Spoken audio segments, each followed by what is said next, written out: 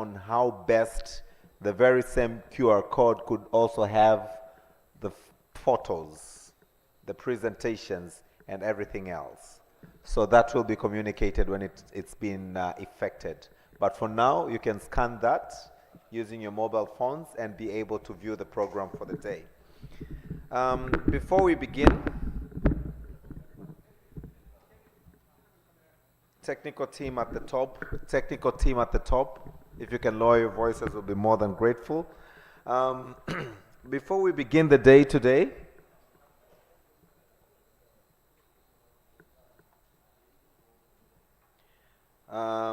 by a presentation from my brother Terence, who is coming to talk to us on the understanding content development ecosystem during SBCiE, challenges and opportunities. And delighted that he's already here with us this morning. I wish to remind us one quick thing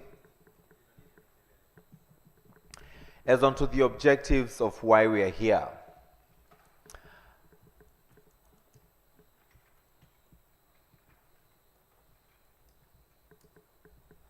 I'm also contemplating on one or two things, but I will probably do that after Terence's presentation. Terence, I'm not sure I have your biography. Do you want to send it to me so I read it out, or would you come and introduce yourself and then you take it forward? Either of or the one or the other.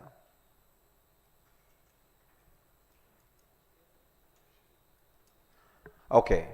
Are the microphones from the participant side ready? Are they on? Can you try if they're on? I would like to pick at least 3 hands to recap for the day. What was the great takeaway from yesterday? Just 3 hands, and then we move on. So can I have 3 volunteers to just tell us what are the great takeaways from yesterday? Just 3 people to tell us what is it that they learned yesterday. Any hand? So at least we do not have people leave without even saying a word. So can I appoint you to say something? Can we have just anything that you learned yesterday? One of the takeaways that you took from the sessions yesterday. Any volunteers? I'm looking left, right, and center. Any volunteers? Can I appoint someone to say something? Yeah? Thank you, Dr. Priscilla. My brother from Zanzibar, just tell us what is one takeaway that you took from the session yesterday. Just one thing that you learned yesterday and you're happy that you learned it. My dear sister from Muhas, be prepared, you're coming next. Yes, that one, yes. The importance of partnership in SBC for improving community participation and making quality of our interventions in the community. Excellent. It is very important to consider, thank you so much. It's very important to consider partnerships when we want to run successful campaigns. Thank you very much. My dear? Okay, thank you. My name is Faithness from Mohas, and one thing that I've learned is that it is very important for us as practitioners to bend ourselves to the level of community. Like whenever we are speaking to them, whenever we are designing any intervention, we should go to their level so that their intervention is effective and they can feel the ownership of that intervention. Thank you. Thank you so much. Faith, yes, your colleague would also like to add. But before you do, I would like to reiterate a few things that Faith has said. Oftentimes, we tend to think for people in the community, oftentimes, and design programs. Sometimes we do not even pre-test them, and we launch those programs without their involvement. This is one of the failures to many campaigns because, you know, we sit in our offices, wonderful conference rooms, coffee, and Terence, is that cappuccino? Cappuccino on our tables, and then design programs for the community, not even, you know, from just our imagination or from what we are seeing on social media. Professor Wafa just yesterday said there are many editors out there who just post stuff, okay, and there's no authenticity to what they post. So it's important, I like the words you've used, to bend ourselves, to go as low as we can to the community. And I'll give you an example later of one of the failures that happened, or maybe I say it now. The current president of Namibia, when he was contesting, went to the people in the for those who've seen The Gods Must Be Crazy, those people, and told them, if you vote for me and I become your president, I'll build you houses. So when he won the elections, he went truly 3 months later, built them houses, and then those guys moved into their houses. Within the next couple of days, those houses were more than caves. He thought they needed houses, but in actual sense, they needed water as they walked miles and miles, as you've seen on The Gods Must Be Crazy, to just look for water. So we need to go to the grassroots and know exactly what it is that they need. How effective, or what communication, what languages should we use in order to touch them? I think this is what Terence is coming to talk about. Mohas?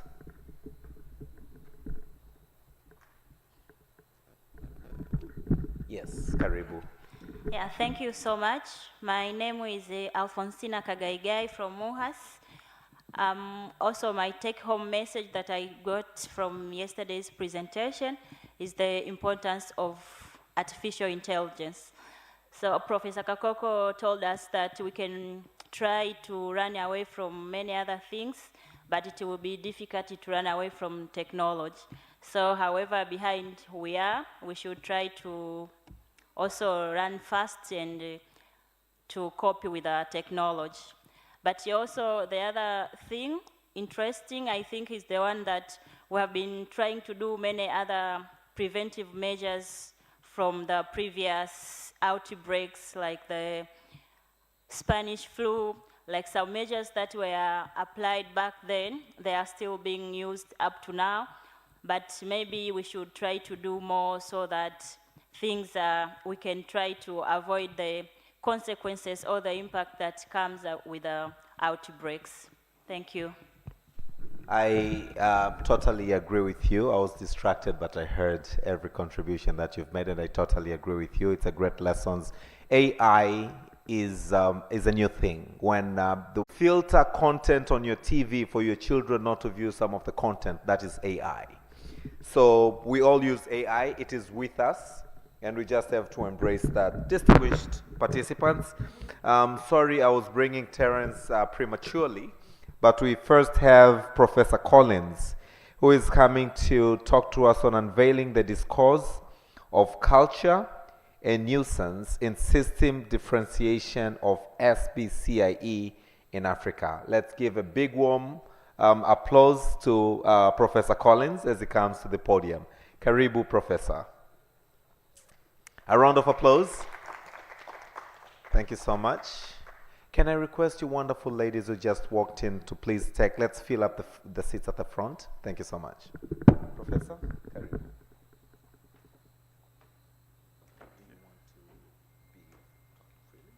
Actually, I would prefer that. Hello, technical team. Can I have the wireless mic pumped up? Tech team. Tech. Thank you so much. Professor Collins. Prepare for a dance after Professor Collins, eh? We're going to do some dance moves. Good morning, everyone. The podium is rather imposing, and what I'd like to do is come down and share some thoughts with you. I'm Collins Ari Mbua. I'm a Nigerian, and I'm also an American. That comes in later in the story I will share with you. I'm a professor at Georgia State University in the US in Atlanta. Before then, I was a dean of College for Public Health and Social Justice at St. Louis University in the US. Before then, I was department chair of Behavioral Health at Penn State University in the US. I come to you humbled to be in your presence and thankful to Dr. Priscilla and all the organizers for putting this together.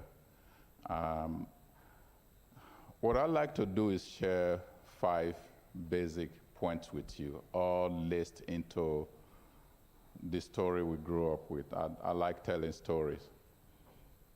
But I start mine with a story that sort of draws on my hybrid identity. So 2 men went to the cemetery to pay respect to their loved ones who've passed on. One of them is a Nigerian, the other is an American. They were side by side on the tombstone. And the American had a bouquet of flowers. The Nigerian just wasn't by himself. He also had some relative with him, but he had a pot of soup. At the tombstone, the both men are looking at each other, coming from a culture where they tend not to keep their mouth shut. The curiosity got the best of them, and the Americans looking over to the Nigerians said, "Pot of soup. When would your wife wake up to taste the soup?" Nigerians looking at it said, "Oddly enough, I was wondering, when would your wife wake up to smell those flowers?" Here are 2 practices that are practically irrelevant for the purpose for which is engaged. But the cultural value of the practice is so deep that the relevance, it doesn't really matter to the 2 men. But here is the thing. The soup carry a weight of culture and history, so does flour. What happens when the soup starts thinking that flour is now better than the soup in paying respect to loved ones, in going to celebrate the birth of a new child, in going to a wedding, in going to some of the most significant events that we face in life? What happens when we say data and the flour say number and the soup say no words, but words are not important anymore in a global engagement? We talked about partnership yesterday. We'll get into that a little bit. So keep that in mind, because a part of what I like to do, I grew up with story, hearing story. When you hear story, I use transparencies. In those days, you use slide projector. Now we're using PowerPoint. We try to project image that we think will help you to capture the message. That is important, but I also think it's very important to also create your own image, imaginary, when you hear a story. It gets us to the second point, and I'll get back to keep the flour and soup in mind. There are 3 levels of racism that a brilliant scholar in the US, Kamara Jones, shared some years ago, that the way that we talked about racism, whether it's nationally or globally, the tendency is being to focus on who is doing what to whom. What she wanted to share was that there are 3 levels that racism operates that we needed to understand. It's at the intrapersonal level, which I now call me, myself, and I. At the interpersonal level, which I refer to as the us and the we. And the institutional level, which I refer to as the challenge of trying to turn a house into a home. transforming a house into a home. That is the institutional part.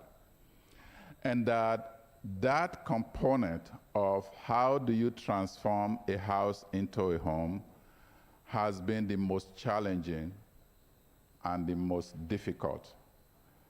And think about colonization and decolonization, and that is what actually applies. If you think about decolonization in terms of the me, myself, and I, so I went to school at a time where we were punished for speaking our language in school. You pay fine.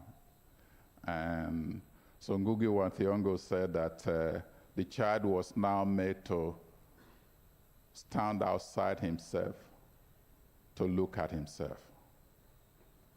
She is standing outside herself to look at herself.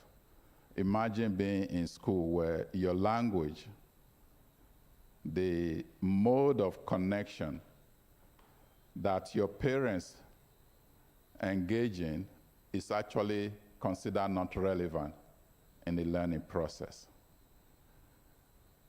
So we move to the interpersonal,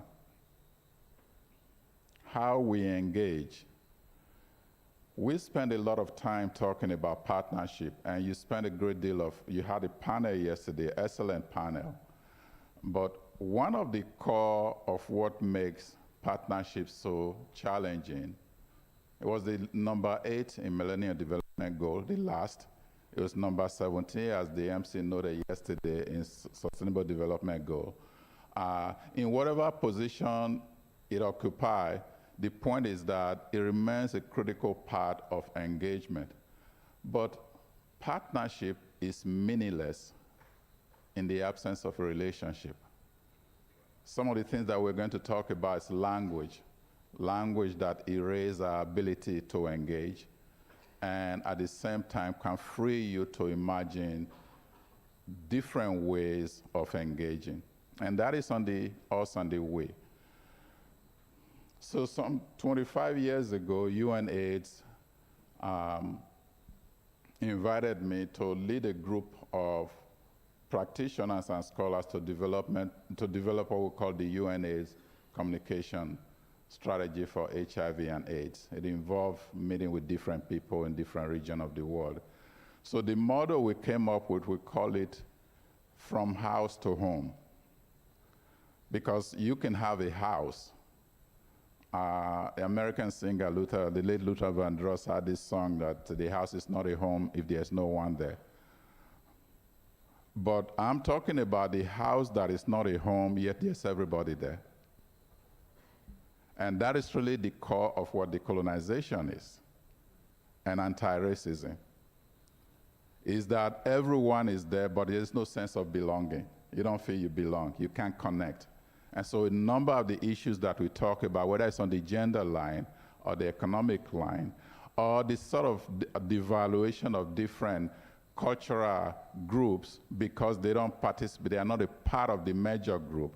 That is a question of institutional isolation or exclusion in where you feel you are not a part of that home. It is not a home, but you are in a house. So that leads me to the third point. What do I have? I have 10 minutes? Okay. That leads me to the third point.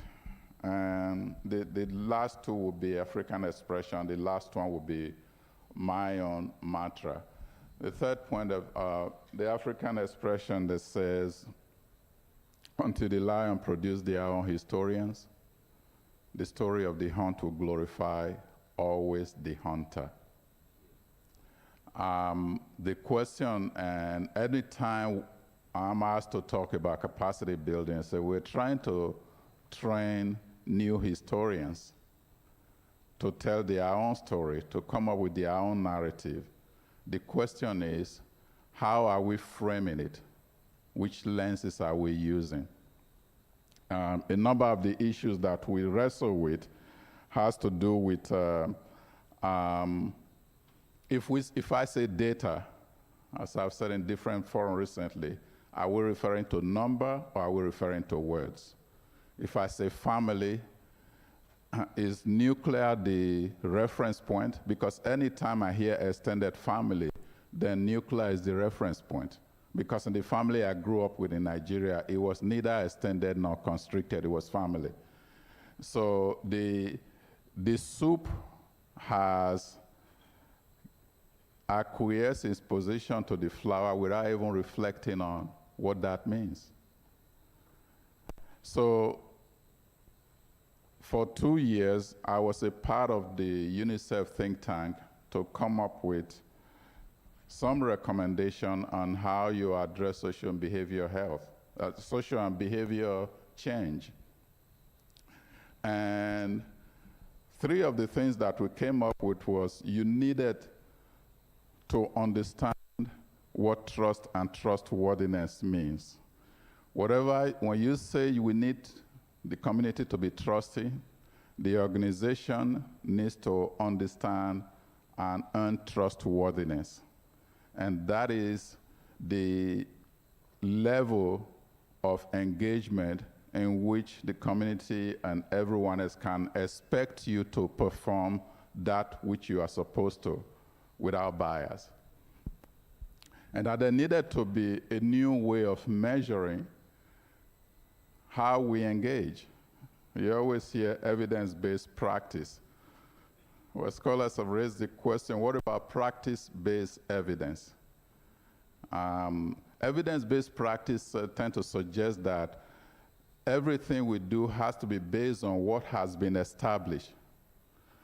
What happens to lessons that come from the field? At the end of this stage with COVID-19, we know that democracy may be a very engaging form of political social contract, if you will, but it performed very poorly with COVID-19. If you were measuring political type and success in COVID-19, democracy would have performed very poorly. But there were some exceptions. The 6 countries that did very well, among the 6 countries that did very well, 5 of those countries were led by women. So there are lessons to be gained from what comes out of the field that is not always the result of what was already established. What are you going? Practice-based evidence. And then there was the case made for investment, and that is, if I had more time, I can get into some of that, but it's a different issue. But earlier this year, I was also a part of a group that WHO put together to look at, what was it called, a consultation, WHO consultation expert on science and knowledge translation in health emergencies. It's rather long, I had to read it. Same conversation. If you're waiting for emergency to occur before making preparation, or if you're thinking that we're going to prepare for emergency, you may be missing the point, because what emergency and disaster do, they reveal the strength and weakness that exist in society. They reveal what is already there. What you don't have in place is what is going to reveal. So a part of what we have to be wondering is, how do you preserve the cultural legacy of a people such that when disaster occurs, those cultural memories are not erased? Ukraine is doing something fascinating in the midst of war, recognizing that a number of some historical churches were being destroyed, using digital technology to preserve the way the church, some of the historical churches are constructed. That way, if it were destroyed, it can be rebuilt. And just imagine if we have a way of capturing, for today and generations to come, the powerful teaching of Mwalimu Nyerere. in communitarianism, what does it mean to have a collective social contract? And so we have to think about, it's not just about individual life lost or property, it's what are we losing culturally? Which leads to the fourth point. My famous writer, late Chinua Achebe, once said that no one should enter their home through somebody else's gate. His exact quote is, no man should enter his house through another man's gate. Partnership is about entering conversation through donor's gate. Quite simple. It's what the Malian historian said, the hand that gives is always on top. You want to partner, but you want to tell the other person to go do something that you think is good for them. And then sometimes we engage in this language that actually undervalue ourselves through the community we engage in. I've heard it here. It's not intentional. We say we're going to come down to the level of the community. You don't come down to the level of anyone. Anytime you talk about coming down, bringing yourself down, bowing down, bending down, you are assuming that you're already higher than the community or the person. And this is something we do in the academy a lot. We always talk about meeting people where they are, as though those people are at the bottom, you are at the top. You're going to climb down and meet them where they are.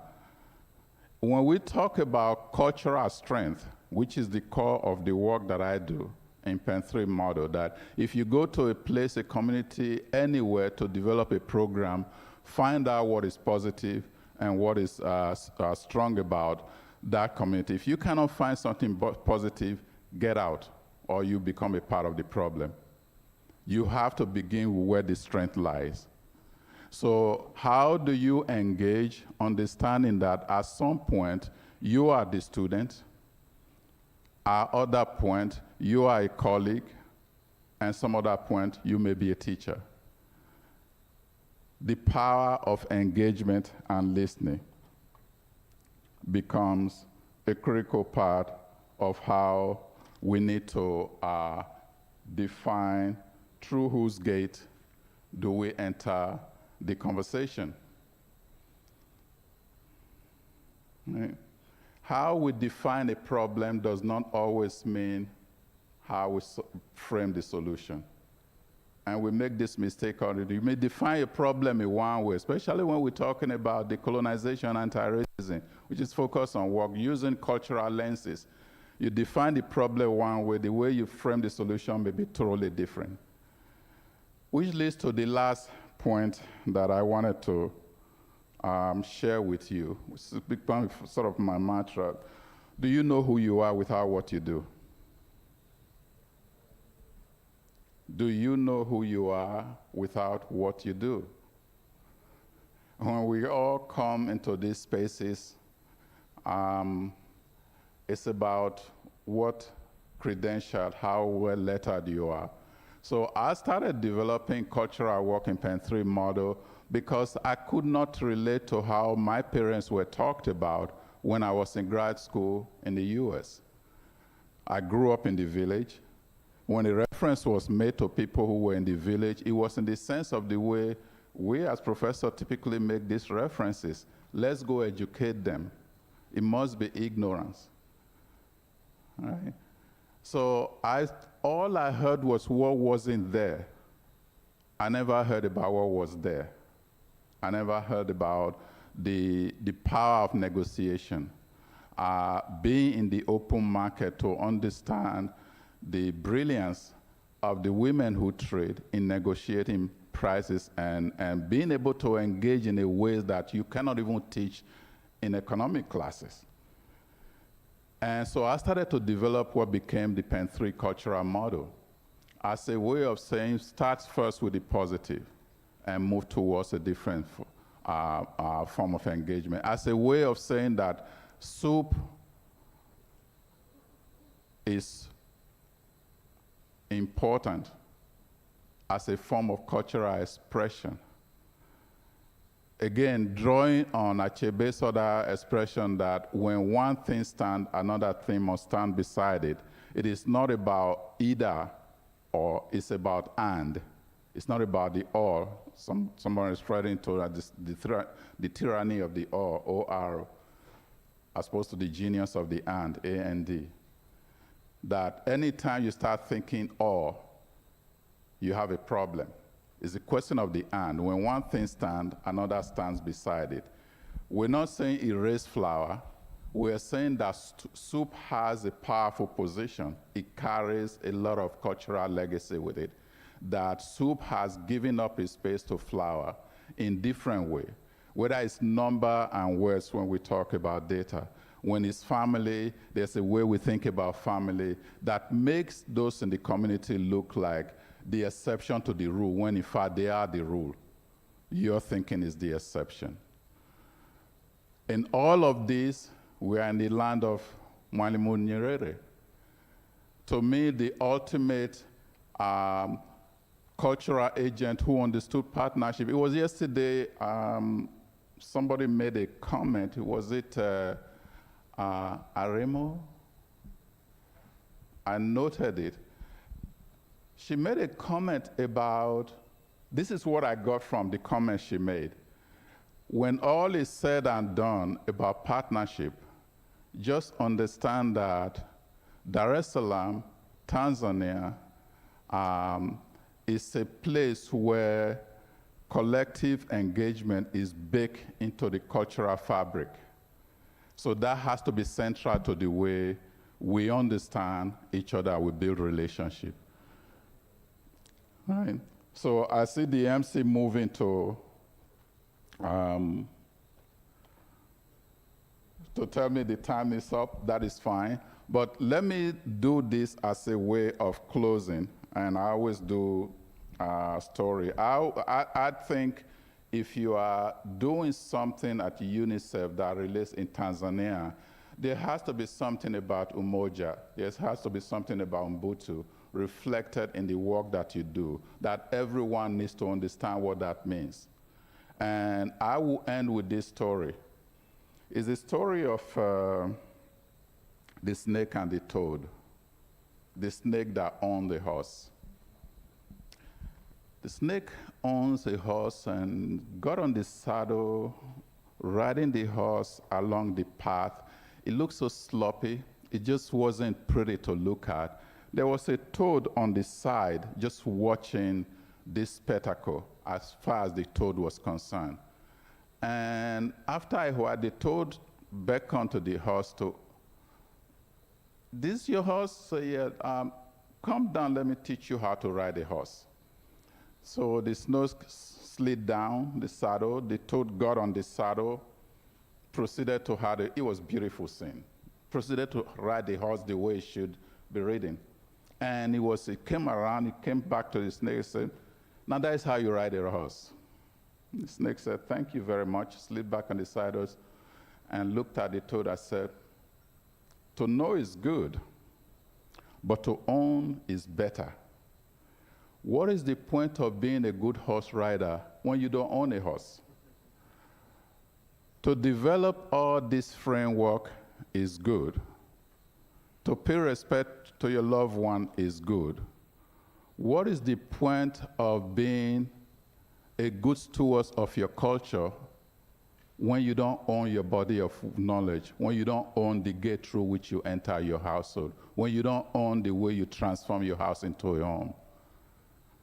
But at least this is the essence of these sessions, to just contemplate and be very, I don't know.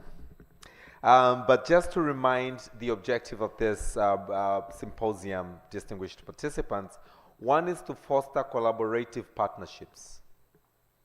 We want to foster collaborative partnerships in public health to enhance responses to emerging and existing health challenges.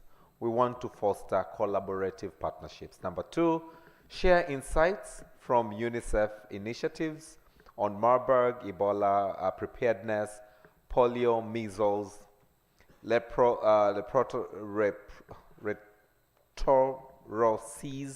and COVID-19, revealing effective strategies and lessons learned. This is why we have quite a few number of presentations and lessons learned from our UNICEF colleagues. But we also wish to use this platform to disseminate evidence-based risk communication and engagement methods, leveraging data for stronger outreach. We want to cultivate partnerships and coordination for seamless SBCiE integration during emergencies while enhancing capacity building and knowledge sharing, as we are going to dwell onto this for the 3 days, starting yesterday. And finally, we want to explore knowledge management and public health, bringing research and practical implementation for improved health outcomes. These are the objectives as to why we are convening here. So let's try in as much as we can remember that we are confined to getting out with these. So as I wish to bring Terence to the podium, Terence has over 15 years of creative prowess and stands as a luminary in the realm of social behavior communication in Tanzania.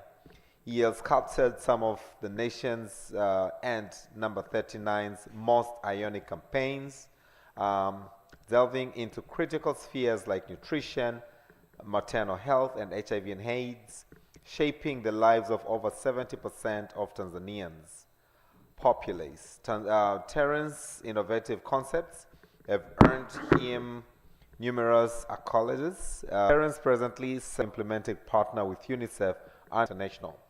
Terence, that guy over there, continues to inspire and transform communities through the power of strategic communication and social impact. Distinguished participants and delegates, let's put our hands together for Terence as he comes to the stage.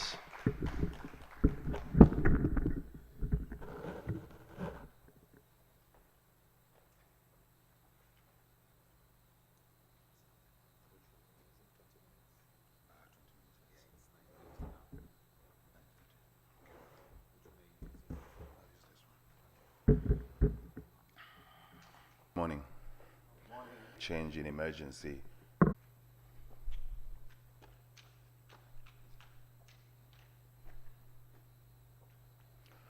Let's look at the challenges in content development during a public health emergency. Navigating content development landscape in emergencies is akin to navigating a maze, where each turn poses unique challenges. In Tanzania, during the Marburg epidemic in Kagera, the success of SBCiE campaigns hinged on our ability to grasp local norms and cultural nuances. Understanding the social cultural fabric became not just a challenge, but a necessity for impactful communication. One pressing issue is the imperative of time. The exigencies of public health crisis demand swift responses. Leaving scant room for the meticulous developers, information undergoes frequent updates, necessitating constant vigilance and adaptability in content development. This responsiveness is vital to ensuring that the content aligns with the latest guidelines effectively. Counteractively, imagine our efforts as weathering a storm. SBCiE demands resilience and adaptability. Local challenges may manifest as stormy weather, and only through adaptive strategies can we effectively reach our destination. Amid challenges lie opportunities. Scaling the mountain of content development in emergencies opens vistas for innovation and creativity. In Dodoma, where child stunting was at staggering 58% around 2013, understanding the nutritional status of the area was paramount in crafting messages and content. We came to a realization that one-size-fits-all approach doesn't work. Tailoring communication approaches, whether through pictures, text, or technical language, ensures that messages resonate with the unique needs of the community. This knowledge informed our communication strategies and ensured relevance and impact. In 2016, amidst trachoma epidemic among pastoral communities in Karatu, The success of our campaign was intricately tied to the creative synergy between concept and delivery. Recognizing the unique challenges faced by the pastoral communities, we strategically incorporated AI through rapid information processing to quickly process vast amounts of information from diverse sources. During emergencies, this capability is crucial for staying updated with the latest guidelines, statistics, and recommendations. AI can also generate personalized content through machine learning models. These AI-driven algorithms can analyze data to understand the preferences, behaviors, and demographics of the target audience. This information can be used to generate personalized and targeted content that is more likely to resonate with a specific group. There is something called content optimization, where AI can analyze historical data and predict which types of content are likely to be more effective. This can guide content developers in creating materials that have a higher chance of engaging and influencing the audience. We can also use and adapt AI in social media monitoring and sentiment analysis, which is basically receiving real-time updates on public sentiments. This helps in understanding public reaction to health messages, enabling timely adjustments to communication strategies. There is monitoring of misinformation and pattern recognition, whereby AI can be used to identify patterns associated with misinformation. By actively monitoring online content, AI algorithms can help in mitigating the spread of false information, promoting accurate public health messaging. AI can efficiently be used as a resource allocation tool through predictive analysis, where it can assist in predicting areas that are likely to be more severely affected.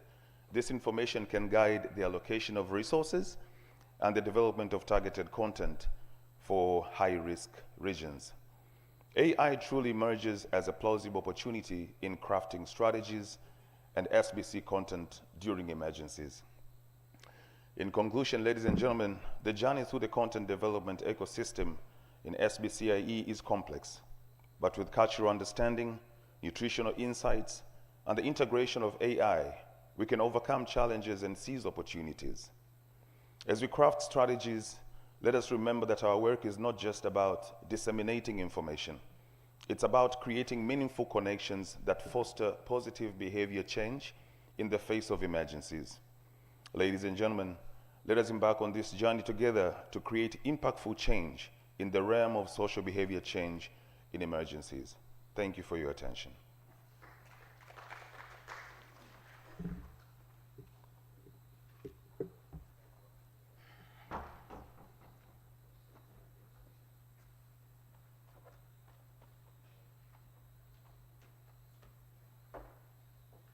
Do you want to sit at the middle so we have very good background when pictures are taken? Thank you very much, Terence. Another round of applause, ladies and gentlemen,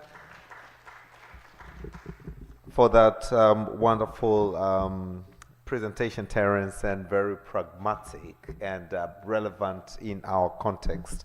I've brought the two gentlemen to the front so I can at least open the floor for 3-4 questions to either Professor Collins or soon-to-be Dr. Terence, honorary doctorate. So if there's any question from the audience, then please feel free to ask the questions. Karibuni sana. As my audience are contemplating on the questions because they've got so much to digest, I will ask both of you questions, starting with you, Terence. How are we able to design communication considering the diversity of Tanzania? I think one of our colleagues yesterday mentioned about different cases happening in Kagera region. Okay, so is it, and you did mention on your presentation that one shoe or one size does not fit it all. So how are we able to differentiate campaigns from one region or the other, and from one region from the other, although they could all be, let's say, cholera, or they could all be typhoid, but it's all touching Tanzanians, but different parts of the country.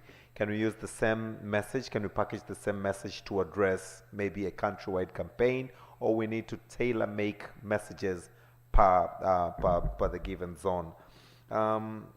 Professor Collins, my question to you is rather the how. The how in communication. You gave very many practical examples, including you cannot use other man's gate to enter into your house. But what if you share a compound?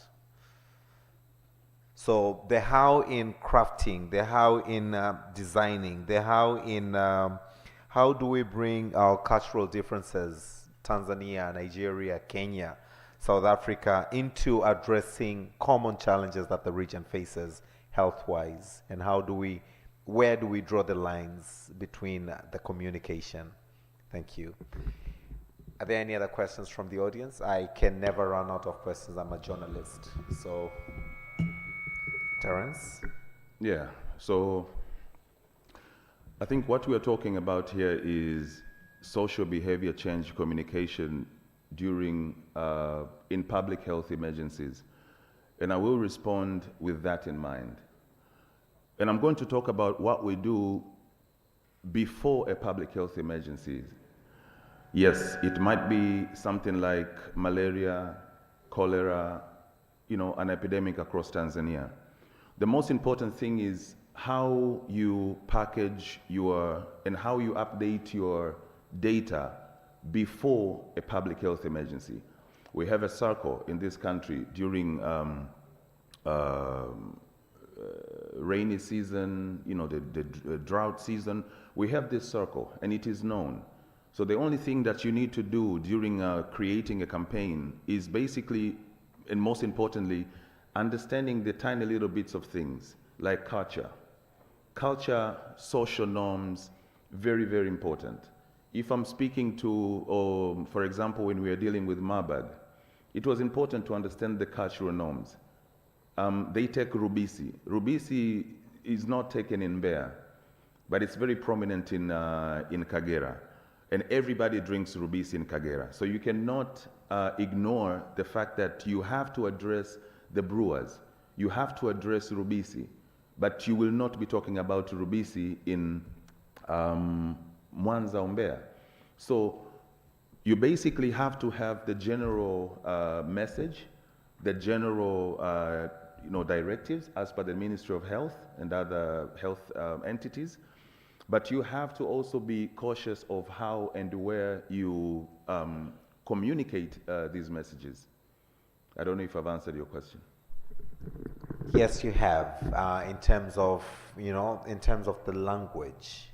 What about in terms of relaying that message? Can we use the same platforms? Can we use, when we speak of effective communication, message is one component. But then you're a sender, you've got to consider the receiver, you've got to consider the medium, and then you've got to consider the feedback. So you've now spoken on how you package that communication, but then does one shoes fit all the legs in the room? Just as a follow-up question. Absolutely not. I had mentioned in my presentation about the importance of nutrition and stunting. You can have the generic message, but the underlying message has to be tailored according to who you're talking to. If it's cholera, you have a head of the household, you have the school-going kids, you have footballers who are influencers. You cannot package it and deliver it through the same platform. So while you have the basic and the fundamental information, but you have to understand the audience you ought to communicate to, and which medium would be most appropriate to use, and that's what you do. It's a public health emergency, so these are things we do before a public health emergency. Thank you very much, Terence. Prof. Collins, over to you, although I already have another follow-up question. Looking on to there's a lady with a question. So please just respond to that, and then we'll take two more hands, and then we'll close the session. Prof? Well, thank you. I always, I always question the question, which is a way of framing it. When I talk to my students or my audience, it's very important to question the question because the question can be posed in a way that the answer is a given, it's inevitable. When you ask a question of behavioral change communication, you presuppose that communication is the goal. And I'm not saying the you now, this is the general way we think about this. I'm framing the question. The goal really is behavior and social change. Communication is a tool, there are other tools. And we need to be very careful about this.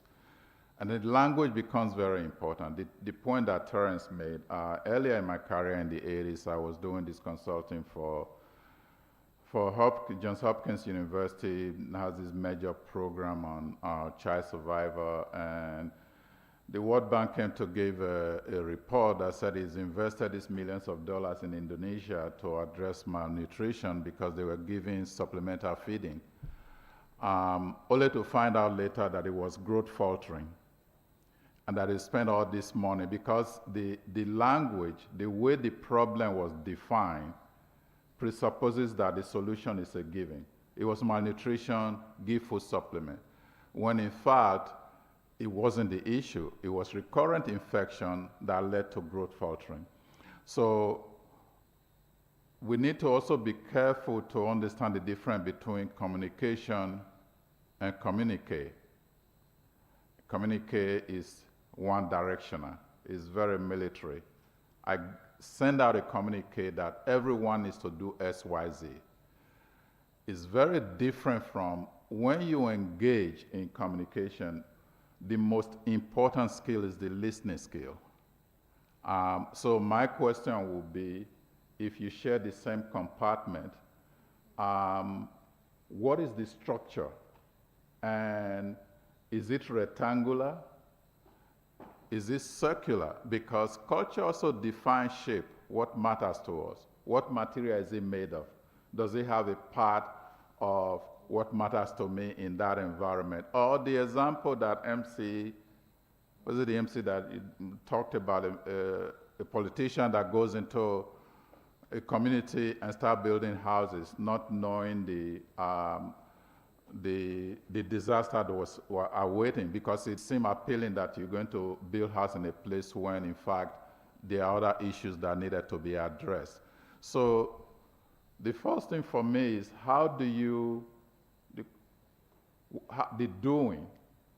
So I'm engaged in multiple projects in Nigeria now led by Professor Iwelumo, who happened to be a former student, and to help define the problem and define the solution.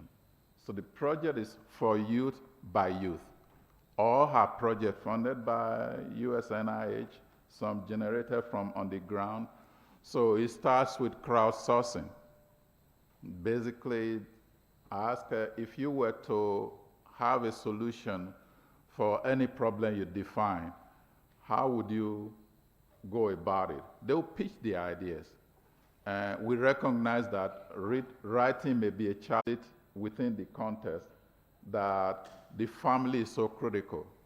Last week I was in Dakar, Senegal on a different panel, and my colleague, Sheikh Nyang, who is an anthropologist, was sharing the 3 stories she gave. One, just quickly, about why it's so important to understand the role of the child, the value of a child to a mother. A woman is diagnosed with cancer, and all she is asking for, you told me I have 6 months to live or a year to live. What is going to happen to my children? And all the messages is about her, but she's worried about the children. If you can make arrangement, tell me how my children will be taken care of, then I'll be fine. So his message was, we are so focused on the individual model, a nuclear family. Let's focus on the child. the woman. Let's focus on the structure that we currently work on does not allow for the soup to thrive because it's all about the flower direction. If you really want to understand how to move forward, is to go back to what Mwalimu Nyerere promoted, the sense of collectivism. The culture means that the family unit has to be strong. It is not just one person at a time, it's the collective, the strength of the collective. And what she is doing in Nigeria is actually using, so the direction has to be different from the way we are addressing it. Absolutely, and this is, I think, one of the points that Faith did mention earlier on this morning when we were recapping for our transpired yesterday, that we need to seek it from there, from the grassroots. Very well, I have 2 hands, 3 hands. Let's just keep them as short. 4 hands. Let's just keep them as short as we can. Let's start with you. All right. Good morning, everyone. My names are Amy Rose Rugumamwa. I'm from Tanzania. It's an NGO. And my question, first of all, I enjoyed your presentation, Dr. Collins. You gave me a question to reflect on. My question goes to Mr. Terence, however. So you said, as the globalization has put us together, there is a lot of interconnectedness and interdependence. Now, when we are talking about preparing ourselves, I just want to hear from you, what can you advise on preparation for the emergencies based on the colleges? Because most of the people who comes out, yes, they know there is outbreaks, but we are not so much prepared. But what if at all, maybe you can tell us, what can we do? And how about the leaders? Can you have maybe the short course for the leaders? Because if we have seen from 100 years, our response time to prepare the leaders and those who just as you are doing to those people who are in service. Can you also think about this? Thank you so much. It's a very good question. I believe you've captured it. How are we disseminating this information to learning institutions and to our political leaders to addressing communication in times of crisis? Thank you so much. There are 2 other hands on the same side. Yes, Karibu.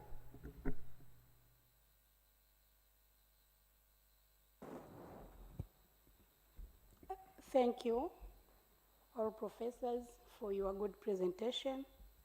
My name is Margaret Pesambil. I'm the Health Promotion Coordinator from Temeke Municipal Council here in Dar es Salaam. My question goes on the issues of social media.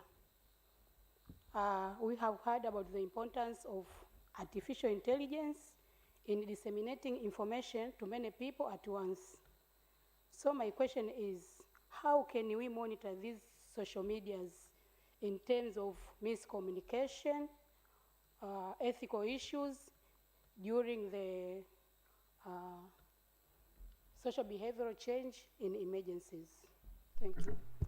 Thank you very much. Another fantastic question. There was a final hand that side, but if it's probably a question already asked, I would like to ask you, Professor Collins, my final question. You did mention earlier on partnership is meaningless in the absence of relationship, and I've picked it very well.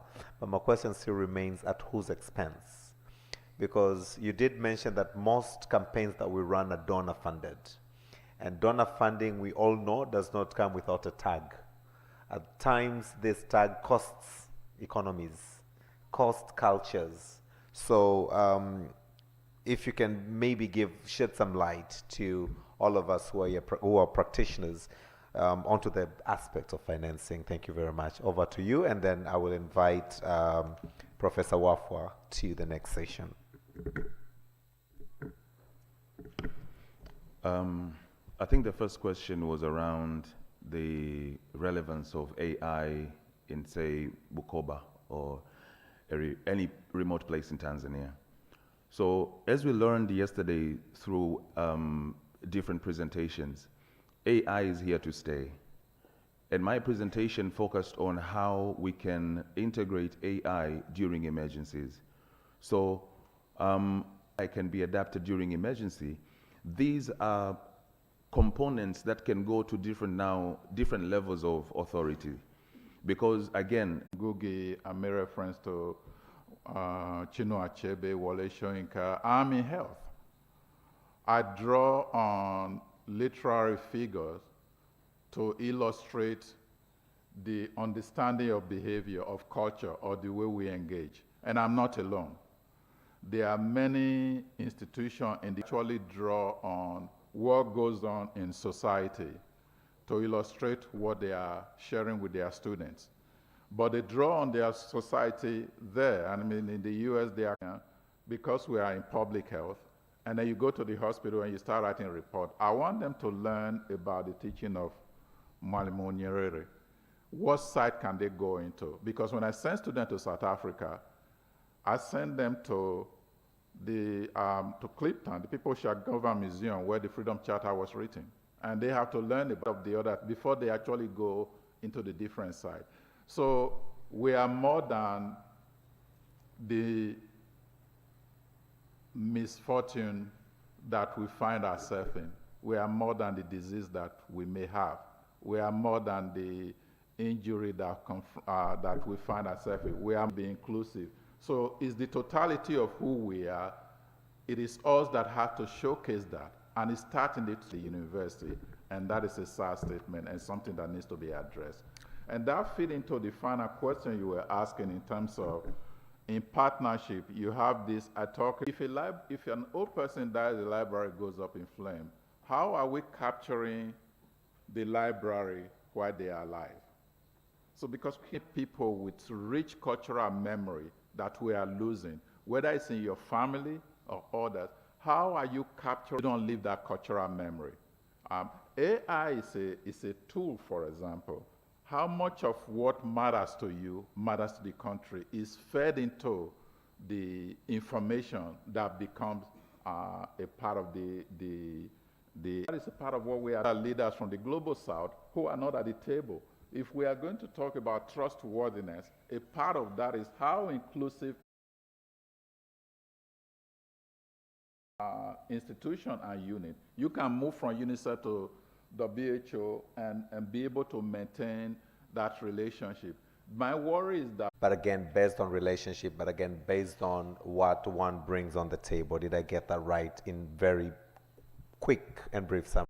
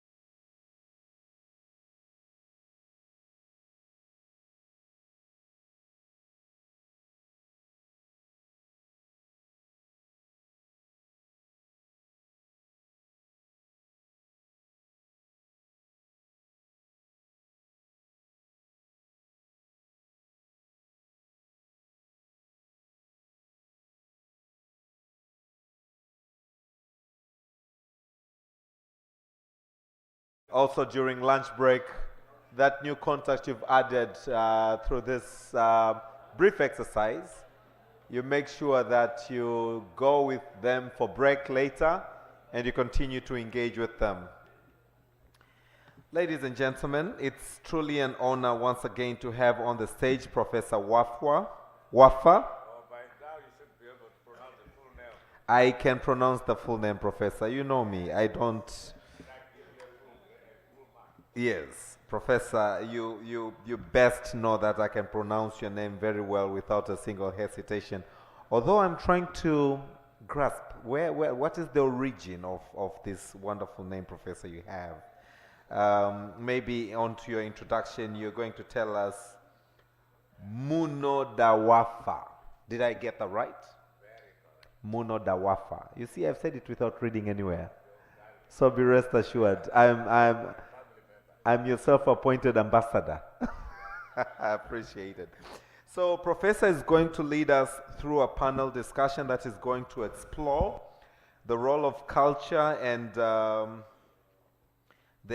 linkages and strategies of crafting evidence-based, compelling culturally sensitive content in the SBCiE during public health emergencies in Africa.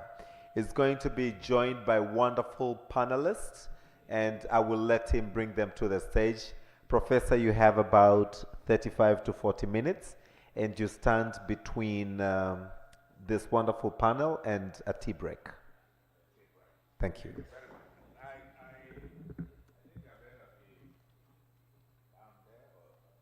The chairs have all been catered for everyone, including yourself. But feel free. Yeah, you want to use that mic?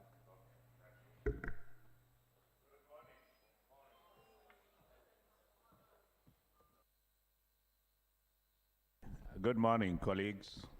You know how this thing is, it can be infectious. I found that. You give someone a microphone and say, I'll make a few remarks, and you're in trouble. Good morning, colleagues. I am going to moderate this next panel discussion. I think the title has been given as Exploring the Role of Culture, the Linkages, the Strategies of Crafting Evidence-Based, Compelling, Culturally Sensitive Content on SBCiE during public health emergencies in Africa. So let me call upon our distinguished panelists as I invite you to the high table. Please take your seats, then we quickly move. Apologies if I don't pronounce your name exactly the way you want to hear it. Please, my apologies. The first panelist is Asgard Stephen from TIP. The next is Jerome Sam D. Meyer, Miss Joanne Kansa, Dixon Mweyenge, Terence Makaliku, I think I've come across Terence. Peter Mabwe, I know Peter Mabwe. Dr. Igjas Kamanyi, Godfrey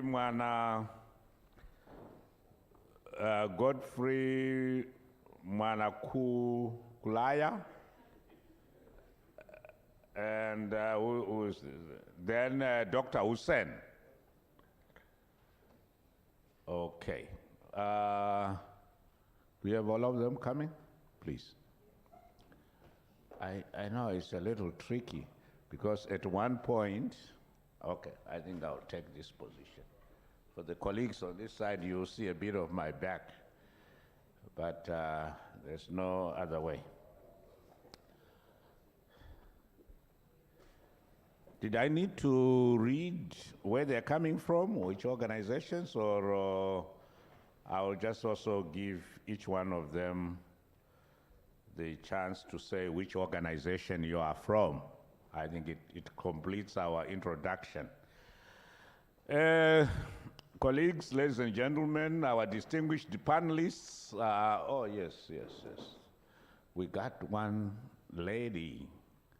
There's a bit of gender imbalance, but she will balance everything.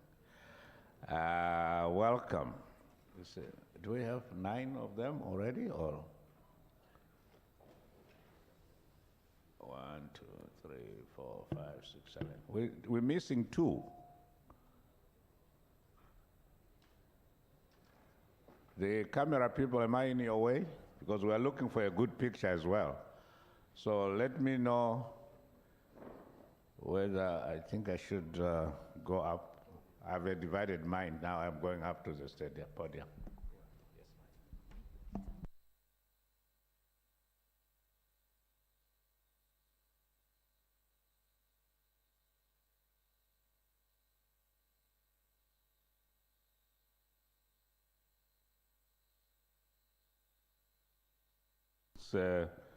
Peter Mabwe. Yes, Peter Mabwe is missing. Okay, colleagues, my distinguished panelists, I am going to, I'm told we have 40 minutes, and 40 minutes can be very, very long. No, I've only done 3. 10 minutes, 40 minutes can be very long, but it can also be very short.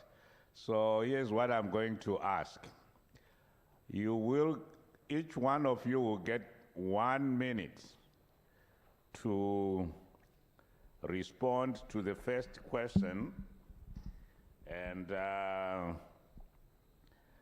then just to say which organization. I think in your introduction, I didn't mention which organization you are from, so when I call your name to speak, please, because all of us are going to respond to question 1, just also mention the organization that you represent, and I think that's all we need to hear from you on your CV at this point. There could be other times when we would request for more other details from your wonderful CVs.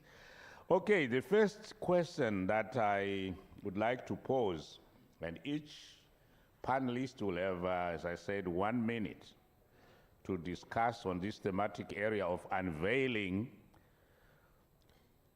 the discourse of culture and its nuances in systemic differentiation of the social and behavioral change in emergencies in Africa.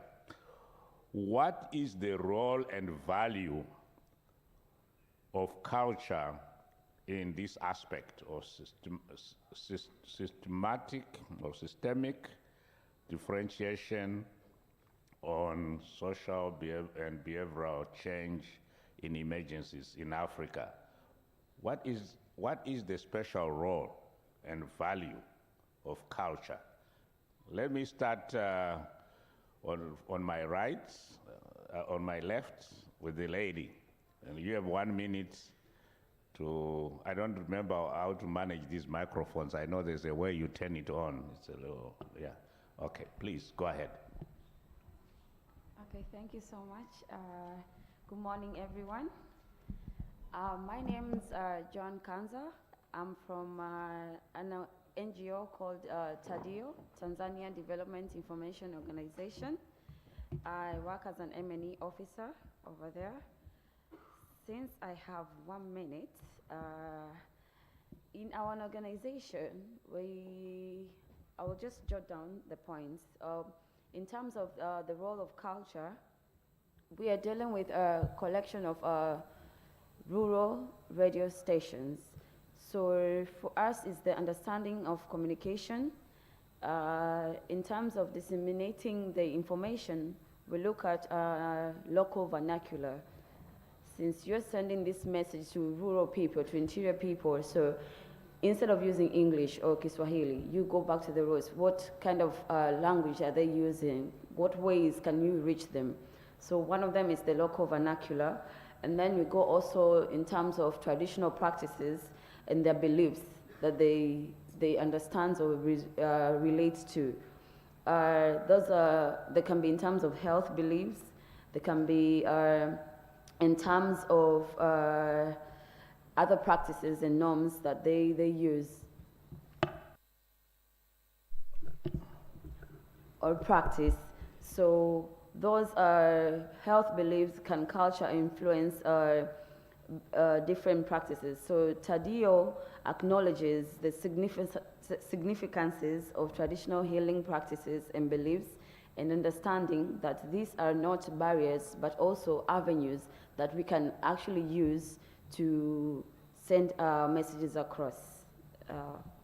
Thank you very much, Ms. Kanza. Let me have the next panelist. Thank you, Egidius Kamanyi. So, for teachers, lecturers, 1 minute is, we always use that to get ourselves to the board before talking anything. So, I think the question is compacted. The role of culture in systematic differentiation during emergencies is a very compacted question, but a quick highlight I would just like to place forward is culture for people is, for some, is more than food. It is livelihood, it is life. Culture is an identity. It is part and parcel of their own positioning in everything they do, including how they display or, how they interact with the public, how they interact with whatever comes to their life. In this case, when we talk of emergencies, culture is at the forefront as people try to think about the way they should respond, the way they should deal, they should react to different emergencies. So the role of culture, differentiation in this case, is at the center of success or failure of any interventions when it comes to designing any programs to... As an important aspect. Talking about the deaf people, our culture is to speak sign language. We do use sign language in everything that we are doing. So when you are trying to communicate with the deaf, you need to understand that sign language is at the center. You need to make access to sign language so that deaf people can really participate or can really be reached. Thank you.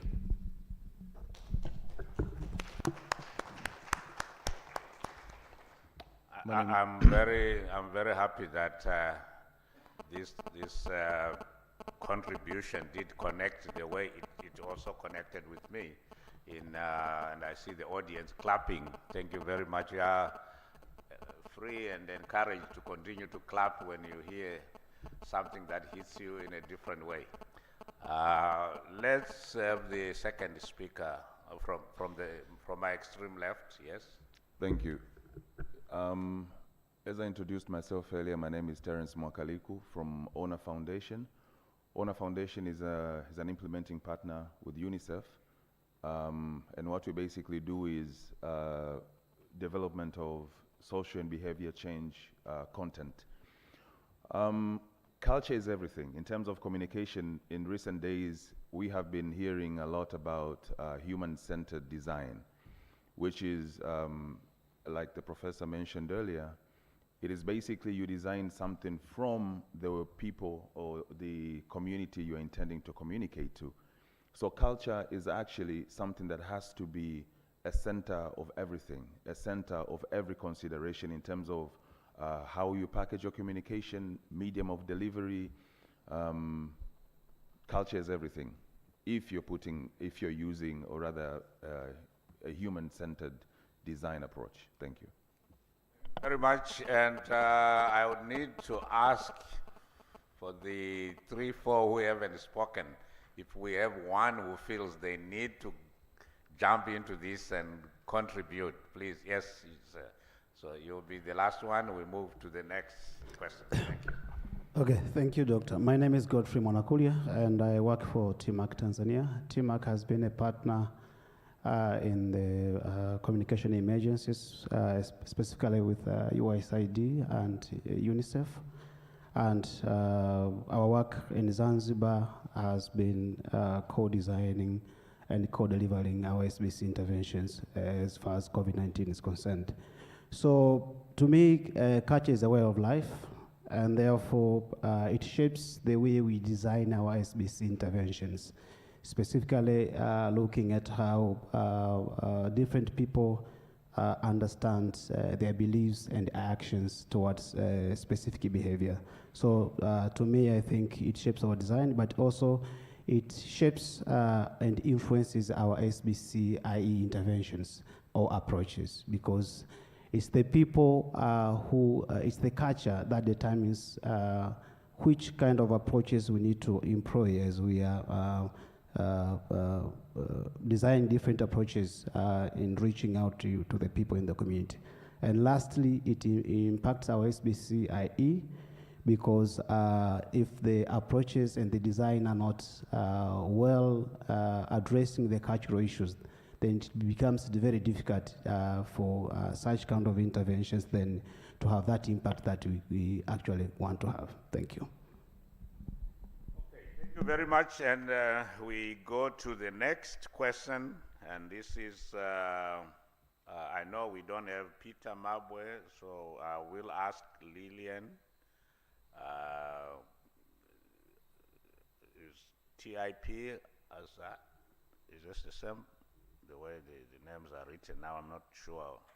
Okay, so TIP as God, and then I'll ask Jerome. Is God Jerome the same person, or? Okay, so there are two. Where the comma is put, yes. So the question that I'm going to ask for our two panelists to respond has to do with how can we craft a culturally sensitive content that resonates with diverse issues of the African continent. And I know that I'm not trying to change your way of thinking, but I've had also some problems with culturally sensitive, probably leaned towards more on culture specific. The sensitivity part is interesting for other discussions, but you understand exactly what we are looking for. We're trying to look for something that fits into our cultural systems and the way we would like to take things forward. So how do we do that? It is the how part. So can we hear from Lillian? And then can we hear from Jerome? Thank you.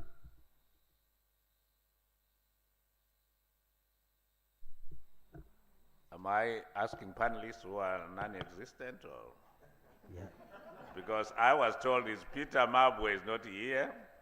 Then there is Lillian TIP Asgard. That is Asgard. And then Jerome Helpage. So how many people am I talking about? Yes, so any one of you, okay. Please. Okay, so maybe I start. My name is Asgard. Go ahead. Yes. Okay, so I'm Asgard from TIP. TIP is Tanzania Interfaith Partnership, and we are also partners to UNICEF, and we are doing quite a lot of interventions in RCCE or SBCiE, but also we do rapid assessments, much of them, and outside there we have a booth. You can take a copy of some of the samples for the rapid assessments that we are conducting. Now, responding to the question, and starting from what I've just said, and how can we craft culturally sensitive contents? The very first thing which I would like to say is for you to understand, as my colleagues just said, the culture is like a way how people are living, and they are different from different places. So the very first thing is to research, and that is why, for example, for us, before we do any interventions, we do rapid assessments to see these differences and how can we integrate our approaches basing on the cultural norms and practices of the respective communities. And with that now, the importance of understanding the context of the people or the cultural differences is important so that you can have the right interventions. And the very second thing probably is to see or to contextualize your message, to see the case studies available in the respective community, and probably capitalize from it, entail your message in that particular case studies. And here I will speak with some few examples. The very first one, when you go into a community, for example, which is Muslim populated, there is a way religion is affecting the way people are behaving. That means it affects their culture in a way. And you have a message to do, for example, with the wash. That one can be highly adapted by that community because for the Muslims, for example, cleanliness is part of the definition of holiness. So that adaptation can happen quite easily. But when you go into a community where that is not a thing, you have to find a way to entail your message based on the available culture. But also, maybe we just have to look in the interventions that we are doing. For example, my colleagues are doing content creation. When you create a content, how do you entail it in a certain community? For example, PA can work best in urban places, but when you go into the suburbans, a different approach can work out the best. So you have to understand the content of that culture so that you can entail it with a respective approach. But also, I will speak a bit about language. What language are you using, for example, when you go into a community? And by this, we have different languages, Swahili, English, local languages, but also we have different languages in one language. And here I will speak with an example as well. When you speak something like, here, when I speak something like Maokoto, some people can understand about it, but some people cannot. When you go into some local communities, you talk about Maokoto, they think you are talking about the remains. But here you talk about Maokoto, people know you talk about money. So the language which you use will definitely craft the riches of that particular culture and also entail in your SBCiE interventions. Thank you very much. We appreciate this. Could we have the next, whether Jerome or... Yes, it's Jerome. My name is Jerome Maya. I'm coming from HelpAge. HelpAge deals with older people issues in terms of health, social protection, participation. You are not dealing with us. Okay. Specifically, by definition of older people in Tanzania, we are talking about 60 years and above. So I'm working there as a social protection manager. Now, talking about the culture, culture is very critical in the society because it's the one which gives credence to authentic identity. And it's culture that shapes the social cohesion. It's the one which shapes the beliefs, practice, and even the behaviors. SBCiE materials are developed first of all in Swahili, but in manner which is age-friendly for that matter, so that they could be able to understand, especially the older people, talking about the symbols, using of the visuals, and these are very important in crafting those sensitive content. Another thing of the community engagement in the culture, because within the culture you have people who are very, very influential, and you need to understand the cultural values in terms of who are respected in the community, and how can we understand their cultural background and use it to enhance whatever communication we want to build. And being respective of that is very important because, for instance, in implementing a project, when you are dealing with older people issues, you need to understand that these have unique needs and they have their own structures. So one of the things we did was to use older people forums as structures which could be used to inform their peers on various issues related to social behavior change. And this was positive because you value what is there in their own culture. And the other thing is also... Person, and it was Lillian from my place. Or there's no... So there were just two. I thought there were three. Okay. Let's move on to the next question then. Terence, if you could tell us or give us examples of innovative content developing strategies. What are some of the things that you have done that you would like to share with us at this moment? I think the question was looking at the context of Africa. While you have, when you go to the Baganda, you would have the chiefdoms and the Zulus. But again, you come to a country like Tanzania, you have presidency. You have tyrants in other countries of Africa. But again, there is one thing that has remained constant in crafting of very effective content, and that is the use of storytelling. Because we all have something to say.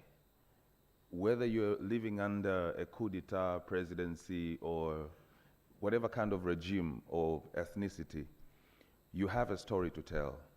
And for the content developers, if you are absolutely stuck in what to say or what to do for a particular community, you just focus on their stories. And each story is as unique as your thumbprint. Yeah, thank you.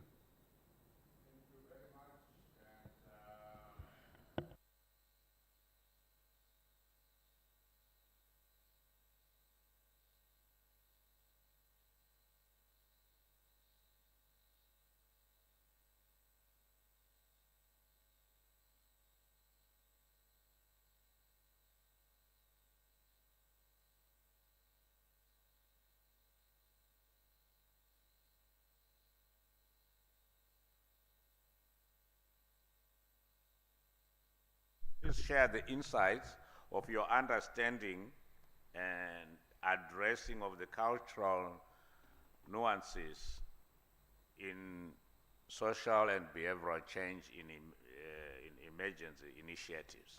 What are your insights, your understanding of some of the issues related to culture in SBC? Thank you. Thank you. And I will also call upon Dr. Kamari, if you have Kamanyi, and colleague from Help Edge, if you think you have something to contribute. If not, that's fine. We'll move on. Thank you, moderator. My name is Hussein Mohammed.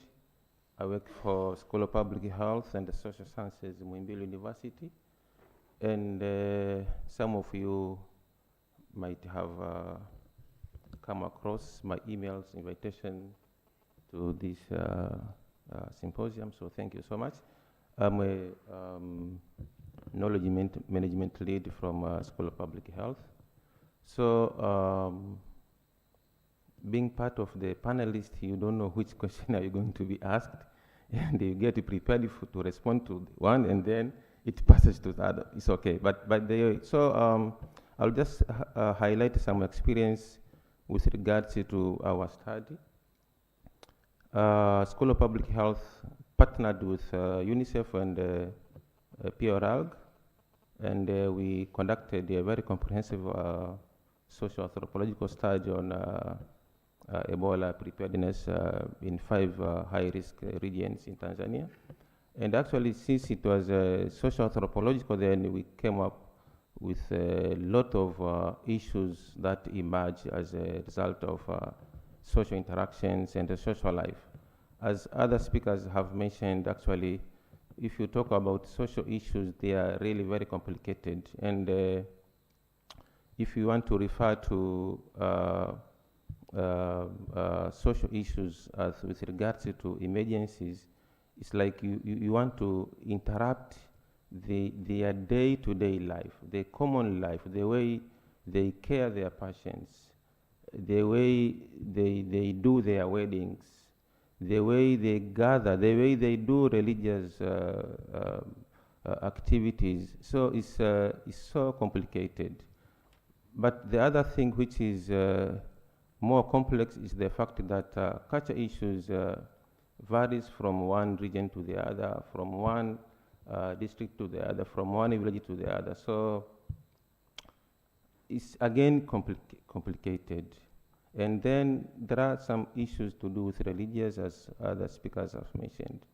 So what I'm trying to say is that most of the cultural issues and the practices,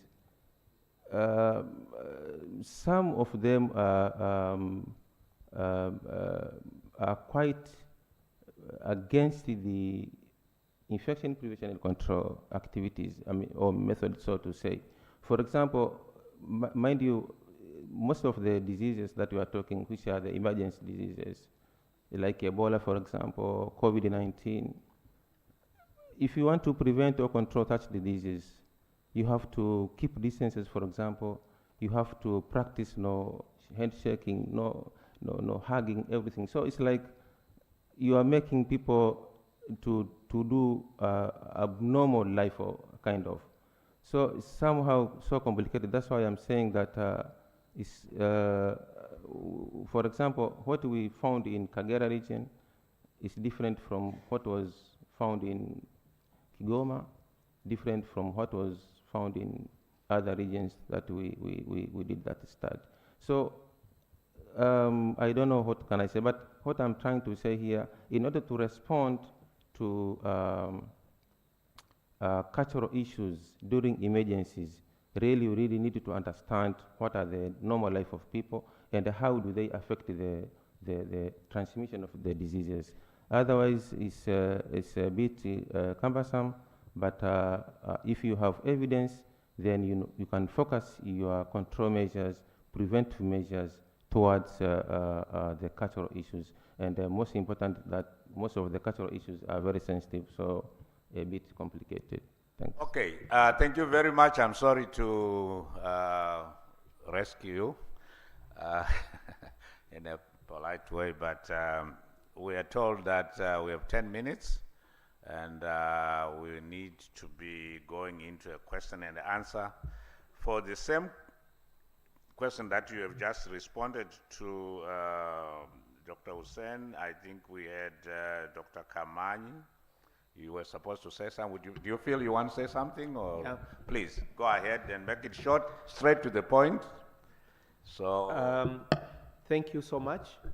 Of course, we are grappling with time, while culture does not allow such kind of swiftness, because it is complex, and if we want to understand it, we need to discuss it with more time. But I understand the complexity of this.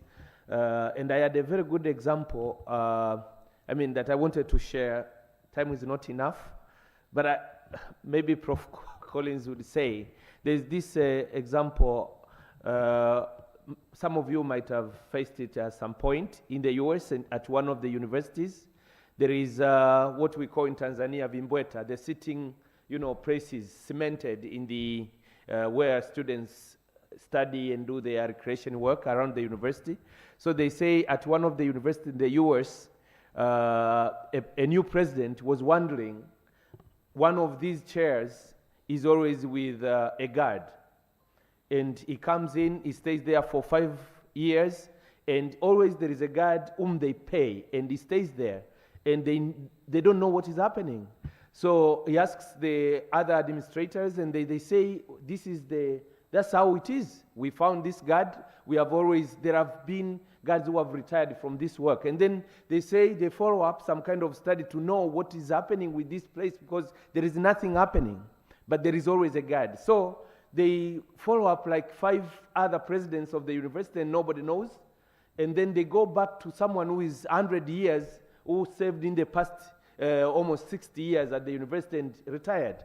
And they asked this guy, and the guy said, okay, That guard still there? They say, yeah, because, I mean, I just told them to get that guard on that chair just a single day. Then they say, what did that mean? They said, you know, it was with a very new cement. It was made, so we were making sure that no student sits on it and, you know, distracts it. So we had to put a guard there who was to guard it for that day, and when it is dry, it can be in use. So that guy had stayed there for almost, I mean, not only one, many had stayed, you know, protecting that chair for the past 50, 60 years. So this is the culture itself. That's the context of culture. Some of the culture that we have. Not all the cultures that we have real, you know, a practical meaning. But it's because of different happenings and, you know, different situations in life that today those people are having that culture. I want to mean there are certain types of cultures where people need an extra understanding as to why they believe in that. So for that reason, we have had different frameworks at the moment. The human rights, leave no one behind, do no harm. The question you asked is very important. How do we try to bring together the diversification of different cultures into an understanding of having a better livelihood? So in Tanzania, we have 120 plus different ethnic groups with different cultural practices. How do we bring these people together? The best framework is to tell people, do no harm. Don't hurt anybody. If your culture hurts somebody and they feel pain, and there is no reason for feeling that pain, then please consider that culture as obsolete and not necessary. If everyone can understand that, we can do it respectfully, and we could avoid certain types of cultures that we think are obsolete and they have no any current relevance beyond the reasons that they have had in many hundreds of years in the past. Thank you. Thank you very much. I think we'll start looking for that university in the US. Thank you very much for your insights. Let's move to the question I think is very important. I'm going to try and paraphrase this because it really speaks to the issue on evidence. And I think we were given the understanding that, yes, we have evidence-based practice. That's what we teach, that's what we talk about. But maybe the new thinking should be practice-based evidence. So can we have honor?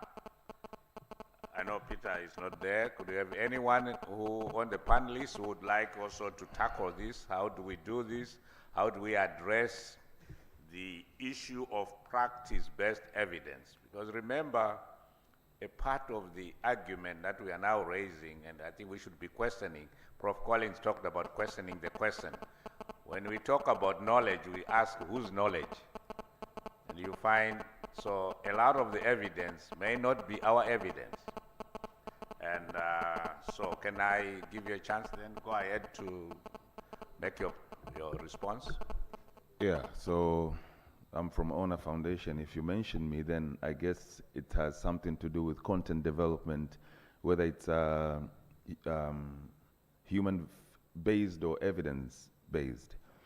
So, for example, if I want someone to step out of this auditorium right now, if it's you, Prof, I think I'll look at what you do not have. For example, if you're thirsty, I will tell you, instead of telling you, go outside, whereby you'll resist and ask many questions, I'll tell you about the story of water, which is outside.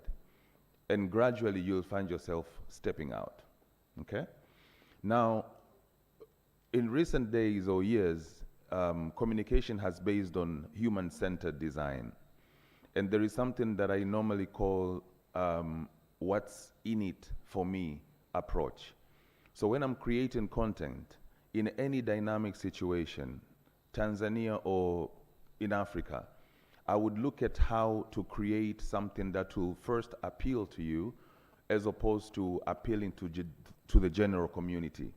If I answer the questions that you have at the back of your mind, you will find yourself naturally and gradually conforming to the right attitude and the right behavior that we are seeking to change. So,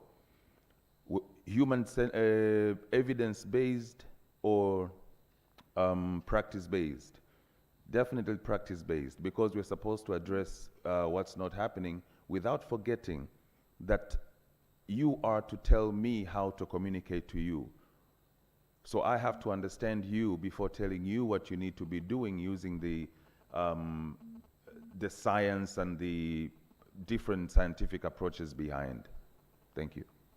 Thank you very much. And I don't know if we have legal scholars here, but the issue of language that was mentioned earlier as well by Professor Collins and others, if you look at the way we have coined evidence-based practice, it comes from the legal field. In the legal field, when you say evidence, evidence can either send you to the gallows or can make you a free man. And that's the evidence. And that's where we have borrowed. But I think when we reverse, yes, I know the chair is about to take his whole chair. Just leave me a bit. I was going to ask the lady here who has been quiet, absorbing everything, to sum up what she thinks is the strength, how we can strengthen the African systems of addressing issues around culture. What is your final word on what can be done? What you think is just the take-home message for all of us? Thank you.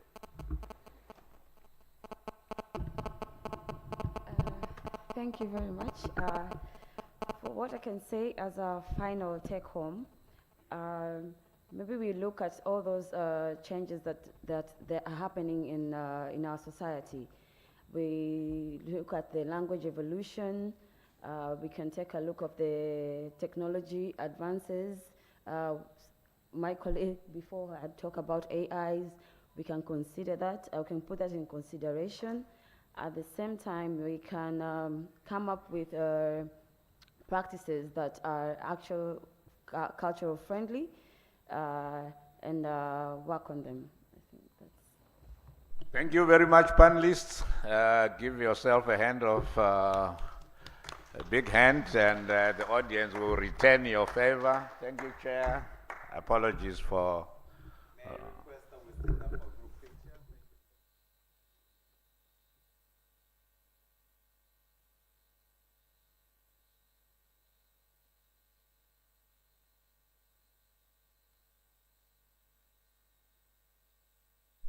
You're welcome to sort of like go to tea with any of them and just follow up on the topic they presented. So let's give them another big round of applause. I like the question as they walk out.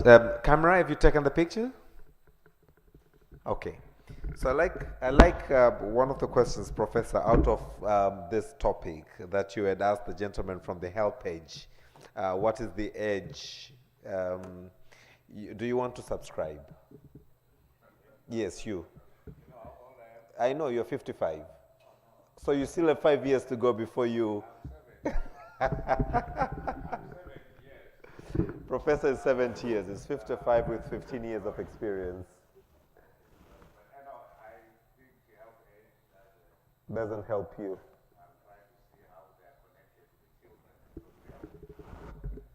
Okay. Help page. Yes. Okay, so let's break for tea. It is now, if we synchronize, it's 11:07. Let's come back by 11. I'm not sure if we have 2 counters today, but let's try to be as quick as we can and be back by at least 11:40 for another very wonderful session this morning. Please. Thank you so much. Let's now go for tea. Good morning.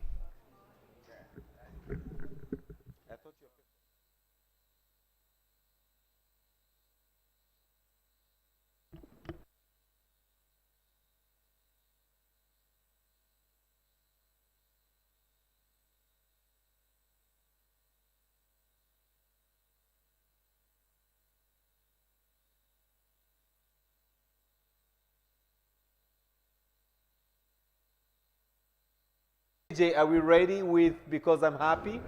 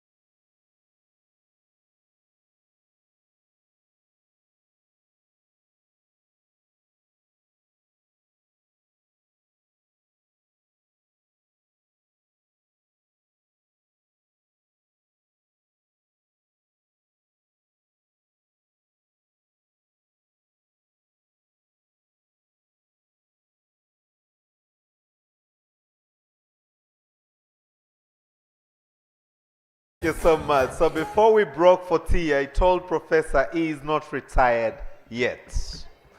Okay, so thank you very much, Professor. It's such a warm and a very beautiful dance from your heart. So thank you so much. I'm sure. You see, I told you, good old days. Yeah? Thank you so much. So it's totally an honor. I would now like to bring to the stage, for the first time on the stage, is our learned brother, Dr. Shepherd Mudavahu, who is health and climate economist. He's going to be on the stage with Dr. Priscilla Madzinga Kusena. Let's put our hands together for them as they come to the stage. Please come to the stage. The floor is yours. You have 20 minutes. It's now 11:55.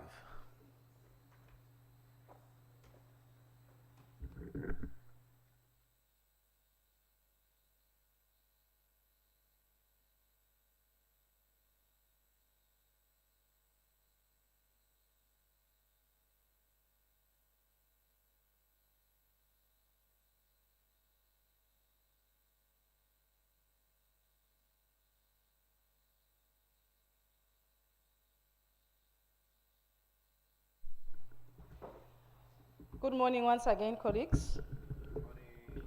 Yeah, so this morning I'm happy to be here again, and I'm going to anchor this session, which Dr. Shepherd Mdawanu will take us through.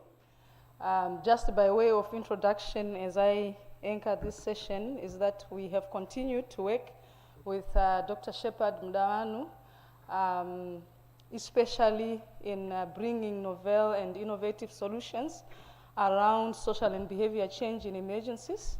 He's a health economist, a specialist in the field of system modeling and dynamics, And it is one of the key areas that we have continued to utilize here in Tanzania to understand how the social and behavior change in emergency systems perform. For us, it's very important to understand because you know the systems that we use are composed of different components, and each time we effect a change on one of the components, or each time each component is affected, then there is a way that system behaves. And half the times we don't usually take a moment to reflect, to try and understand the different changes that we introduce, what are the outcomes and what are the outputs that are going to come from the system. So we've been working with him very closely, and at the moment I think we'll do a few publications with him. But today he's going to share some of the examples that on the work he has also done in Africa, and how that has continued to impact on systems modeling and dynamics, especially with the lens around system strengthening. So Dr. Shepard, over to you, and thank you. It's an honor to be with you here today. Thank you, colleagues.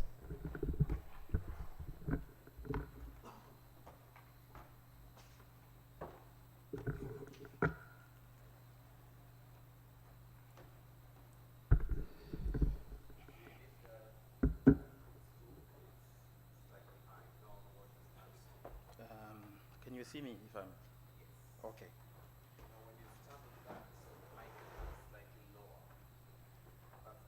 That's better.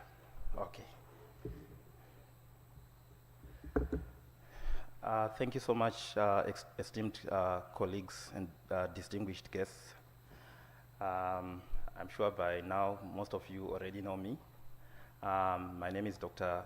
Shepard Mdawanu. I'm a health economist, climate and health economist, affiliated with the University of Stellenbosch in Cape Town in South Africa, as well as the Council for Scientific and Industrial Research in Pretoria, South Africa. So today I'm going to be giving you my talk on financial impact analysis for social and behavioral change in emergencies using the applications of system dynamics modeling.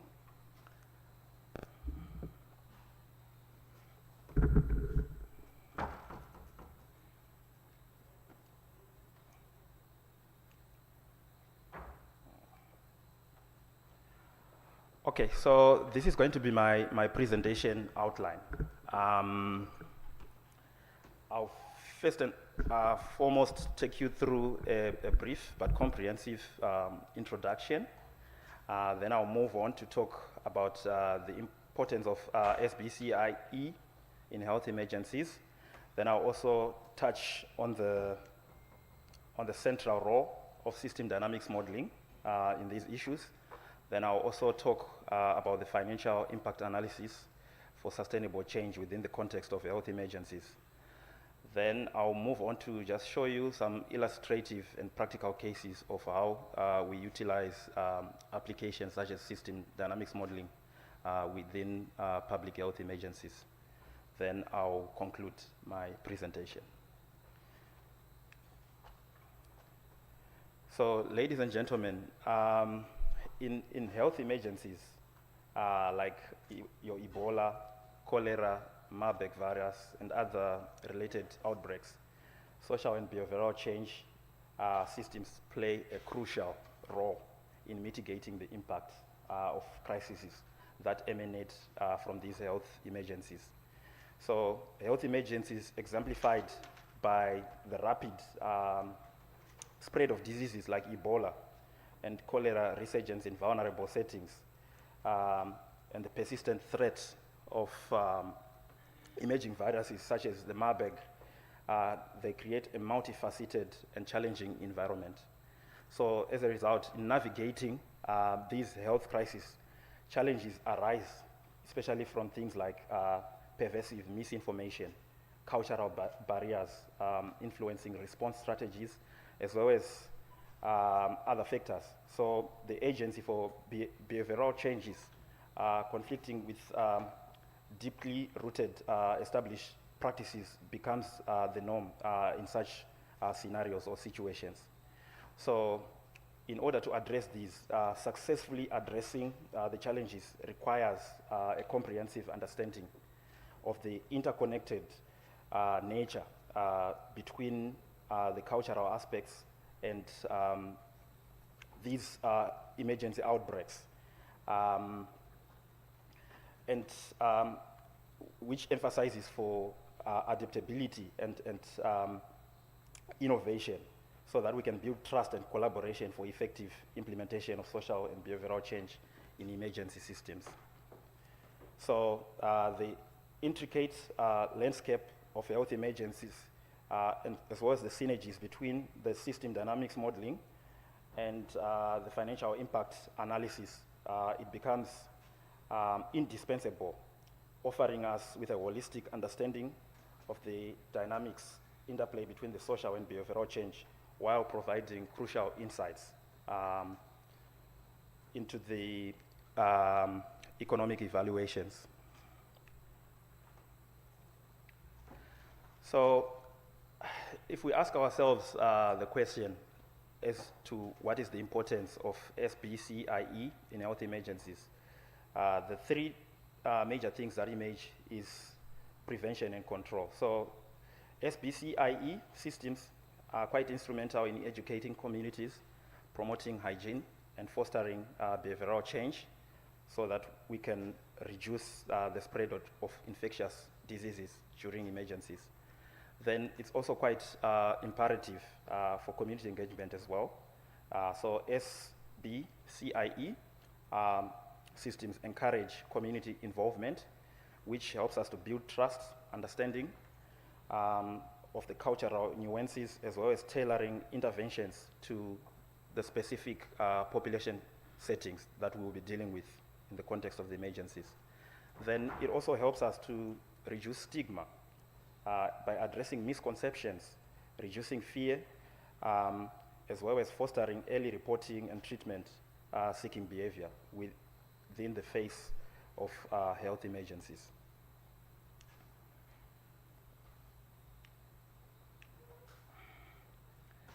So now moving on to the central role that systems thinking and system dynamics modeling can do when it comes to things like what we are talking about in this symposium.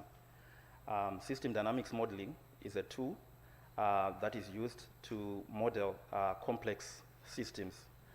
So I'm sure we can all agree that issues surrounding health emergencies such as cholera outbreaks, Ebola outbreaks, Marburg virus outbreaks, they are quite complex, and it's not so easy to decipher how the system components behave and change over time. So system dynamics modeling is a tool that enables us to explore and understand these complex systems whilst making the complexity explicit, so that we can have more nuanced insights that foster effective evidence-based decision making. So system dynamics modeling enables you to capture the intricate interactions in health emergencies, offering a holistic view of factors like your human behavior, your healthcare infrastructure, and community dynamics. It also enables you to identify dynamic feedback loops. The model incorporates feedback loops, realistically depicting how the changes in social and behavioral factors influence the evolving nature of health emergencies. Then it also allows us to do what we call predictive modeling through scenario analysis. So system dynamics modeling is a tool that equips us to simulate possibilities through the use of scenarios, including assessment of interventions, potential impacts on social and behavioral dynamics, which is quite imperative when it comes to informing decision-making processes.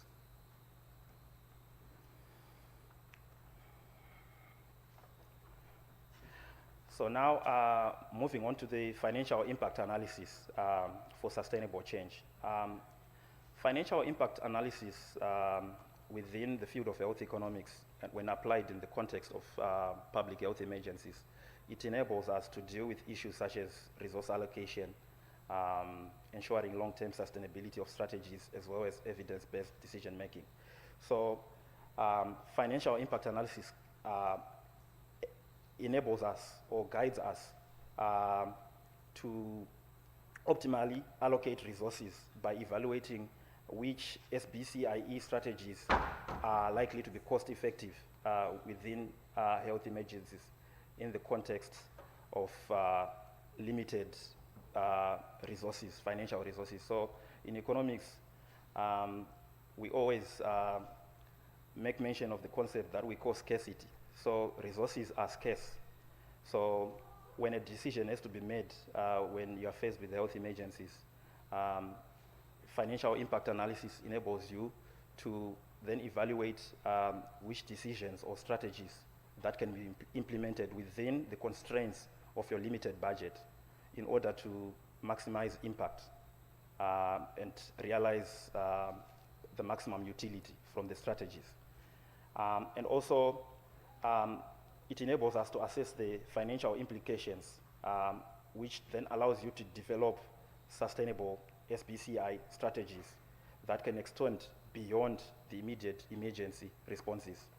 And then, last but not least, the financial analysis will also provide evidence to support decision-making, helping to prioritize interventions that yield significant social and economic benefits over time. So I've just put a simplified illustrative case for using cholera as an example, just to show you how system dynamics works.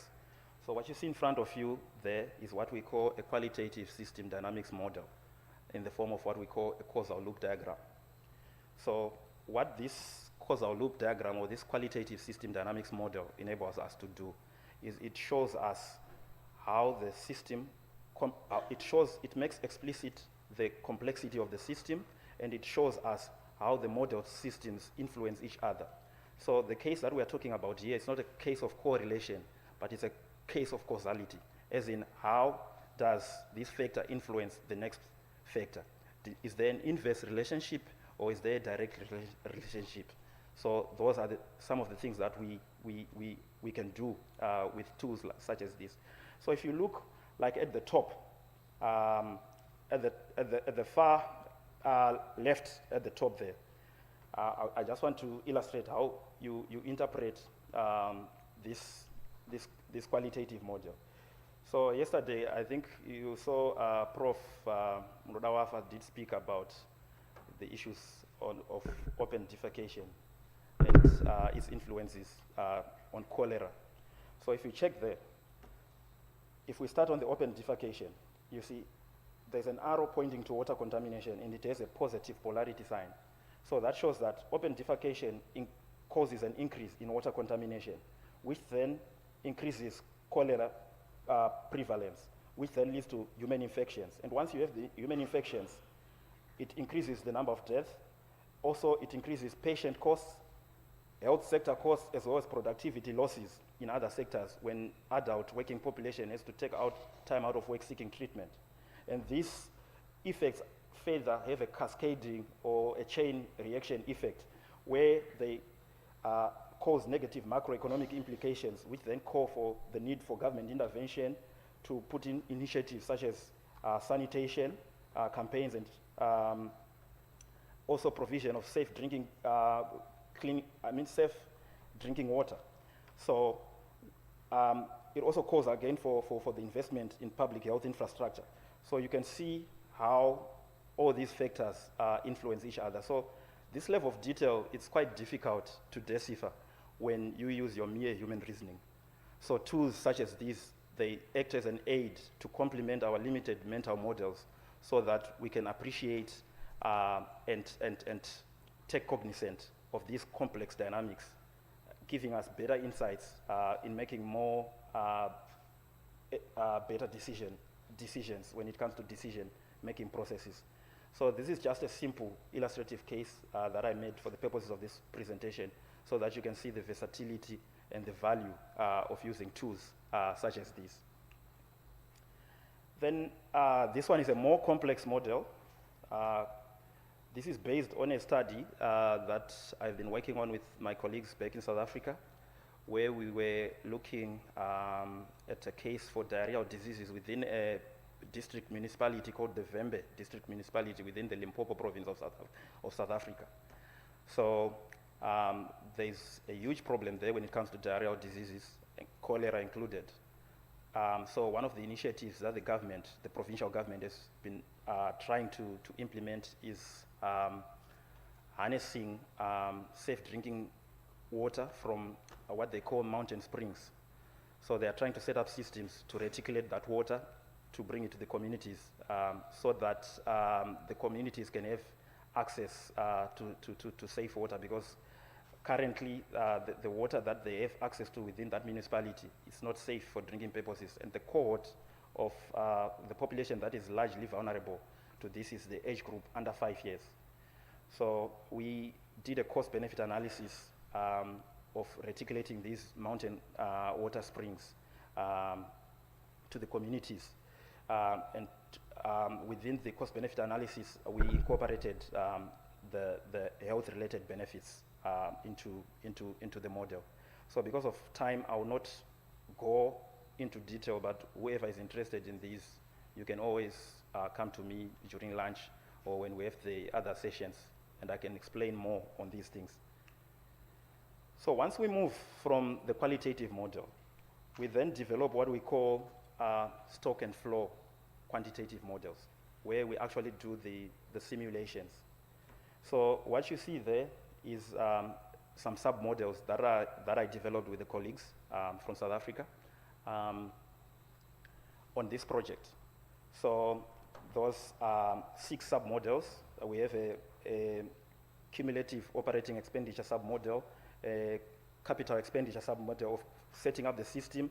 Then we have diarrheal cost averted sub-model, also productive parental days or guardian days losses averted sub-model, as well as estimation of the water benefit itself, and the direct health-related sector costs from the assumption of inpatient costs, because it's largely subsidized by the state in South Africa. Then here we are also estimating the cumulative opportunity cost savings from front-loading what they call municipal infrastructure grants to fund the infrastructure program of reticulating water from these mountain springs. And then finally here we have the cost-benefit sub-model, where we discount the net stream of costs and benefits over a time series or over a certain time horizon. So we then discount those net benefits using a discount factor to get what we call, to compute what we call the net present value, which is one of the indicators that we use in cost-benefit analysis to gauge the economic and financial viability of a project or a program or a policy.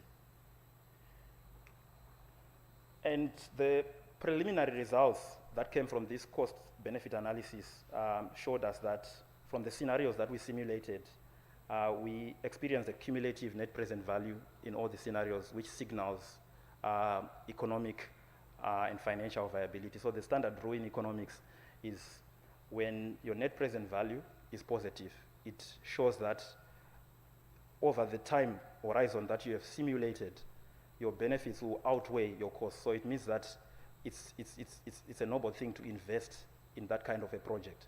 But if it was negative, then it would mean the opposite. So projects that give you a negative net present value show that the costs that you have to incur to implement that program, they outweigh the benefits that you realize from the program.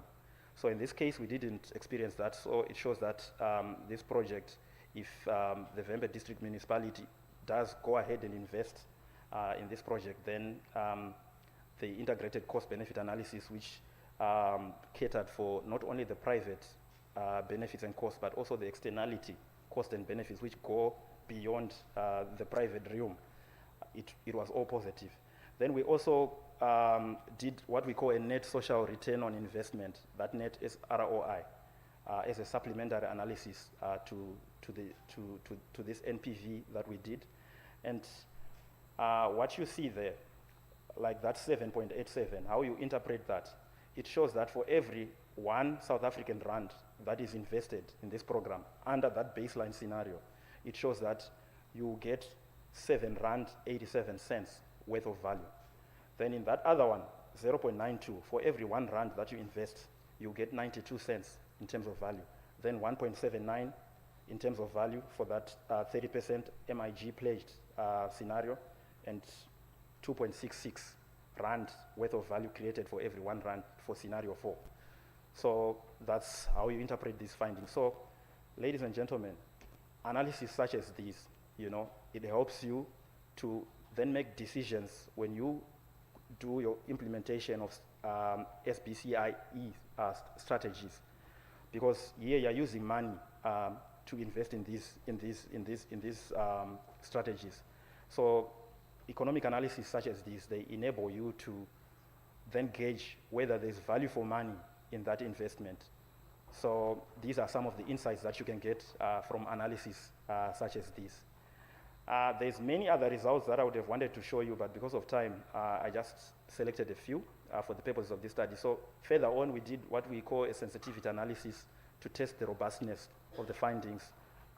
So we ran what we call a multivariate sensitivity analysis in the form of a Monte Carlo simulation. And everything showed that our results were on point. Other than the net present value, there are also other economic indicators that you can use, such as your cost effectiveness analysis, your cost utility analysis, and you can also do what are called benefit cost ratios, as well as internal rate of returns, budget impact analysis, and so forth. So there's a multiplicity of economic evaluation techniques that you can also employ within the field of SBCiE. So this brings me to my conclusions. So I think from this, we can all agree that systems for social and behavioral change are indispensable in health emergencies. And they assist us in steering prevention, as well as fostering community engagement and ensuring that there's reduction in stigma. And system dynamics modeling enables us to capture the complex interactions and the dynamic feedback loops, which provides us with a holistic view that in turn informs us with better insights to make effective decisions through the simulation of scenarios. So, and the financial impact analysis, such as the cost-benefit analysis that I've just showed you for illustrative purposes, it helps to guide resource allocation, ensuring long-term sustainability and supporting evidence-based decision-making. So I think we can all agree that financial impact analysis is quite pivotal when it comes to effective and sustainable health emergency responses. So I think I've said enough. Asante sana, a word that I learned a few days ago. It's my first time in Tanzania, so at least now I can say asante sana. Aitabasa. In South Africa, they speak Zulu, so they say siyabonga. Thank you.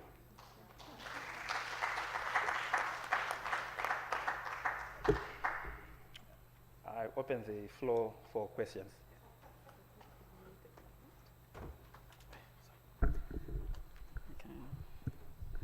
So thank you very much, Dr. Shepard, for such an insightful presentation.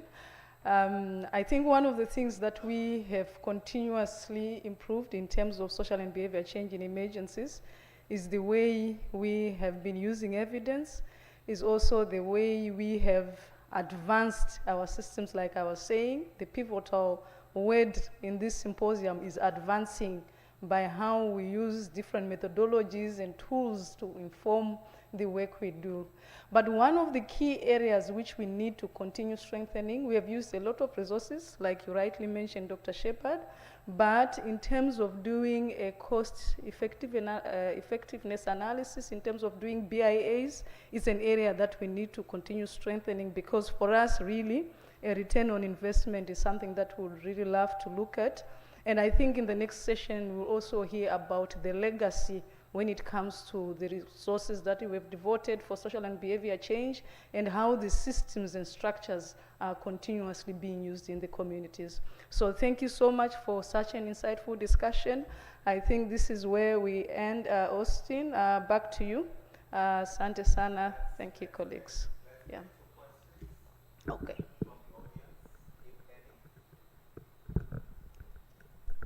All right.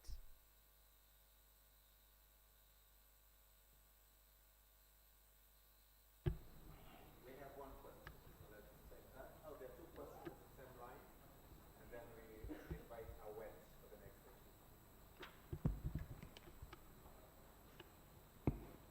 Thank you very much, Doctor, for your presentation. I'm Deniria Swai from RHMT Dar es Salaam. I'm so much interested on the system dynamic model you have presented. Back to disease outbreak, all of us, and in relation to the faith-based teaching, that we will die one day, and we are prepared. If you die, you go to heaven, but no one, that's what we believe, but no one is ready to die, especially in case of disease outbreak, in terms of disease outbreak. When we build the awareness and whatever, we tell them to prepare and respond to the outbreak, but we don't tell them to die, to prepare for death. Now I just want to hear from you, following this, the system dynamic modeling, at what level will we engage people to prepare for death, especially for the infectious outbreak, where people are not allowed to prepare their people for funeral? At what level should we prepare them? Should we tell them? The other thing, in relation to the same thing, there is a lot of relapse, cultural relapse. If you remember the COVID-19, everyone had the tendency to wash hands now and then, but now no one is washing hands. We are not shaking hands, but you have witnessed there's shaking hands everywhere like this. So I just want to know, how can we sustain the behavioral change? Because we change, and within a very short time we go back. How can we sustain the behavioral change in relation to what you have presented to us? Thank you. Thank you. Let's take the final hand from the gentleman. Yes, I'm Hussein from MUHAS. Thanks, Daktari. So this is the second word to you. The Swahili word for doctor is Daktari. So your presentation is really very nice, and I just want to ask you about how do you make the decision makers understand these findings? You know, as a scientist, we are generating a lot of evidence, and this is one of the critical evidence that you are talking about, cost-benefit analysis. We have emergencies, but in normal circumstances, we do not have funds that are just staying there waiting for emergencies. It's very few circumstances that you find maybe people are really prepared. And this is just because you have a lot of priorities, and economically you understand our situation. We rely with donors, even in routine services, and now comes an emergency. So how do you reflect, what's your recommendation to decision makers, much as we are generating evidence, but we are not the decision makers? How do we convince our politicians, our decision makers, that the cost benefit analysis has indicated that it's important that we get prepared in advance rather than just waiting for emergencies to appear and without any allocation of funds? Thank you. Thank you so much for the questions from the two people in the audience. I think those are very good questions. Maybe let me start by responding to your questions. All right. I think if I remember well, part of your question was how do we tell people when to prepare to die and how do we sustain behavior? So you see, it's complex. There isn't a wrong or right answer, but it depends with how you present the situation to the targeted audience. I think, you see, in economics, we have this other branch that we call behavioral economics, where we borrow insights from Dr. Egidia's field of sociology, things like nudge theory, where we try to understand behaviors as to why do people behave in ways that they behave.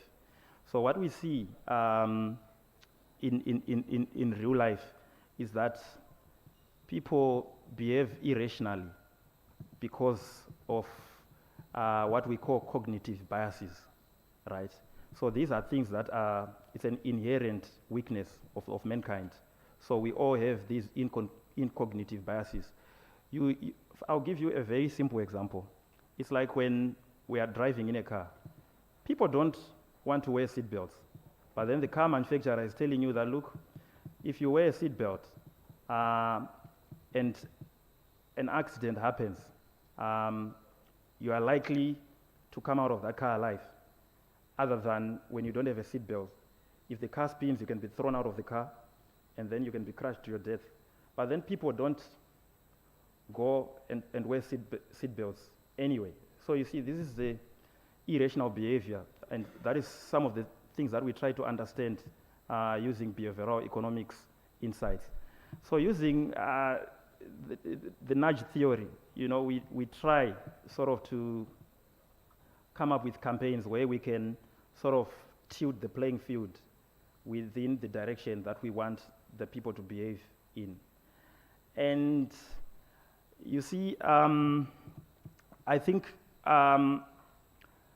in terms of sustaining then the behavior so that people behave in a way that avoids the risk of death. And like the example that you gave about washing hands, people did it just for a short time and then they gave up. You see, I think it's a multidisciplinary, we need a multidisciplinary approach. And this modeling tool that I've just presented to you, you know, it's very versatile. So you can show a lot of things there. You can intricately show the nexuses between various components associated with these health emergencies. So yeah, it's a difficult question, but I think at the end of the day, it's how you present it, or how you present the strategies or the solutions that you are offering to the targeted communities. I don't know if I answered you or I've worsened the problem. No, thank you. You know, my problem was during death, when you try to tell the relative that you should not touch the dead body, we have to prepare the dead body and we have to take care of everything. The government should take care of everything. The relatives do not agree. It's very difficult and they end up with a heartbreak. There is where I wanted to know at which level will we start counseling them that if your relative die, you have to put your hands off and the government should take role of everything. No, yeah, so, okay, fine. I'm not a social worker or a sociologist, but I'll try my best to answer that part. So what I can say, using the case that you have mentioned about when a person who had COVID died and then, or someone who had cholera or Ebola, we say to people that, look, no body viewing, let the government go and bury the dead. And then our families, they feel like their rights have been infringed, their rights to mourning their loved ones. So you see, those are some of the complexities that I was mentioning. So it's quite difficult. But I think at least with this modeling, you can try to explain to the bereaved or the people who are mourning. You can explicitly show the dangers that are likely to happen if they were to ignore the government warnings. to say, look, if you open this dead body, more infections are going to be spread to the other people in the funeral, and you end up having more funerals, which even causes more suffering, you know, to the people who are mourning. And those things is stuff that we can easily show with this modeling that I've just shown you. It might maybe be difficult to show it to the people, to the laymen or the people within the village who are affected by the funeral. But then, at least I think from a policy-making perspective, the authorities, I think that's where regulation has to come into effect.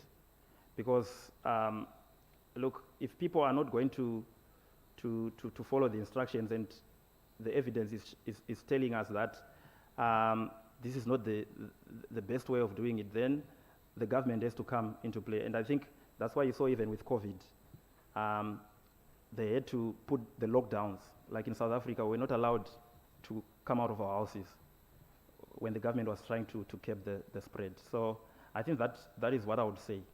Yes. Yes. Can we take a second question? And I have two contributors to this. Or let's just take the two contributions. They want to add up to what you said, because it's not your background, and then we'll take your response to the question. Yeah, thank you. I wanted to add on the question that was asked by Dada Swai regarding the burial for the during the emergencies. So in preparedness and response, there are trainings that are done for safe and dignified burial team, who are the composition in the government. So there are people from case management, there are those from the community, and also social welfare officers. So during the death in the emergency at the treatment unit or treatment center, then the burial team comes in, and that's where they know how and where to counsel the community and the families who are affected. So I think that is taken care under the case management. So there are procedures of safe and dignified burial. Yeah. Thank you. Thank you.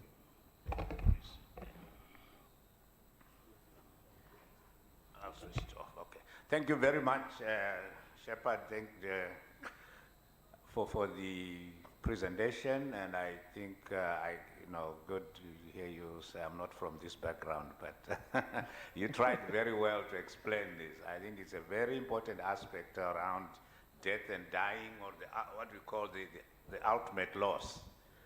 It's very complicated. There are lessons to be learned, and out of probably Ebola, is what I remember most.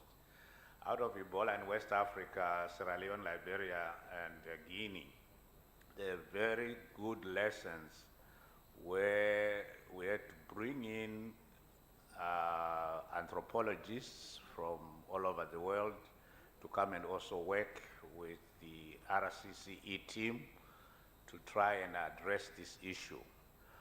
One of the challenges that I think as an outsider you face when you get into these communities is that you not have enough time to understand what is the relationship that is established between the dead and the living.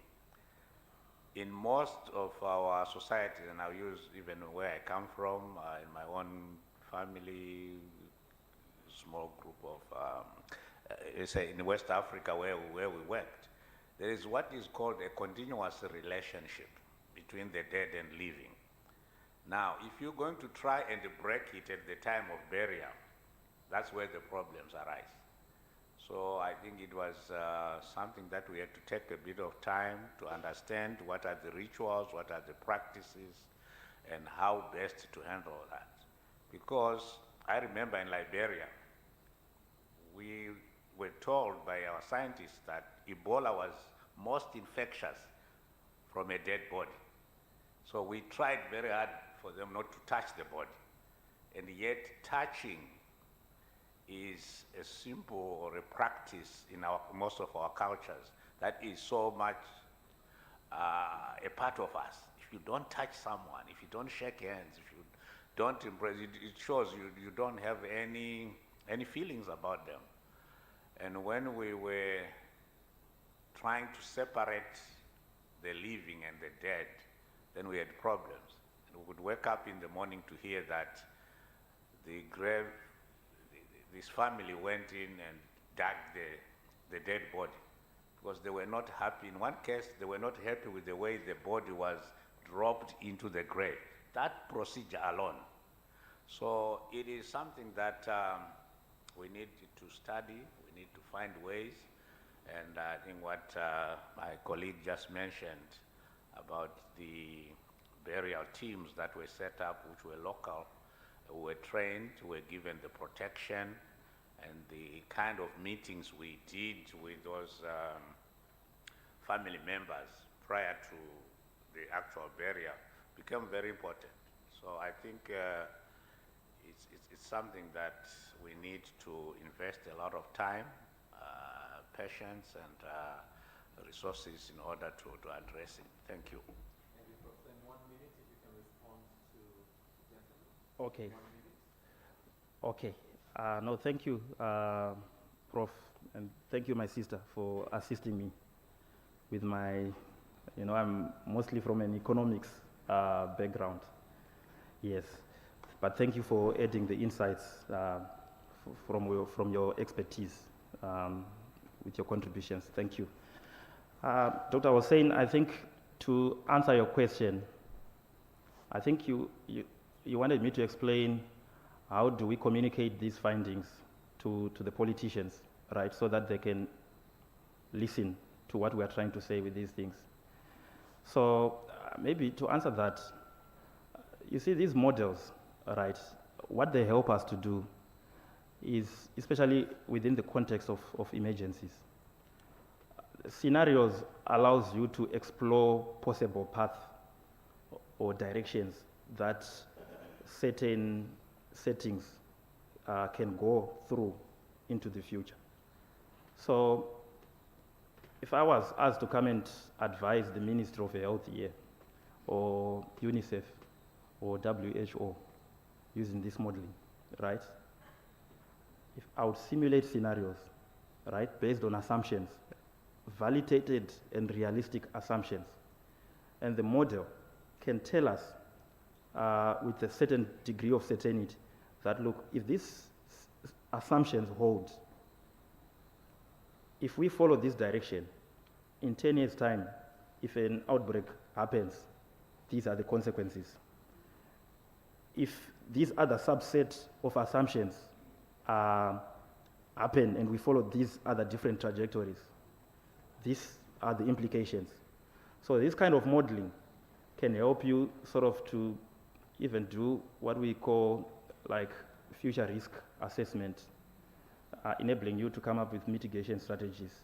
So you can show the politicians, you can prove to them that, look, what we are trying to avoid is we don't want to be reactive to act when disaster strikes, but we want to be proactive and prepare for the next disasters and so forth, right?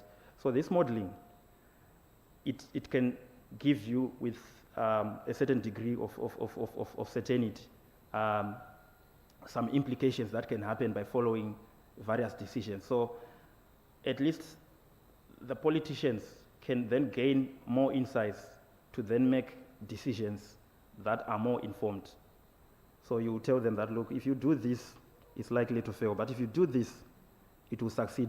Then you can even expand that further by then putting the economics now to say, look, you have got this budget of money, right? If you invest in this strategy, right, you are likely to get so much benefits out of this. But if you invest in the second strategy, maybe you are likely to get twice the benefit than this. So those statistics, when you present it to the minister or to the country director or to whoever is instrumental in making the decisions, those are the insights that these models can do. And we can even build these models having a multidisciplinary team where everyone brings their views, like what Prof was talking about, to say that component that they faced in Liberia, and what my sister there said, and what you are saying. We can even have a brainstorming session where we can even capture that in those qualitative models, and we can then even quantitatively simulate and come up with one integrated model. Thank you.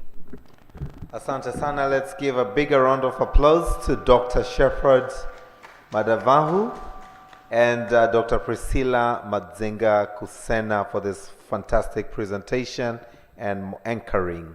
Thank you so much. If you may please stand up for a picture as I am reading Awet's biography. So Awet is coming to speak about social and behavior change in emergencies, an introduction to system strengthening and partner involvement. She's just going to give us a tip of an iceberg. I do not know why Awet, you're giving us an introduction and not the whole, the whole cow. Just giving us a tail, Awet. So, who is Awet? Anyone, who is Awet? Huh? I literally knew someone would point a finger to her. Yes, she is. I did not ask where is Awet, but who is Awet? So let's get to know Awet a little bit as my two fantastic people are shortly coming down the stage. So Awet is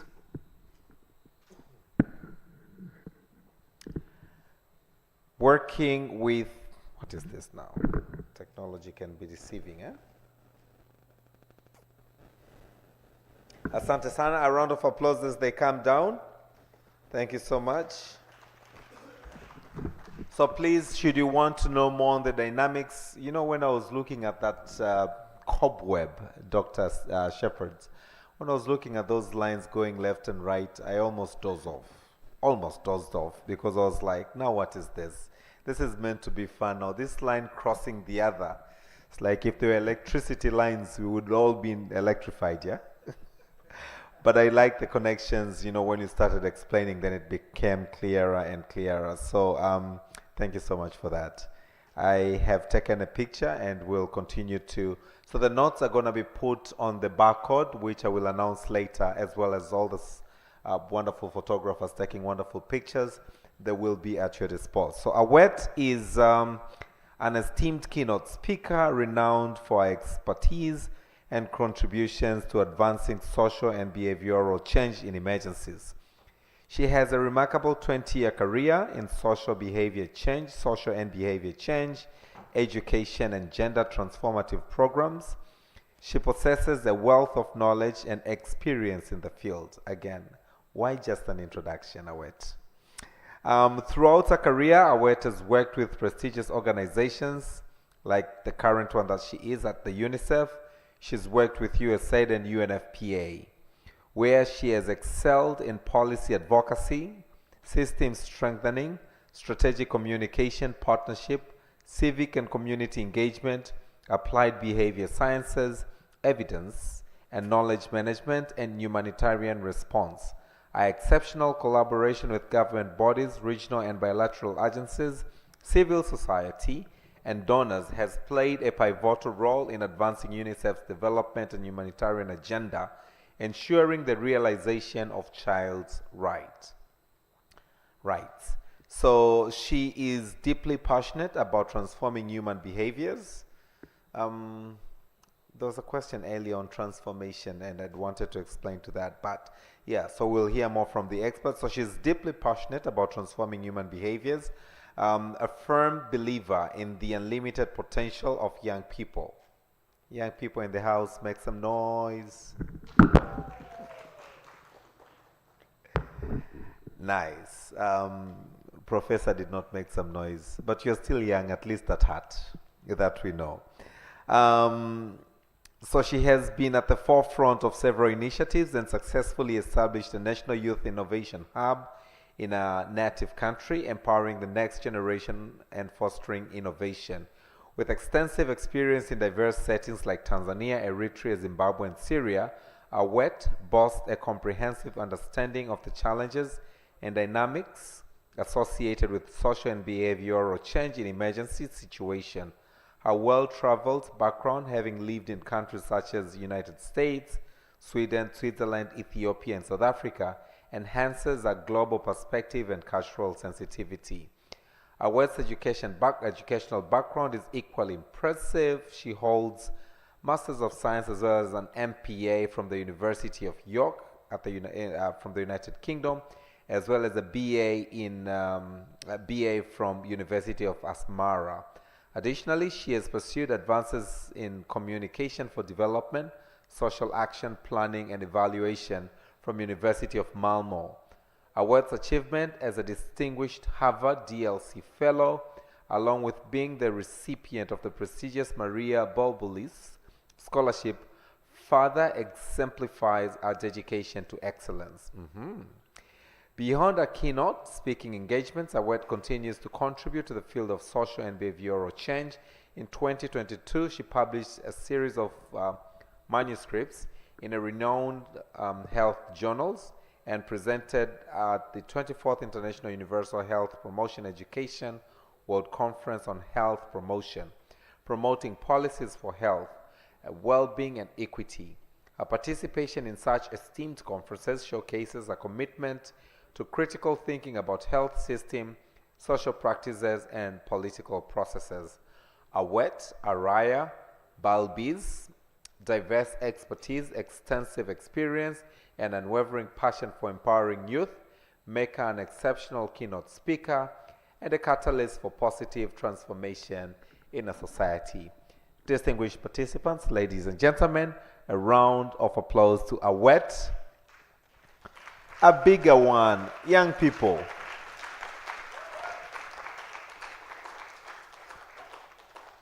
So this is just a quarter of a bio. If I read it, the whole bio will probably leave at 6 in the evening just reading a bio. So thank you so much, Awet. We look so much to learning from you. You have 20 minutes and it is now 12:48. Karibu.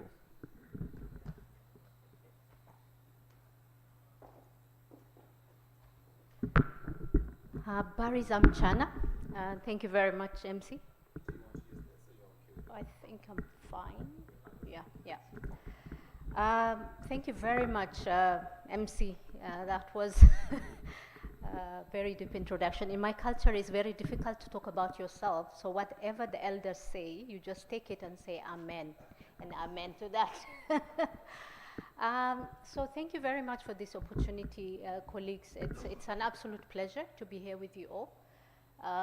To present, some of which was also shared in last year's Global Health Promotion Conference that was held in Montreal, Canada.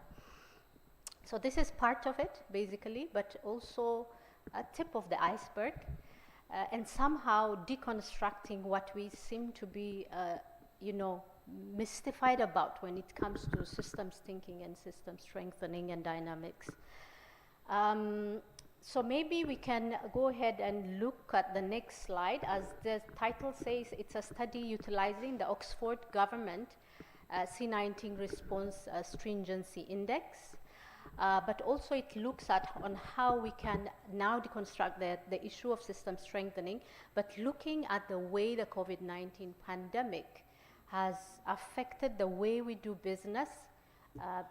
I think let's look at it if it's for better. Next slide, please. Yeah, so yes. This one is for the next. All right. Oh, okay. Yeah. I'm dealing with it myself. All right. There you go. Let's go. All right. So as you can see, we'll just go into a brief introduction as to what we mean by systems thinking dynamics for system strengthening in behavior and social change. And then we'll try to look at the chronological interpretation of the COVID-19 pandemic 2020 to 22 against the Oxford Government Stringency Index. I was fascinated first when I was introduced to this platform. It was an open source platform that is led by the Oxford University, whereby a number of volunteers and practitioners on ground fed into the system, and it was giving us a real-time information and data which combines AI, which takes us back to what we covered yesterday, which combines AI to source information and see and rate how governments are addressing at policy level in terms of how they are responding to the pandemic. So it's just really looking at, again, as my MC said, the iceberg. All right. So the links for all the reference materials are shared at the end of the last slide. So I hope you can see that. So system strengthening. You know, system strengthening is the process of making systems change, work, looking at their efficiencies, their efficacy, and for the sake of this exercise, we're taking this specific definition and to make them improve within their performance. And then systems thinking, and I really thank my fellow sister, Dr. Priscilla, for deep diving onto these two, systems thinking and systems dynamics. So the thinking comes in when it talks about it's a holistic approach to analysis and looking at the whole is greater than the sum. And that's where we come into, and it's basically a theoretical framework. And we're referring to this specific definition through that. And then the systems dynamics are basically the tools, some of the things that Shepard has presented early on. So behavior is a complex, as he said earlier, which looks at seemingly simple systems, but then later on we end up seeing that there are nonlinear, they're very, very complex, yes. So just to give you a gist of where I'm coming from, just simplifying it as much as I could. I hope by the end of this I will not confuse you any further, but make it more simple. So another very confusing, so I don't know how to go back. The small button, okay. All right, just to give you another another mapping that we did, myself and my colleagues from South Sudan, UNICEF country office, and a few others also, 2 or 3, where we delve into, we want to change a specific behavior during the COVID-19 pandemic. And this one was, how do we now send children to school, especially during the first phase of the opening, and how do we now impact that behavior, and what are the dynamics and the relationships and the changes that we needed to factor in. So this is, as you can see, is extremely complex. It looks at the service delivery, it looks at availability and accessibility also to some of the resources that we were being told to use, but they were not there. And this was, to your surprise, this was done in Kibera, one of, I think it's the 2nd greatest slum in the world. So it was done in that area, but it just shows us how complex systems are. Just a bit into now, why are we really anchoring, why are we really talking a lot about the COVID-19 pandemic? Why is that you know, a big deal when it comes to public health emergencies? So the COVID-19 pandemic, as we all know, had a global impact. It was, as we all know, highly transmissible because when we even see the MERS and the SARS, it was beyond what we've seen before. The asymptomatic spread was very high, and because we don't know the magnitude of that, it was very difficult to say and even talk about compliance in a way that it was becoming very difficult to control.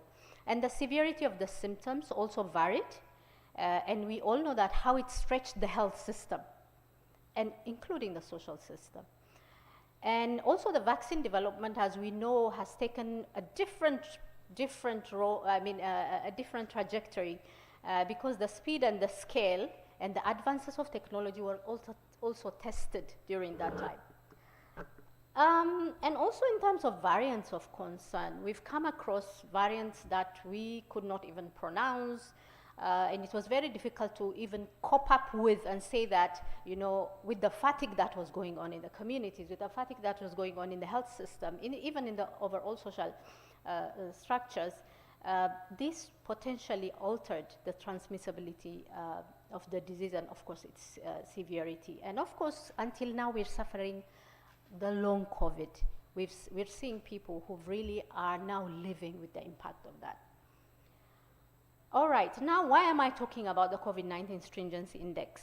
It's a very fascinating tool to me. So it's a composite indicator. It has about 13 indicators, and it talks about the policy actions and decisions that the government took. And it was a progressive approach, by the way, because nobody knew exactly in March 2022, if you talk about what we need to do, nobody knew exactly which approaches to take, what strategies to do. So it was basically maybe I could safely say or cautiously say a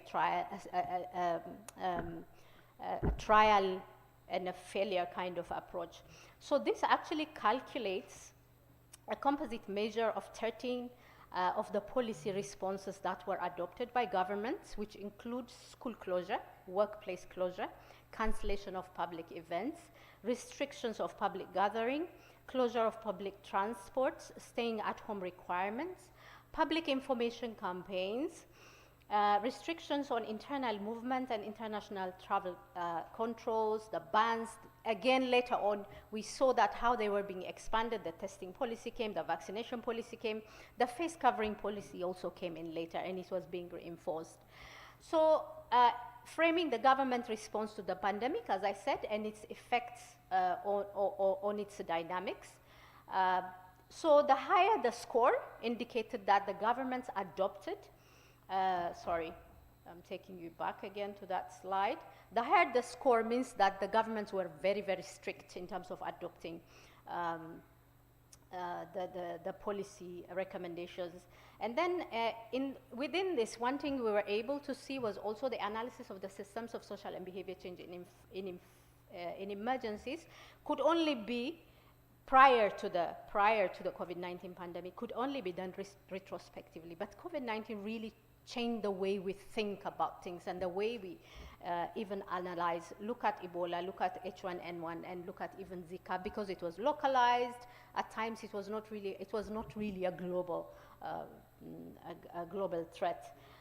Different countries also had different levels of preparedness and responsiveness to this, and we will see later what that means. So this index really takes us into, or we delve into a 2-year chronological period. It's a real-time data, but you still can go in and check how the countries progressed through the different colors that they were given to see how severe or how light the measures were taken. And even though this index really helped us in terms of seeing the adoption of these policy changes, but it really could not say were they effective, were they not effective. So at the end of this session, I wish I could say, you know, it was effective, it was impactful also, because each country did a complex of the different policy measures, adaptation, implementation, which really led later into a differential outcome of this. So the first one is cancellation of public events. This was one of the major things that was done. And then workplace closures. As you can see, some of this data, I don't know if you're able to see it, they range between March 21, March 20, March 16, and then, yes, again March 20. So they'll give you the different stages where countries were when it comes to the adoption of these the specific policy recommendations. So workplace closure, and then restriction on public gatherings and movement. The fourth being school closures, but of course this was not something that was adopted throughout the globe, but of course the countries adopted different. So the color coding will give you exactly where and what and when. So you can really stretch this, look at it, and see how during this chronology how this was adopted. And then the stay-at-home measures, the face covering policies, this came in later on. That's why you see that most of the countries are gray there, which means that this was not really enforced. It was advised, but it wasn't really enforced using policies. And then public information campaigns. You can see that social and behavior change came in as one of the pillars only out of the 13, but at least it was considered, because this was one of the major pillars in terms of assessing the government's compliance. Public transport closures, this was also another one. Again, this came in later, depending, of course, on the complexity, the economic status of the countries, and a lot of issues were also put into consideration. And then we look at restrictions on internal movements even within certain localities and locations, the international travel ban, the issue of contact tracing. We had standard operating procedures that we put together, but then in terms of the application of the contact tracing protocols itself, and then the testing policy came in. And the most interesting one that we're going to see is the actual deployment of vaccines across the world. And I've taken deliberately the December 2022 data here to see that there are still some countries who have not really introduced the vaccines. And actually, when we do the analysis and the comparison, when you look at also the case fatality rate, you will see that they remain below 5%, some of these countries still, and they still continue to maintain that data. So again, this also shows you that in terms of its implementation and adaptation, government will and political will and commitment was very high. However, again, there were some reservations in terms of really adopting this. And then income support, the social protection aspect was also another thing. So you can see that here there are multi-sectors that have been impacted or affected, or if we may say that were included in the policy recommendations that were tracked using the government stringency index. And then debt was also another one. You can see that in some of our regions this was not even functional. So against the stringency index, what is it that we can learn really from this? It was COVID-19, it's a global pandemic, it has impacted all of us, but there are lessons that were coming through that.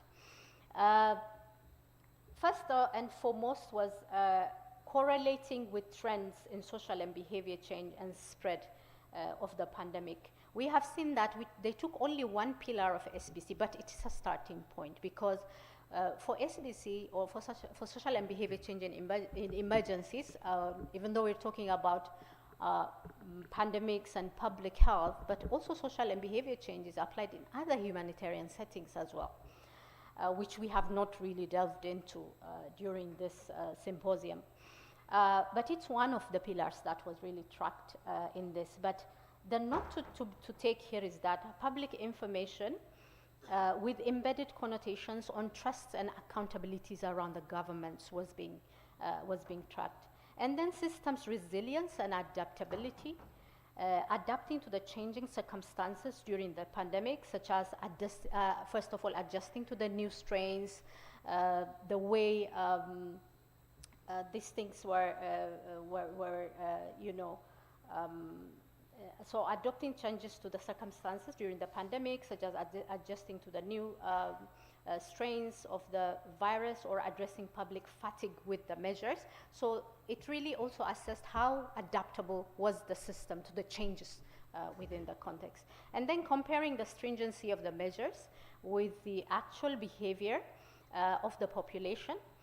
For example, strong communication systems, adopting fear management strategies. Even within social and behavior change, we do adopt fear management strategies, such as what we call the extended parallel process. These were used severally, especially during the community feedback collection and building the trust. So trust in the governments, this was also another pillar that was really mapped in the stringency index. And then emergence of a pandemic as a complexity of the system. So understanding the nonlinear relationship and also multivariability, as well as the feedback loops within the systems, was also essential for effective social and behavior change. And finally, as we've seen earlier, the higher the score that the stringency index had, it means that the government really adopted, or tightened all the protocols and applied the policy recommendations that were coming through. So what are the key messages that we want to take? I hope I'm in time, MC. All right, well, so what are the key messages? 2 minutes, all right. So one thing we've learned from this is that SBC thrives in a microsystem within a macrosystem. So it's very important that interdisciplinary functional collaboration was being mentioned by my colleagues early on, is essential for effective system strengthening for SBC in emergencies. And if this is not built prior to the emergency itself, which we really now to think about the continuum, whatever we're investing, how is this also affecting the regular programming that we do for every program, but also for social change and social and behavior change in emergencies, because we tend to have a lot of resources around responding to emergencies, but when it comes to the regular programming, what are we really doing and what are the lessons that we are taking from this? So SBC thrives in a microsystem within a macrosystem, and the collaboration is critical. It brings together also experts. It needs to bring experts from various fields to leverage their expertise and create a comprehensive solution.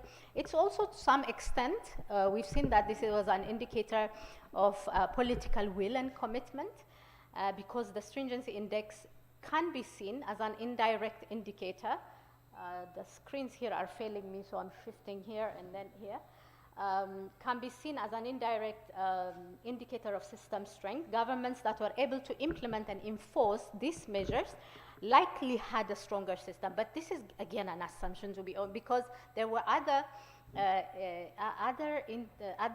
variables also in interplay that were affecting the outcome of the results. So this includes robust public health infrastructure, effective communication channels, and high level of public trust. And then it also could be a good guide, because it depends now, okay, it's AI, it's a real-time data, it's something that we've used to gather information, but how are we also using this to adapt it in the future in a way that it can really help us guide in terms of planning, projection for the future, and also having really strategic talks and discussions within policymakers and government leadership to ensure that the larger macro picture is also taken into consideration. So these are the three key messages that I'd like to convey to you. These are some of the references that were looked at and that you can check. But the presentation is available with colleagues, and you can have a look. Thank you very much, MC. I'm done. I'll have to see. Okay.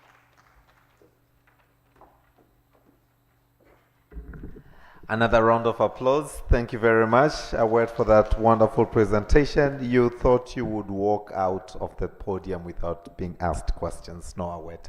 After such a powerful presentation, I'm sure I will have a couple of hands, but I'll only take two. I'll only take if there are any two questions from the audience. Okay, this was quite a wonderful presentation. I do not have any question. I think I've confused the audience. I'm really sorry. No, I think, I think they're still trying to digest, as I am. If this is just the tip of an iceberg, you're yet to see the iceberg. We have a gentleman at the front with a question. Please, Karibu.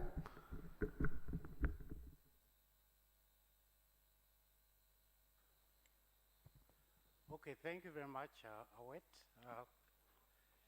This is a very complex topic, as we all realize. A new disease, very dynamic. Yesterday, I think Prof. Wafa mentioned that it is the 5th most lethal disease, something like that. And I was quietly wondering why it is 5th, not 1st. Because from what we see, .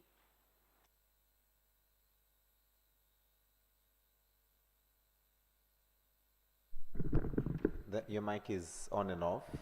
Yeah, it's on now. Just keep talking. But it goes off, so when you don't hear yourself, we can't hear you. Okay, I think there's a problem this side. So it's a very complicated, and I think to me, I would have thought it's actually, out of all the previous epidemics, probably the worst ever, by all means, but anyway, that's by the way. A lot of we are going back to what we saw yesterday about the law coming into action. The stringencies are mainly about law. And to translate it into SBC, to behavior, I think your last slide actually gave an insight on what was the response of the community, the public, to those stringency measures. I think there was some element. We'll have a separate conversation on that with you. I would have been very curious to know what was the real behavior change that happened as a system strengthening. Because to me, COVID was the most lethal of all. I was not there when the other epidemics happened, but I think by all means, it was really a very difficult one. So if the system in terms of behavior change was not really built after COVID, then I think we have a lot to worry about. As Prof. Waf was saying, when is the next epidemic and what is it? To me, I think, I'm sorry to say, human beings forget very quickly. I think now we have even forgotten about COVID. At my home, and there were some flu-like symptoms. Nobody even has a COVID-19 test, even if you want to do a self-test. So to me, human beings have forgotten. And therefore, I know those stringency measures were there. I know that people changed the way they behave. But have we really built a system in terms of resilience? Sorry, this is a big question.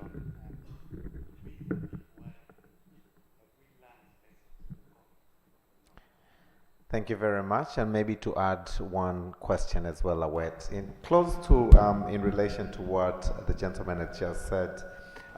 You've spoken and your topic was looking onto the system strengthening and partner involvement. I'm wondering, how do we navigate, and taking COVID as an example, through a locked down situation to strengthen system and to engage or to involve partners? In a lockdown situation, I think listening to your presentation, that is one thing that I was so eager to learn in terms of now budgets are shut down, are frozen, things are not moving, and yet you need to communicate. How do we navigate through that? It's emergencies, yes. Is it something that we anticipate? Is it something that we prepare for? It's like when you have fire extinguishers on the wall and you only wait for fire to erupt. Kindly shed some light as I'm to bring Chi for the next session. Thank you.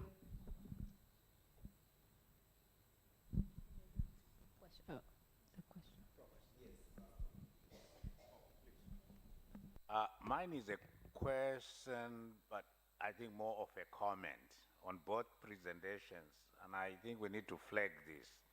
I just saw on the chromo maps that you put.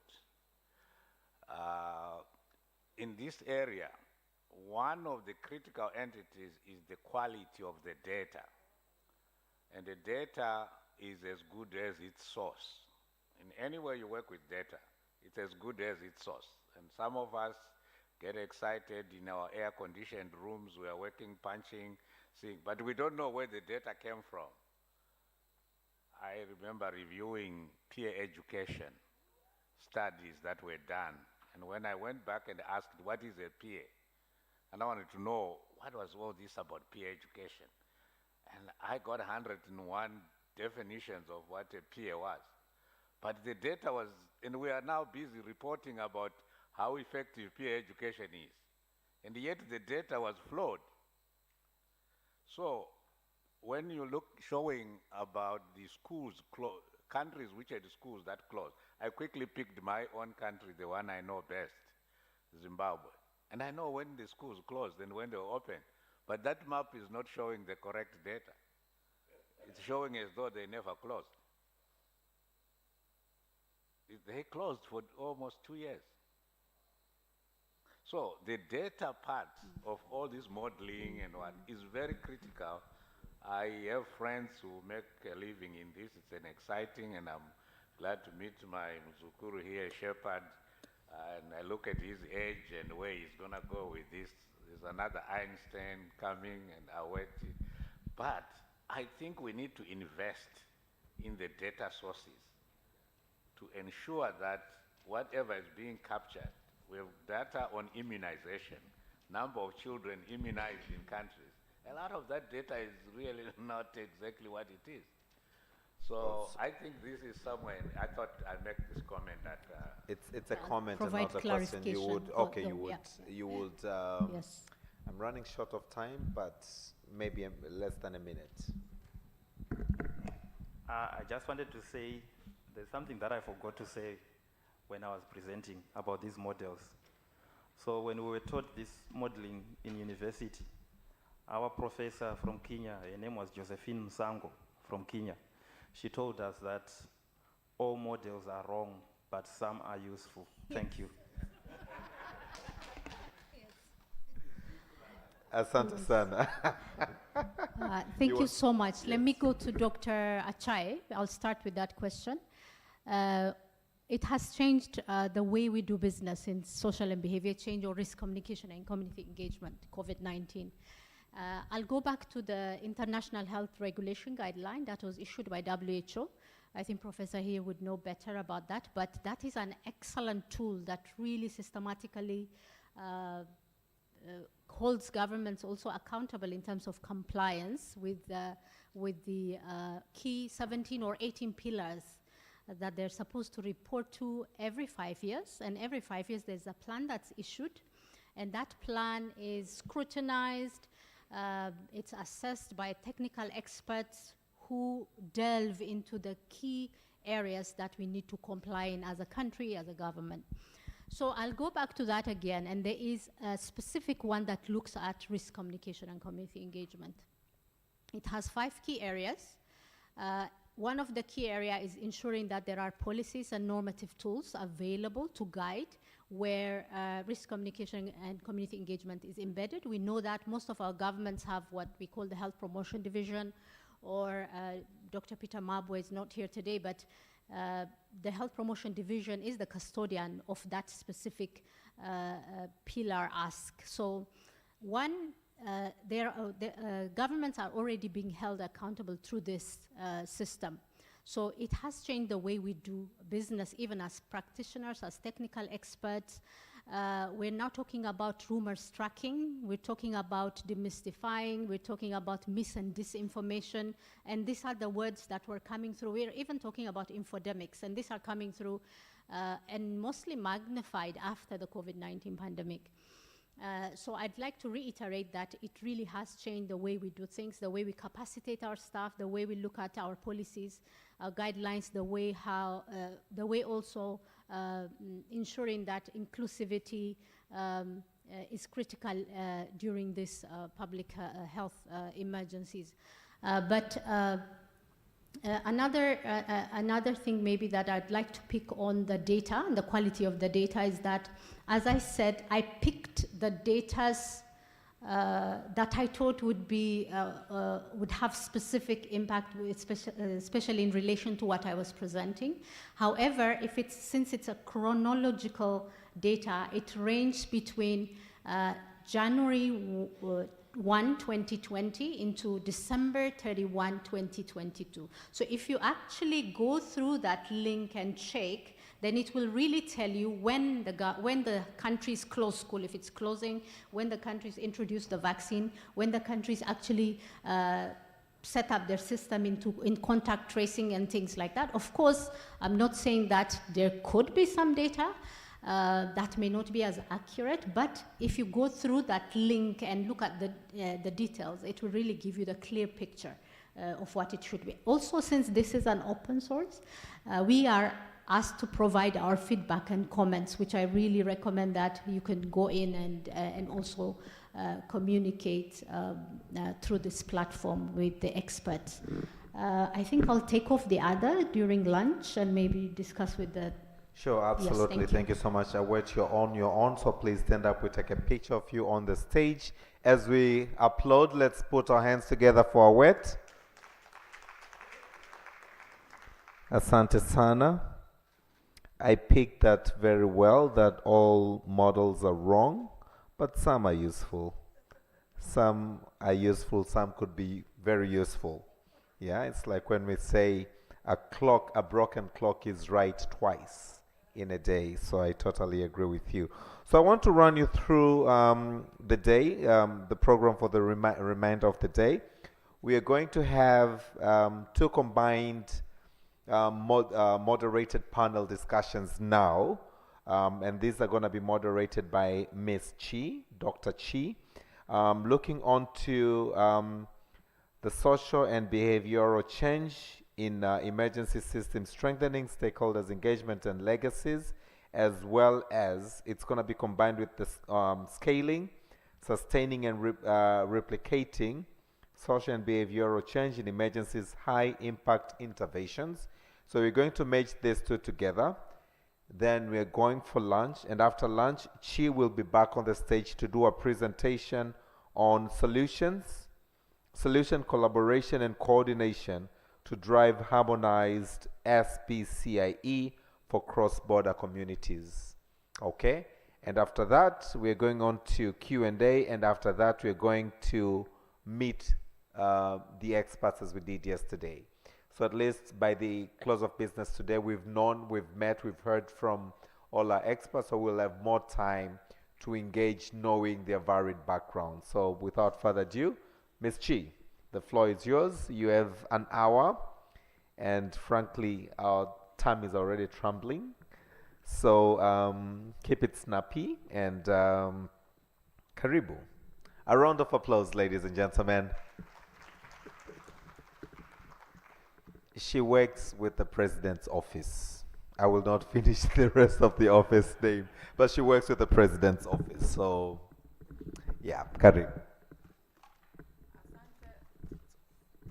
Asante, good afternoon, ladies and gentlemen.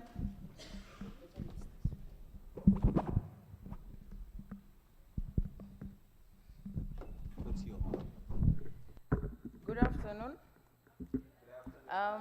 As Austin said, I'm here to take you through a short moderated panel discussion, similar to the one we had yesterday and the one Professor Muno held in the morning. But this time around, we're going to have an opportunity to have a synthesis on the financial impact analysis presentation from our very own Dr. Shepard, the models and everything. And then again, we'll have an opportunity to deeply synthesize what Await just presented. I'll quickly call in our panelists to the stage. We have Lulu Msangi, SBCiE lead from USAID. Please, Lulu, welcome to the stage. We have Dr. Swai with very impressive contributions. She comes from RHMT Dar es Salaam, where she coordinates research. What is interesting about this moderated panel discussion, is that it's about system strengthening, and we have representatives from the subnational level. So we are going to have a number of them, a number of subnational experts like Dr. Swai. We will also have 2 health promotion coordinators, one from Kinondoni. Miss Grace Mamkwe, please welcome to the stage. We also have Miss Pesambili from Temeke Municipal Council. And ladies and gentlemen, you remember since yesterday, we've been speaking about the Marburg experience and Kagera experiences. So I'm told we have colleagues from Kagera. Please, could we have a colleague from Kagera? RMO Kagera, DMO Misenyi. Could we have one of you coming up to the stage? Kagera has really been trending here. Kagera and Marburg has really been trending, so we would love to hear, you know, the experiences. From the academia, we are going to have Dr. Hussein. Please, Dr. Hussein, welcome to the stage. So these will be our panelists for the afternoon, like yesterday, and in the morning, our panel is going to be a formatted one. We have a set of questions that will be used to probe our panelist experiences. So now, what are the takeaway messages from the 2 presentations? That all models are wrong, but sometimes they make sense.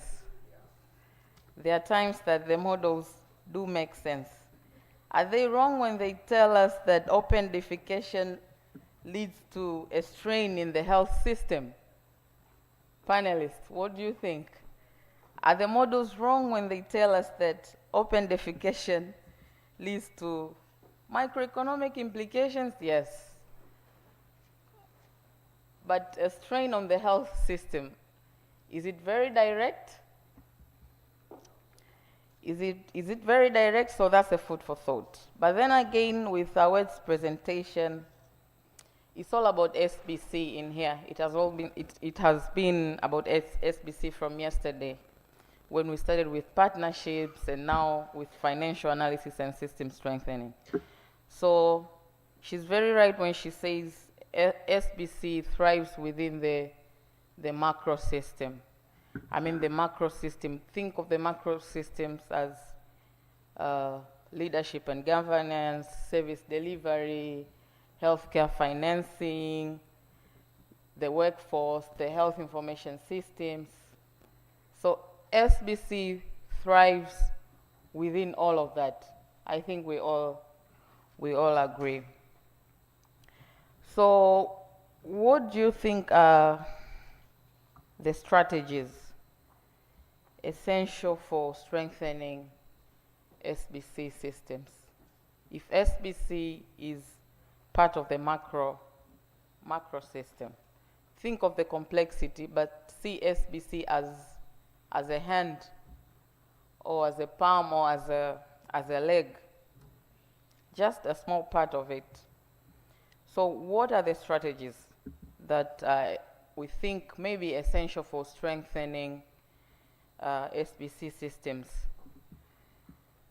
to ensure that we have sustainable SBCiE interventions, sustainable SBCiE strategies, particularly in our low resource settings, when we say resources are scarce, especially during public health emergencies?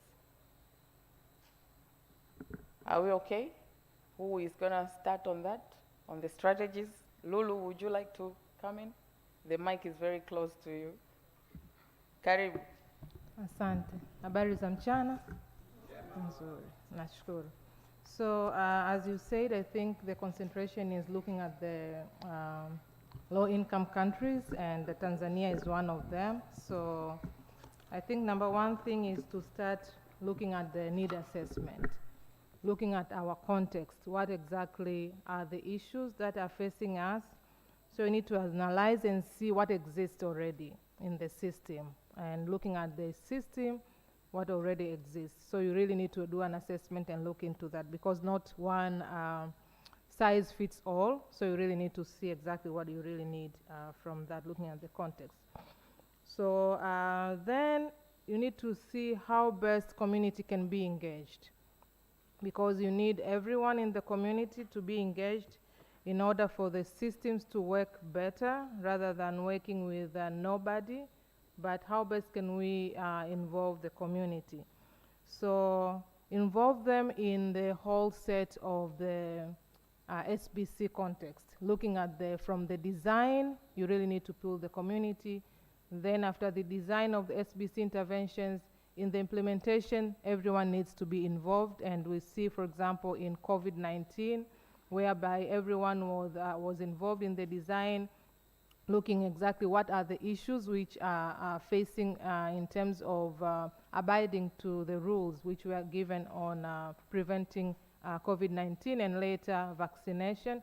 So involving them to understand what are the issues which are hindering them, for example, get vaccinated, or if they're supposed to wash hands, what are the issues which hinder them to follow that. And then even in the evaluation, now that implementation has taken place, what are the issues which we are seeing out there?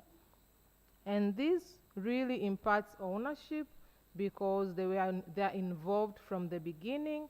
So when they implement, they know that they're owning the process, and then they proceed from there. Then capacity building. How best do you capacitate now the people? Oftentimes maybe we concentrate much at the higher level, at the national level, and maybe and at the regional level, but we have people down there from the district level. How best do you capacitate now for them to oversee the implementation now of the interventions which have been designed? So making sure that the capacity trickle down to the lower level, for them to make sure that the interventions which are put with them, they are well managed. Then integrating with the existing systems, because normally when there are emergencies, we forget that there are already existing systems in place. We might normally come with new interventions because we want to do things quickly. So before doing that, you need to make sure we look at what exists already in country, and if there's a need to strengthen or to add more things, then do that, rather than just come and design new things each time around. Make sure we integrate. If we are to add things, integrate into the existing systems, or if there's a need to improve, then we need to improve the existing systems. Then strong partnerships. With partnerships here, as we said yesterday, for example, we need to involve everyone. We have academia, we have NGOs to support, starting with the government itself, and we have university and different NGOs, for example. We have non-health actors. Oftentimes when we have health emergencies, we only remember health actors, but there are a lot of health and non-health actors, for example, Ministry of Education, where they can be used well. For example, I remember in Kagera, school teachers were oriented, and they really went into schools and make sure the education on how to prevent the families from Marburg was sent to the kids, who will go back home and talk to their parents and make life easy. Thank you, Lulu. You. Yeah. Thank you very much, Lulu. So how can we actually plan, allocate and use resources effectively? After we have built capacity, we have involved all the key players, we have encouraged participation. The issue of scarcity of resources is still there. We have mobilized resources, but then in the process of responding to a public health emergency, how well do we allocate and use resources? That came up yesterday from Ms. Swai. It was a question to one of the panelists. Do we plan before the emergency? Can you respond to that, Ms. Swai, or we have someone from the councils? Thank you very much. Good afternoon all. Before responding to that, I just want to add a few things from what Lul has told us. You have 2 minutes.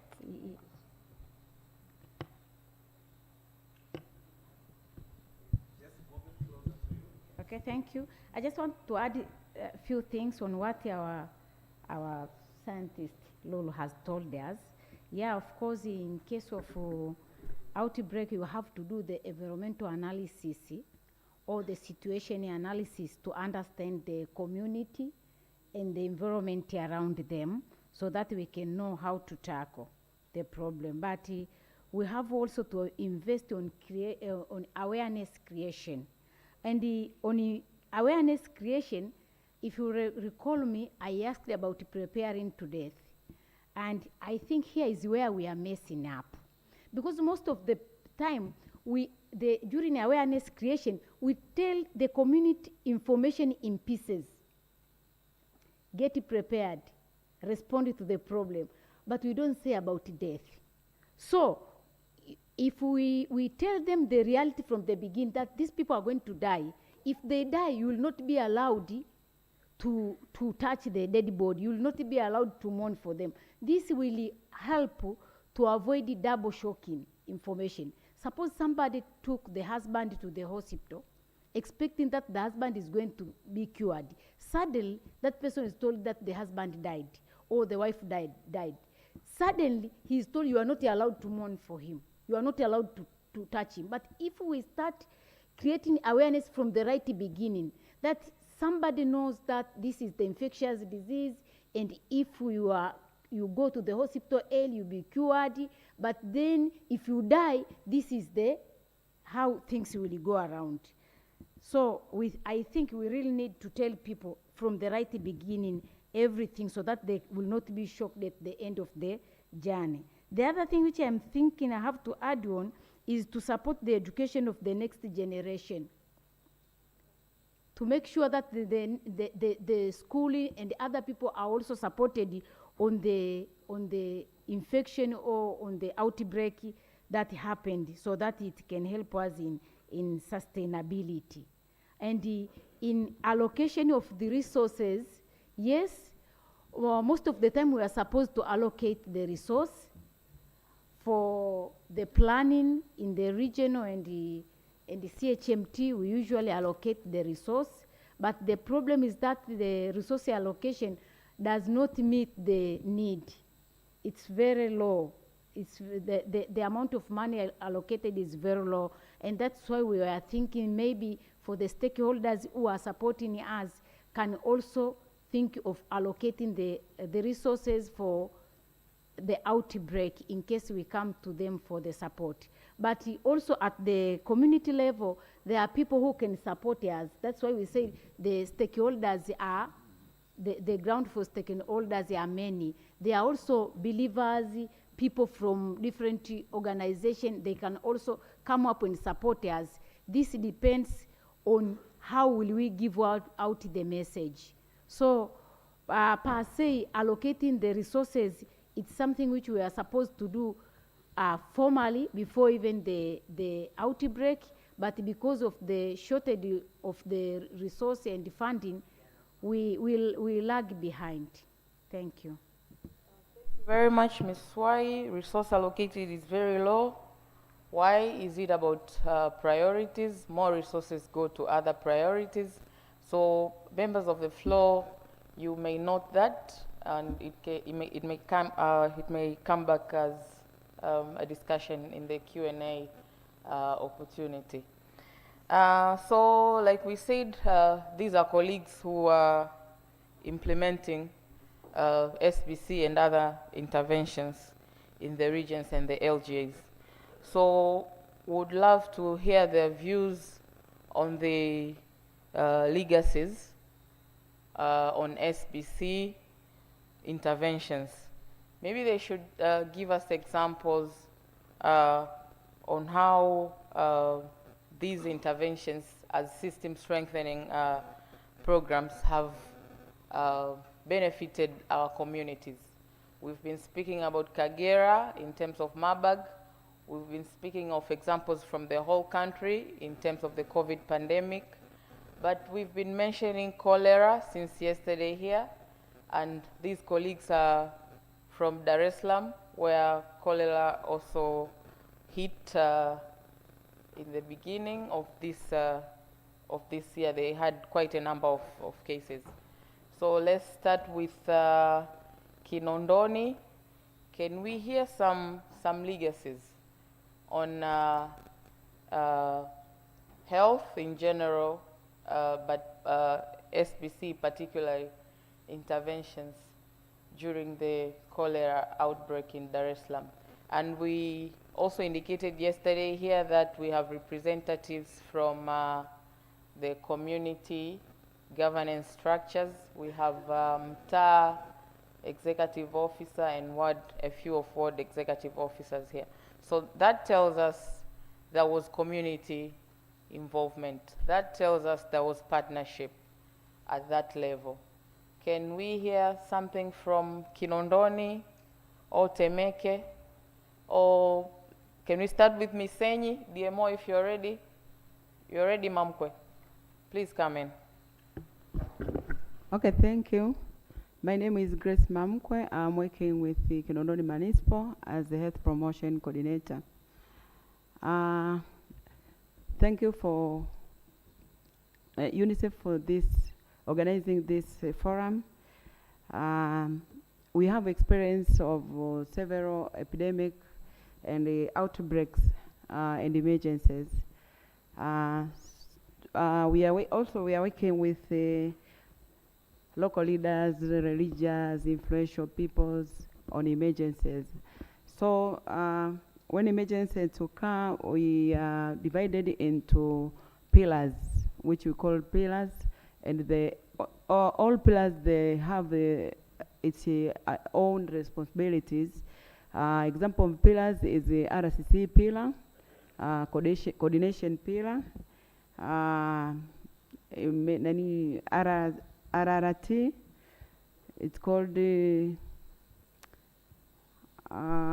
response team, emergency response team, and other teams. So in the RCC pillar, I'm coordinating RCC pillar, which means is the risk communication and the community engagement. So first of all, we call the local leaders meeting and the other influential people, religious, and the CHWs, or which is called the community health care workers, to alert them and to orient them about what happened in the communities, so for them to rescue the community from that outbreak. So before, at that time, there is a surveillance team which you go through to the community to make sure the house which the outbreak is happening is already isolated and disinfection done, and the other surroundings of the house, especially example of 50 to 100 houses are disinfected by, if it's cholera, by chlorine, and if is drinking water, is disinfected by aqua tabs, which is water guard. I think it's water guard, or it's called the aqua tabs. And when the surveillance is continue to identify the cases and to send the cases at the area of the campsite or hospital, and other health officers continue to disinfect the houses.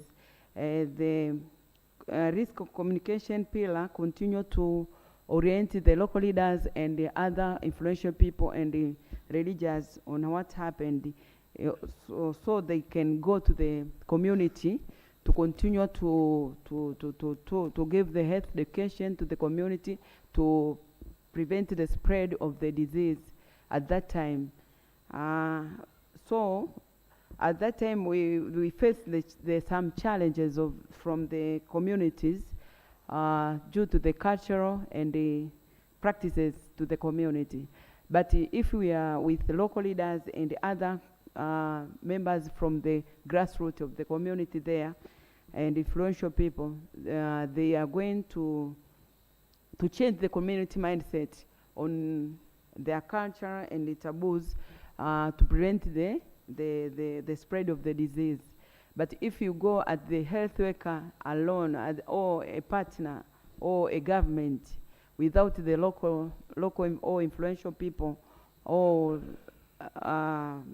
village mitaa and mitaa chairperson, you will fail because they didn't hear what you are saying or what you are asking them to, in order to prevent themselves, because they believe on what they believe on before. So if you accompany with the local leaders, their mindset will be changed, and they hear what you come with to prevent, to help them. So also in COVID-19, we get in an barrier and had a difficulty in education to the religious meeting, makanisa, misikiti, but by using the religious people tulipata msaada wa kuingia makanisani, misikiti na kuelimisha. Lakini unapoengage wale wa maaskofu, viongozi wa dini, wachungaji, unapata urahisi wa kutoa elimu zaidi kama ukienda wewe peke yako.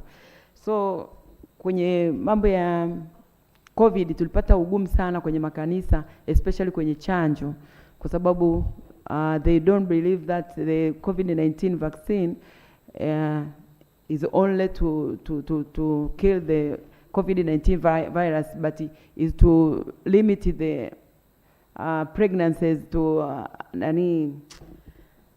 yani ilikuja kama modi ya kufanya watu wasizaliane au wapunguzwe. So ukiwa umeelimisha sasa wale local leaders na viongozi wa dini, unapata urahisi zaidi. That is my meaning, kwamba ukitumia sana wale watu wa chini, especially community health workers, viongozi wa dini, wenye viti wa mitaa na wale watendaji wa kata, unapata urahisi sana kupeleka elimu chini na watu kukubali, kuliko kwenda kama healthcare worker au kama specialist wa elimu ya afya au whatever. Kwa hiyo inakuwa ni rahisi kuwatumia wale ambao wako kule kwenye community. Thank you very much. Thank you very much, Ms. Mamkwe. So she's trying to emphasize the involvement of local leaders, community representatives, faith leaders, in order to ensure that they have high impact interventions within the community. And the examples are cited from during the COVID-19 pandemic, where they learned from the challenges, and then they had the chance to correct themselves by involving and make sure that everybody participates, everybody is on board, and there's great teamwork in cholera and other ongoing emergencies. So thank you very much, Ms. Mamkwe, for the emphasis. And from her explanation, we've heard that there's no way you can separate system strengthening from the teams, from the committees, from the structures, from the leadership and the governance structures, from the community level to the council level. Thank you very much. We would also love to hear the legacies left in Kagera. So, dear Momi Senyi, please, the floor is yours. You have 2 minutes.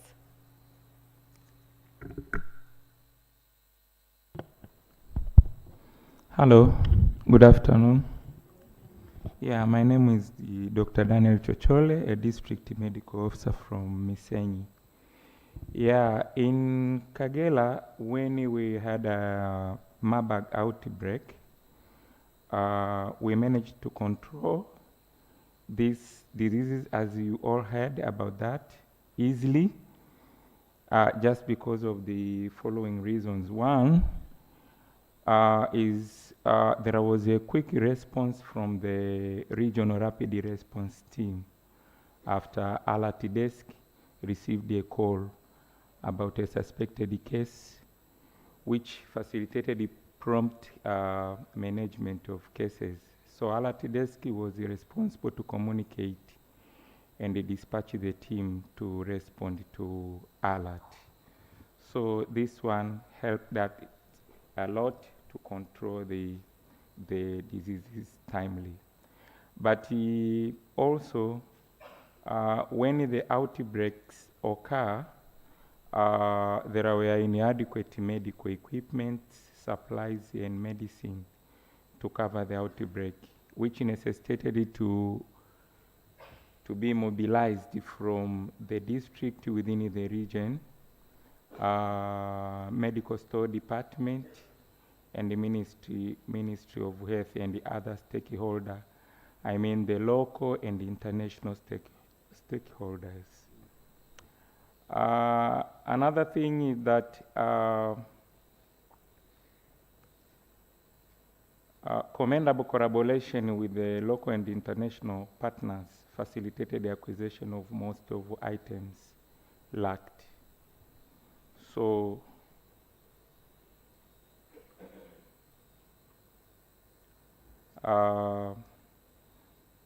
another thing is that community engagement, actively engaging community leaders, including religious figures and the traditional healers, helped to break the chain of denial and facilitated the acceptance of intervention measures.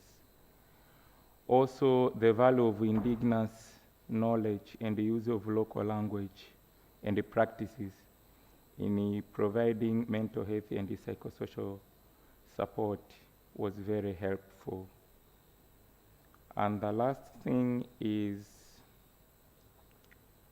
in the process of providing the service, it was learned that all people, including the providers, needed mental and the psychosocial support. Thank you.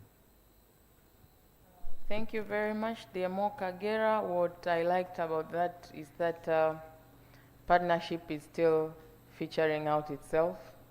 Again, community involvement. No one was left behind. Even traditional healers were part of the response process. So, great legacy left in Kagera. That is why everybody keeps providing references from the Marburg experience. Now let's hear a bit from our academia colleagues, MUHAS, about their legacy and what they were able to do in Kagera and elsewhere during the Marburg EVD preparedness and cholera. Karibu, Dr. Hussein. Thank you so much, moderator.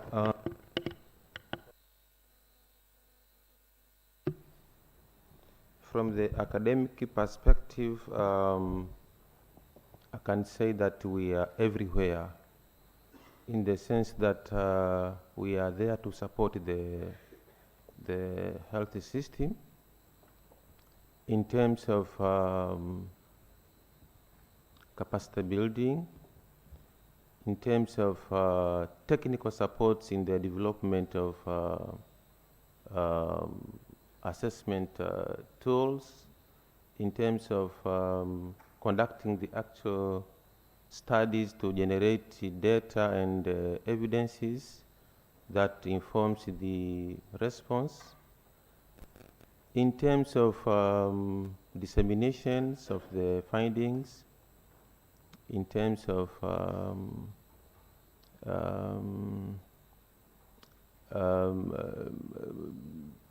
making recommendations to policy change, as well as participating in the development of guidelines, policies, etc. So taking an example of experience of Marburg in Kagera, we at the School of Public Health, together with Minister of Health, Behavioural, we did what we call a response study, because already, as DMO has mentioned, already just after first case was confirmed, the response team was already there at the field. So what we went there was just to see the kind of responses, the kind of interventions that are taking place, whether they will really address the problem and question at that moment. So we deployed the social anthropologists to be part of community and support the RCCE members who were there. But more important, they were like trying to find out what are the cultural issues, what are the economical issues that might exacerbate the transmission of Marburg, and what could be the recommendations in order to change maybe the way the response was being conducted. So in a nutshell, what I can say that we as academicians, we are there really to support the government, to support the partners, to support everyone who is doing whatever, but more important is just to make sure whatever response is being carried out should be evidence-based, and that's our main role. Thank you.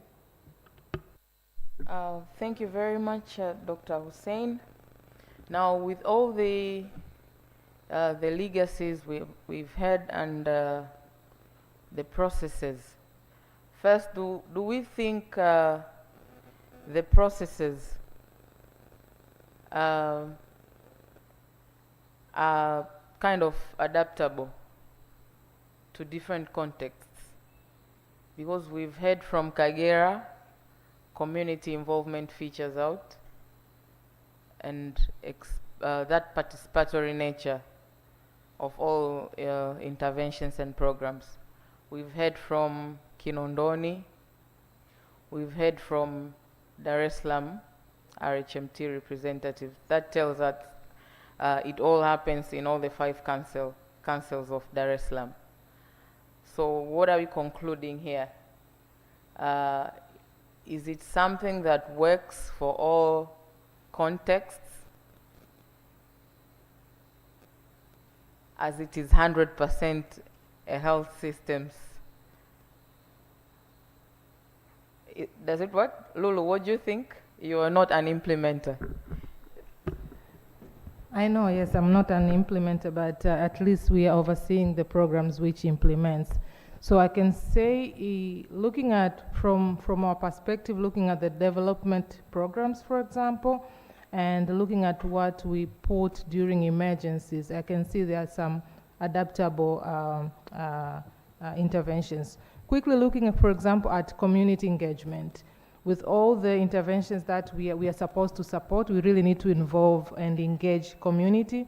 So whatever interventions that we normally do during emergencies, which the main, as they said, the implementers, that community engagement is key. I can see if this can be adapted even in other programs, it will be good, and it can benefit other programs that we are supporting. Then another thing is long-lasting positive behavior change.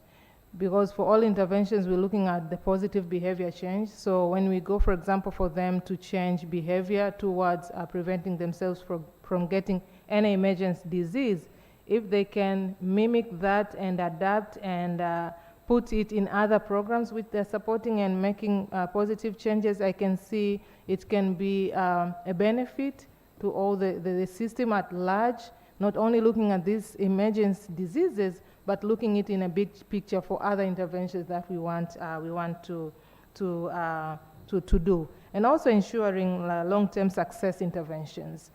looking at what we normally do when we run, but if we can do that for other system strengthening activities or any other intervention that we can, I'm sure we can have long-lasting interventions at large. Thank you. Thank you very much, Lulu. So another question, when it comes to, scaling up the legacies, the interventions, sustaining them or replicating them, what are the key issues? DMO Kagera, what are the issues? DMO Misenyi, what will be the issues? What will it take for you to sustain every effort that was put up during the Marburg emergency? What would it take for you to scale them up? Scale everything good to each and every one of your villages, your wards, and the whole of your council, or even ensure that it is scaled up to other councils in Kagera. What would it take?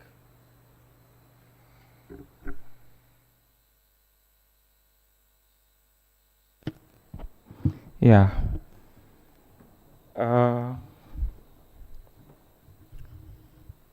I think the important thing is to remind them about the previous public health emergencies that has already occurred and the way we managed to control them.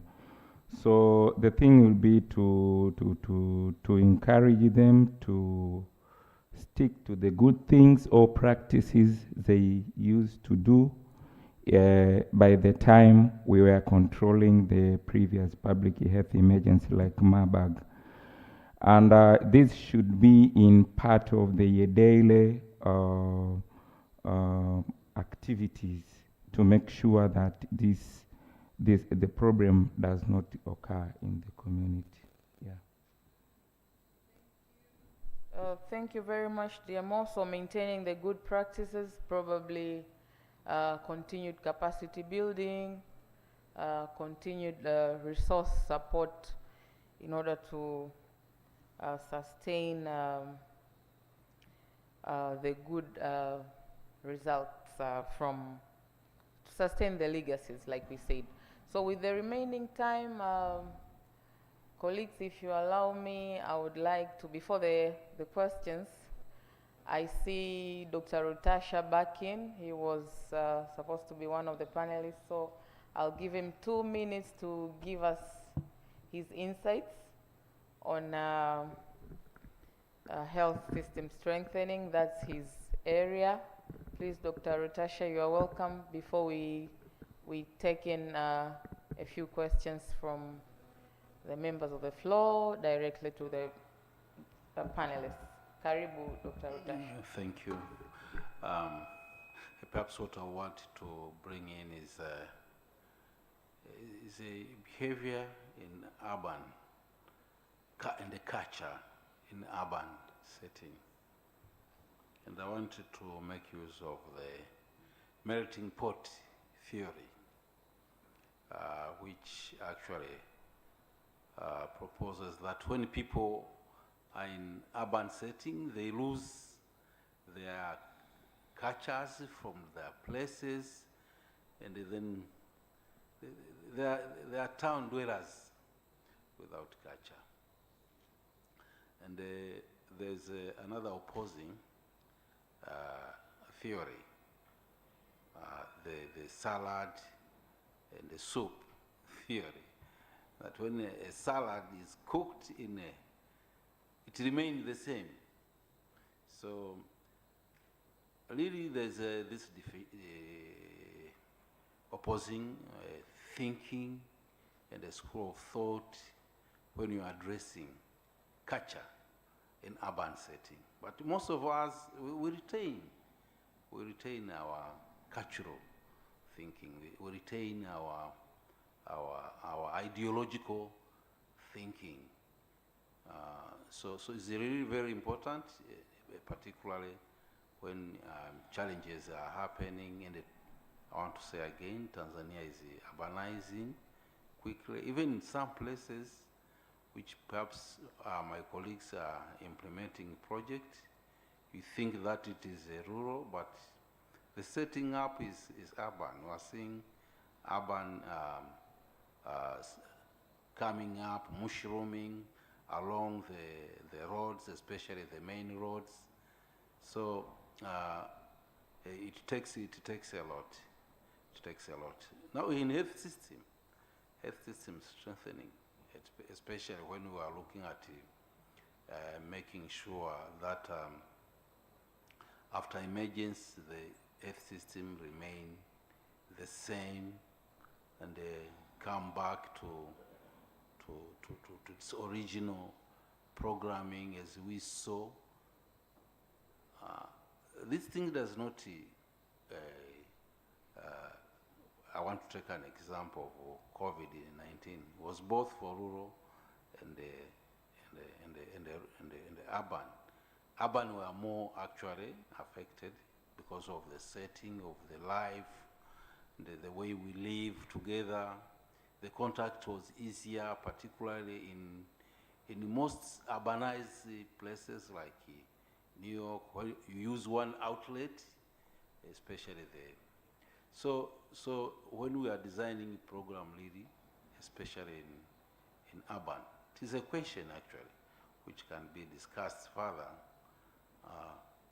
responding on cultural aspect while people are in urban setting. We saw the mushrooming of traditional medicine uptake in both urban and the rural areas. Myself, nilipiga nyungu sana. I don't know if you know nyungu. I don't know how many of us can even count and come up with a study. How many really? I was one of them. And so we still maintain our cultural values, our cultural thinking. As such, urban also setting should not be excluded from cultural thinking. The second is urban setting has also hotspots.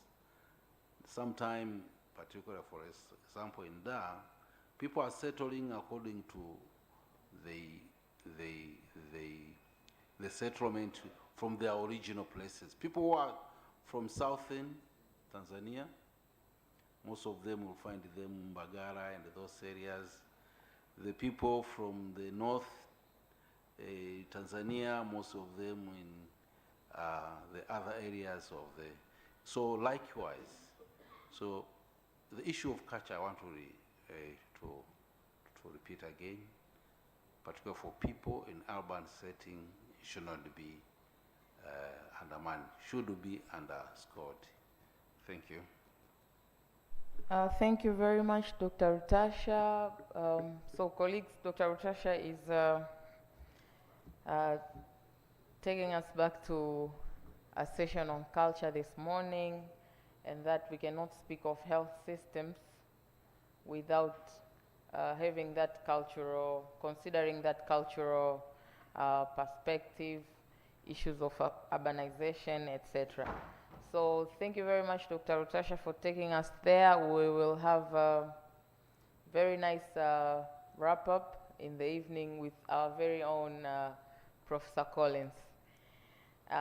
Thank you. I will also give another minute to chairperson of the chairpersons of all the mitaa, the street chairpersons.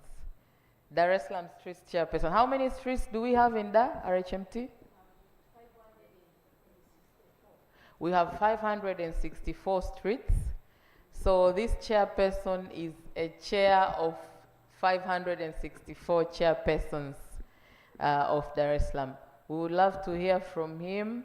We've seen him since yesterday, and everybody's there is at the panelist table is acknowledging their support and involvement in all the interventions with regard to the public health emergencies that Dar es Salaam has been facing. Karibu sana mwenyekiti, tunatamani wajumbe wote wakusikie, so if you're comfortable with Kiswanglish, we'll be very happy. Karibu sana. Okay, asante sana. Nitapenda nitumie Kiswahili ili tuweze Asante, kuelewana karibu. vizuri zaidi. Austin will translate. Kwa majina naitwa Juma Abasi Mwingamno, mwenyekiti wa serikali ya mtaa wa Feri, lakini ndiye mwenyekiti wa wenyeviti wa serikali za mitaa mkoa wa Dar es Salaam. Kwa kweli nashukuru sana kufika kwenye semina hii, lakini nipende kusema kwa masuala ya magonjwa ya mlipuko kuna njia nyingi za kuweza kuwasilisha, lakini ukitumia njia ya wenyeviti wa serikali ya mitaa inakuwa ni rahisi zaidi kuwawasilishia wananchi waliokuwa wengi kwa wepesi, kwa sababu mwenyekiti wa serikali ya mtaa kwa mujibu wa Katiba ya Jamhuri ya Muungano wa Tanzania, sheria ya mwaka 1984 ibara ya 50 namba 15 inaelekeza mwenyekiti wa serikali ya mtaa awe na mikutano kila baada ya miezi miwili, na jambo hili linasaidia sana unapompa taarifa za kuwafikishia wananchi. Inakuwa rahisi, kila baada ya miezi miwili anaweza kutoa taarifa na wananchi wakaelimika. Mfano, swala zima la Uviko 19, tulikaa kikao kwenye ukumbi wa Mlimani City na MDH wa mkoa wa Dar es Salaam, na tukamweleza ya kwamba ikiwezekana atupe hiyo nafasi ili tuweze kushughulikia kutoa taarifa kwa upana zaidi kwa wananchi. Na kweli wakati huo tunapata hiyo nafasi tulikuwa tupo kwenye 8%. Baada ya kuwatumia wenyeviti wa serikali za mitaa tuliweza kufika kwenye 80% ya watu kupata taarifa na kuingia kwenye chanjo.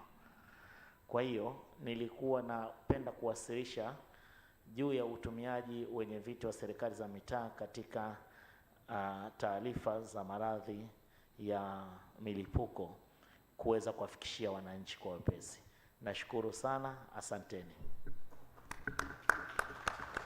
Asante sana, tunashukuru. So thank you very much for Professor Collins and Dr. Shepard. So the chairperson is saying that it's easy to reach the lowest or the least member of each street or every household in their own streets, and this is a mandate given to them by law. So they are very ready to take all the directives, and they have been taking all the directives from the authorities, the regional level that goes to again the council level, and the council level goes to them and the ward executive officers. So that is how they are able to take part in all the public health interventions, in all the public health emergencies that have been going on in Dar, from COVID to cholera. So thank you very much for indicating that.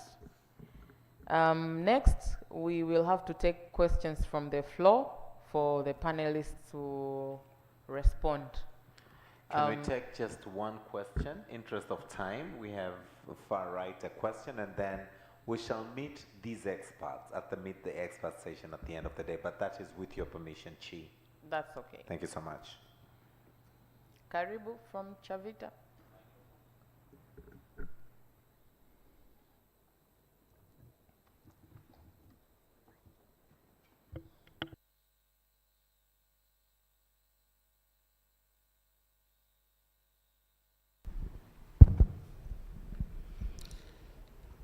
Thank you very much, MC, and also thank you very much for the panelists. I'll just give you a comment that the government is doing a lot to make sure that all people are being reached, but I think we still have a long way to go in making sure that persons with disabilities are also part of this initiative that the government is doing. Up to now, when we are talking about COVID-19, there are a lot of persons with disabilities who have not been vaccinated because they didn't have a proper communication mode to reach person with the disabilities.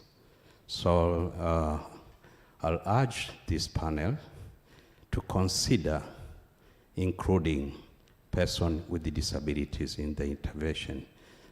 Taking COVID-19 as an example, when you go there trying to count the number of persons who are disabled that were not reached by the vaccination campaigns. Thank you. Thank you very much. So that is the first concern on social inclusion. I'm sure our colleagues from the councils will tell us something about that. Can we have something from Zanzibar? Anything from Zanzibar? System strengthening in Zanzibar, community involvement, participation, community engagement, all the dynamics we've been speaking about here, issues of culture, urbanization that has been brought up in relation to the health systems dynamic. Yes, Dada Tima, karibu. Asante, good afternoon. My name is Tima Twalipo. I'm SBCiE RCC lead, UNICEF Zanzibar Field Office. I'll let my colleague from Ministry of Health, Dr. Magarawa, to continue and give the example. What we wanted to do is just to share the success of implementation of Zanzibar Cholera Elimination Plan. That was a 10 years cholera elimination plan that we have implemented for 5 years now. And as you know, there is no cholera reports from Zanzibar since the start of this implementation. So what are the good things that we did?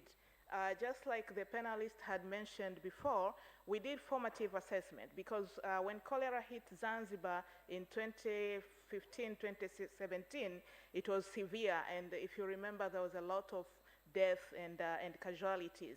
But we didn't want to go in with thinking, the global thinking that these are the factors for cholera progression. So we did formative assessment to determine the factors. And guess what? We realized that about 93% of the people knew about cholera transmission pathways. So knowledge was not an issue. Information was available, but there are different issues, social cultural issues that impended and resulted into cholera progression. One of them was open defecation, especially in some critical areas of Pemba and some areas in Unguja. Why did people do open defecation? It wasn't just the issue of knowledge. It was the issue of culture. Some people used ODF moments as a communal event. So people will go to the, what do you call mahogans? Those trees in the beach, just to defecate as a group of either adults or youngsters and talk about many cultural things, stories in the community. So it was like an event, place to socialize, but also people could not dig the toilets given the environment. Some areas in Pemba are too rocky. You can't afford to do to dig the toilet using the normal tools. But also, some availability of water in the areas was also an issue for enhancing ODF. So what we did after we got this information on the SBCiE CAP study, we prepared messages that supported this change of behavior, but also we work with the whole system. Of course, given the context, Zanzibar is very small, but I think it's something that can also be done in the mainland. We work in the whole system. There was multi-sectoral partnership with all key ministries, Minister of Health, Education, second VPO as the custodian of the ZASEP plan, but also we had good political support that helped us. House of Representative members were the custodian of the ZASEP implementation, but also on the community engagement, which also up to now continues. We engaged everybody from the CHVs, whom you call CHWs here, special women groups. We have women madrasa groups which are very powerful. Of course, they moved to office and the shehas that you call village leaders, I think, in the mainland. So we had this, and we had timely implementation of these activities.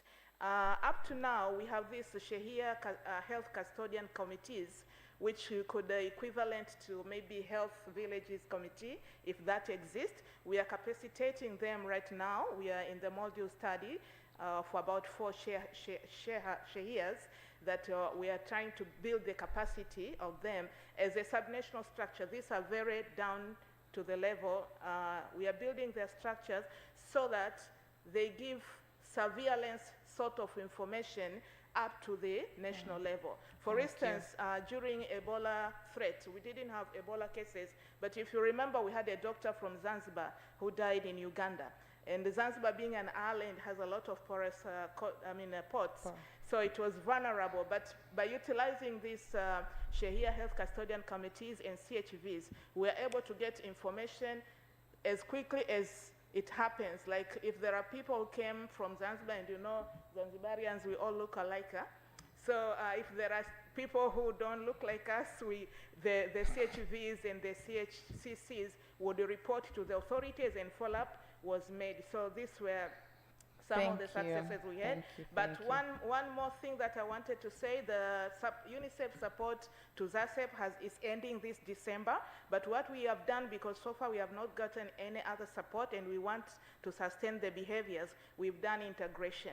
So every project that is happening in Zanzibar, whether it's UNICEF, whether it's WHO or another colleague, we have our Minister of Health integrate the continuity SBC. So maybe thank you, my colleague from HPU. Thank you, Dada Tima. We will interact with Dr. Magarawa in the Let's Connect sessions for the sake of time.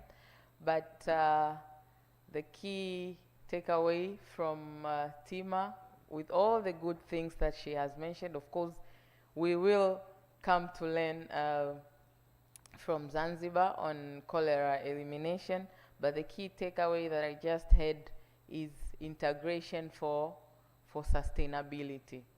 Integration for sustainability.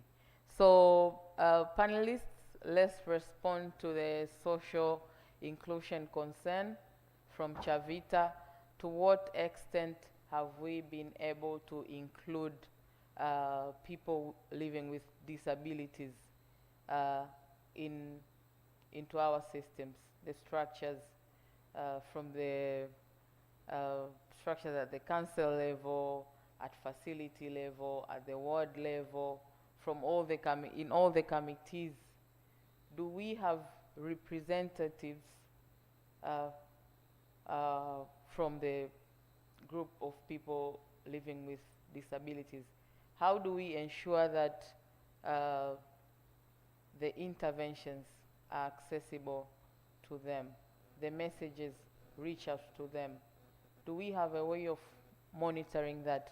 Because we still hear that coming out clearly as a concern. Yesterday during partnerships, and now again on system strengthening. Karibuni, colleagues. Asante, naomba mimi nianze kuzungumzia hilo.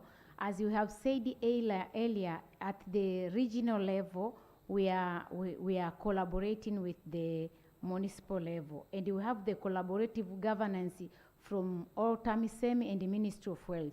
So at the regional level, once we hear that there is an outbreak, what we started with is the preparedness. And preparedness at the regional level started from the region, involving all the departments at the region, creating awareness about what is going on. Then we go to the directors and DC of all the municipals, and then from there we come to the coordination team, where we have the representative from all the municipals who comes to the meeting every day in the morning, telling us what is going on, what went on yesterday, how far have they gone through. So from there, we create awareness at the municipal level for different groups.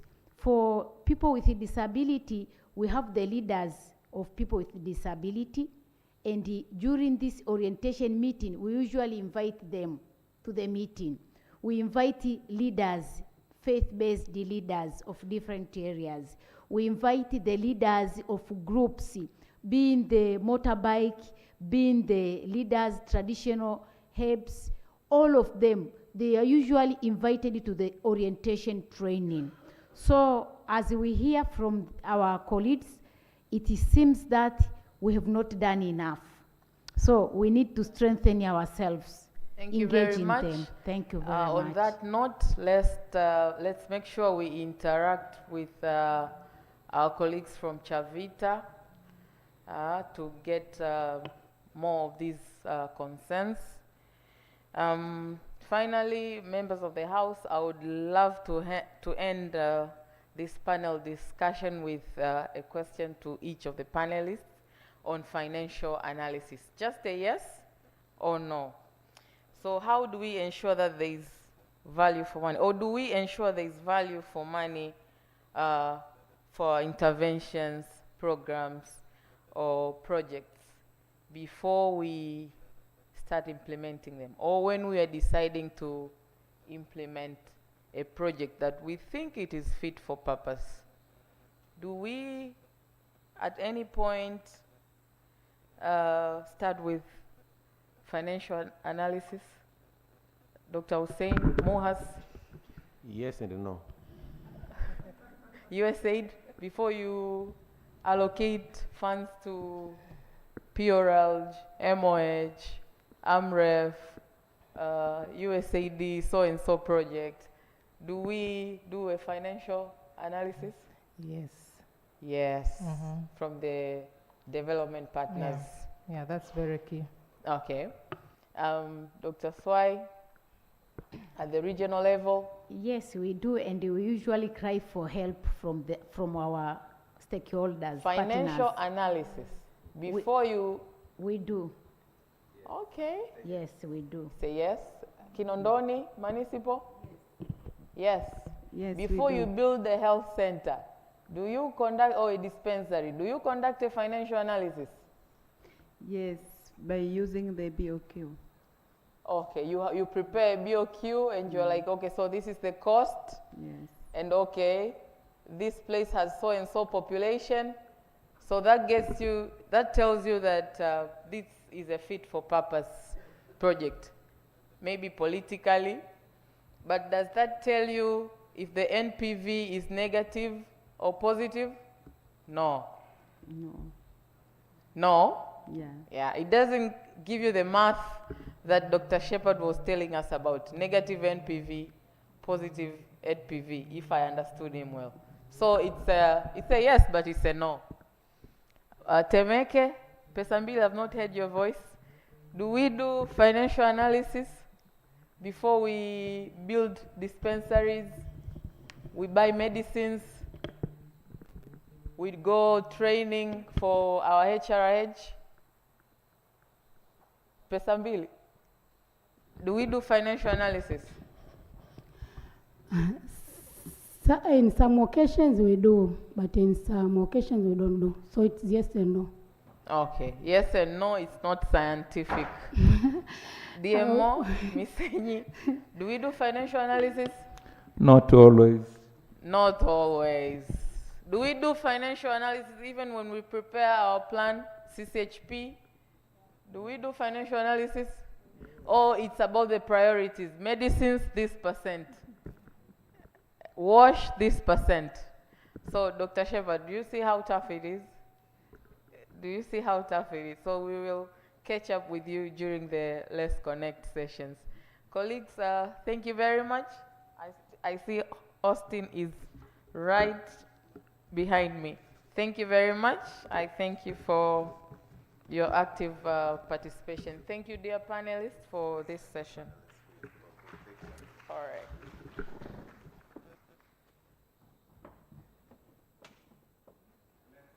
Together once again for Dr. Chi for a powerful moderation. Thank you very much, Dr. Chi.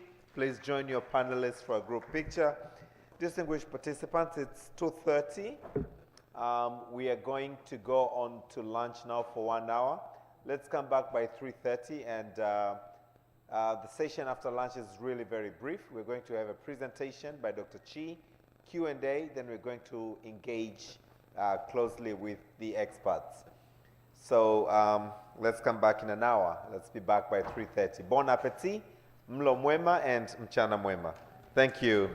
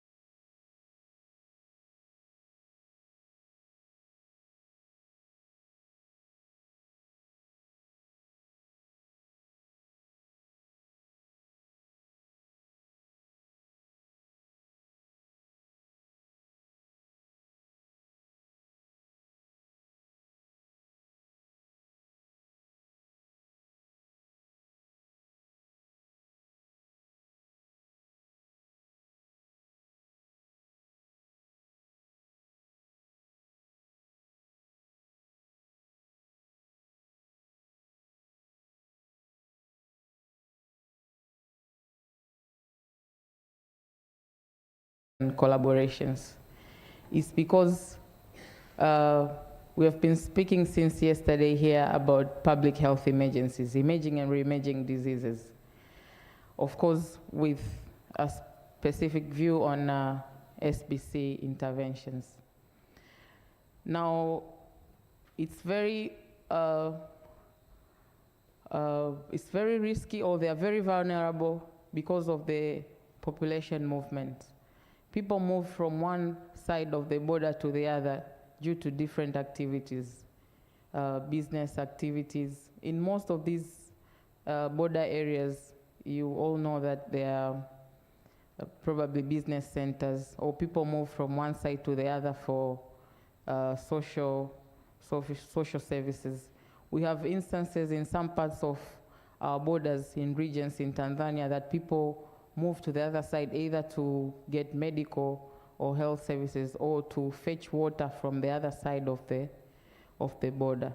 So that is why we think, even at that small scale, it's very important to speak about these solutions and collaborations and the partnerships and the system strengthening and the cultural perspectives in all of this, including the cross-border view.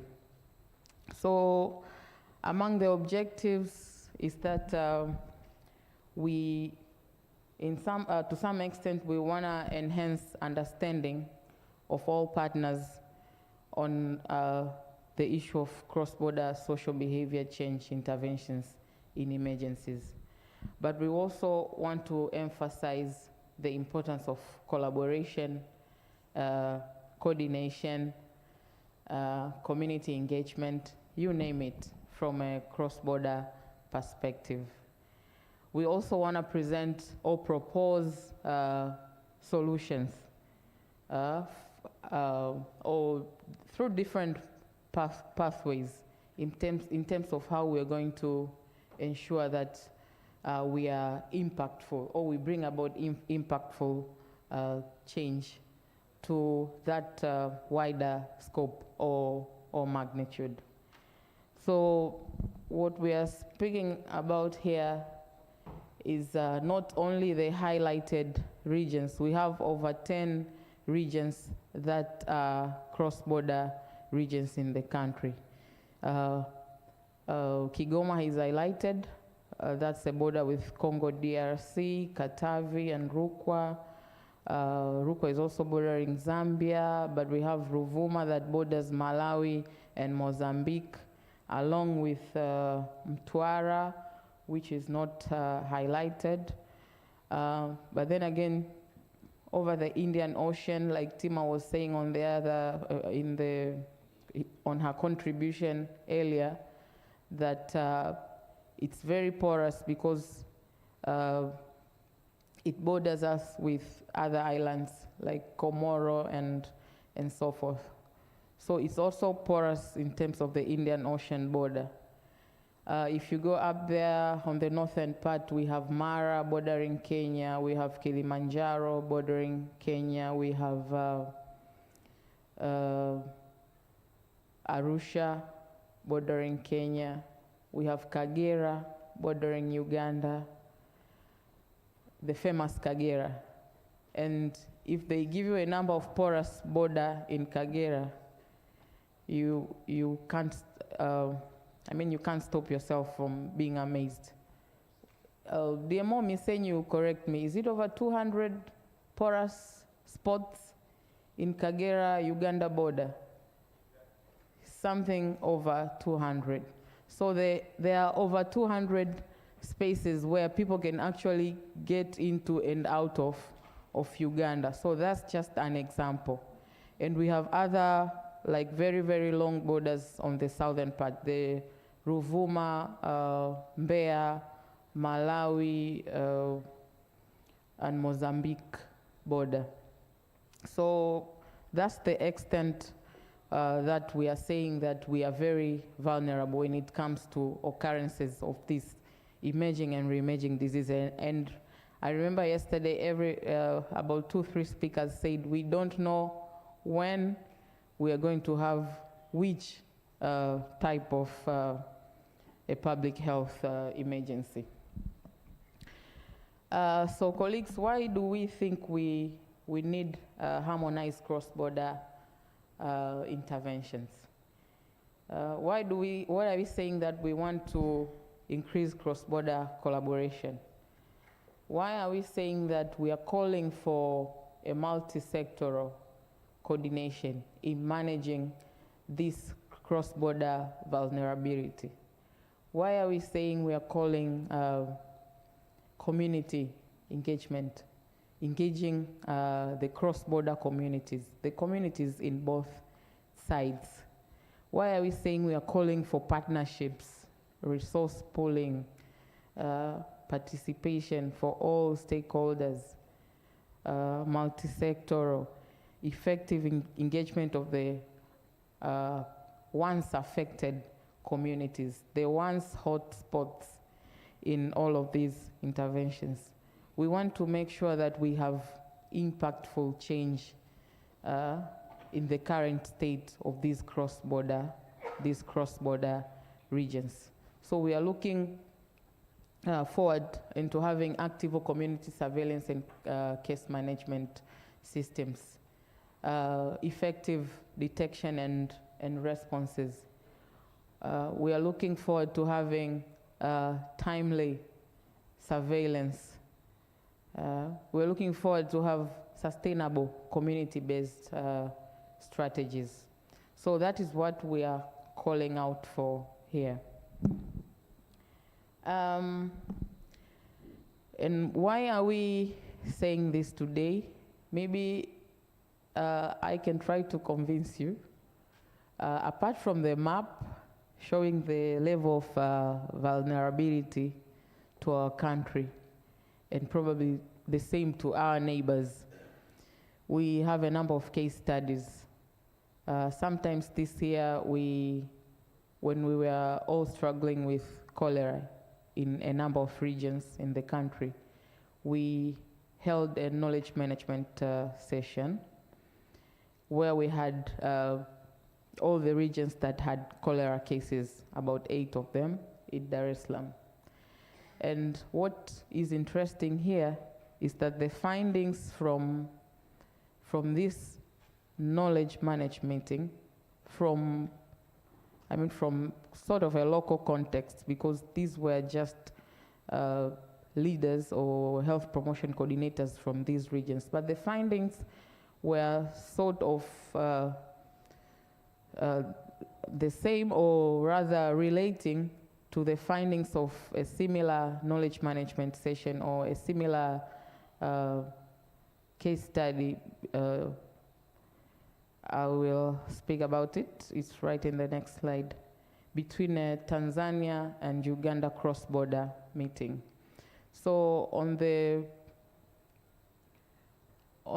8 regions knowledge management meeting, we had findings like issue of non-frequent cross-border joint meetings, cross-border regions joint meetings. If it is Mbeya, then a meeting between the regional health management team on the side of Kyela and that of the other side, Malawi.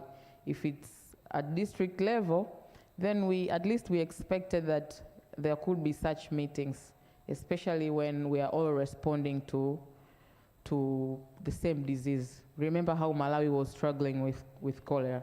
So there were no such meetings, the joint meetings. But again, that goes along with lack of joint preparedness and response efforts. So everybody was, fighting on their own. But remember, patients and cases come from each side of the border. So sometimes people are coming from the mines in Malawi and they come to health centers and dispensaries in Kyela. And the same for some parts of the border for the Tanzania. People go to fetch water from to the Malawi side from the Tanzanian side. But there were no joint preparedness or response efforts. And that applied even for our own regions in here. That Kigoma is fighting on their own, Katavi is responding on their own, you name all the other. Dar es Salaam is responding on their own. Of course, there might be some differences in terms of the context, but at least we were expecting them to learn from each other. The issue of limited resources, so that is why these meetings are not being held. I mean, that's a quick response you would expect, that we don't have the resources to hold these meetings.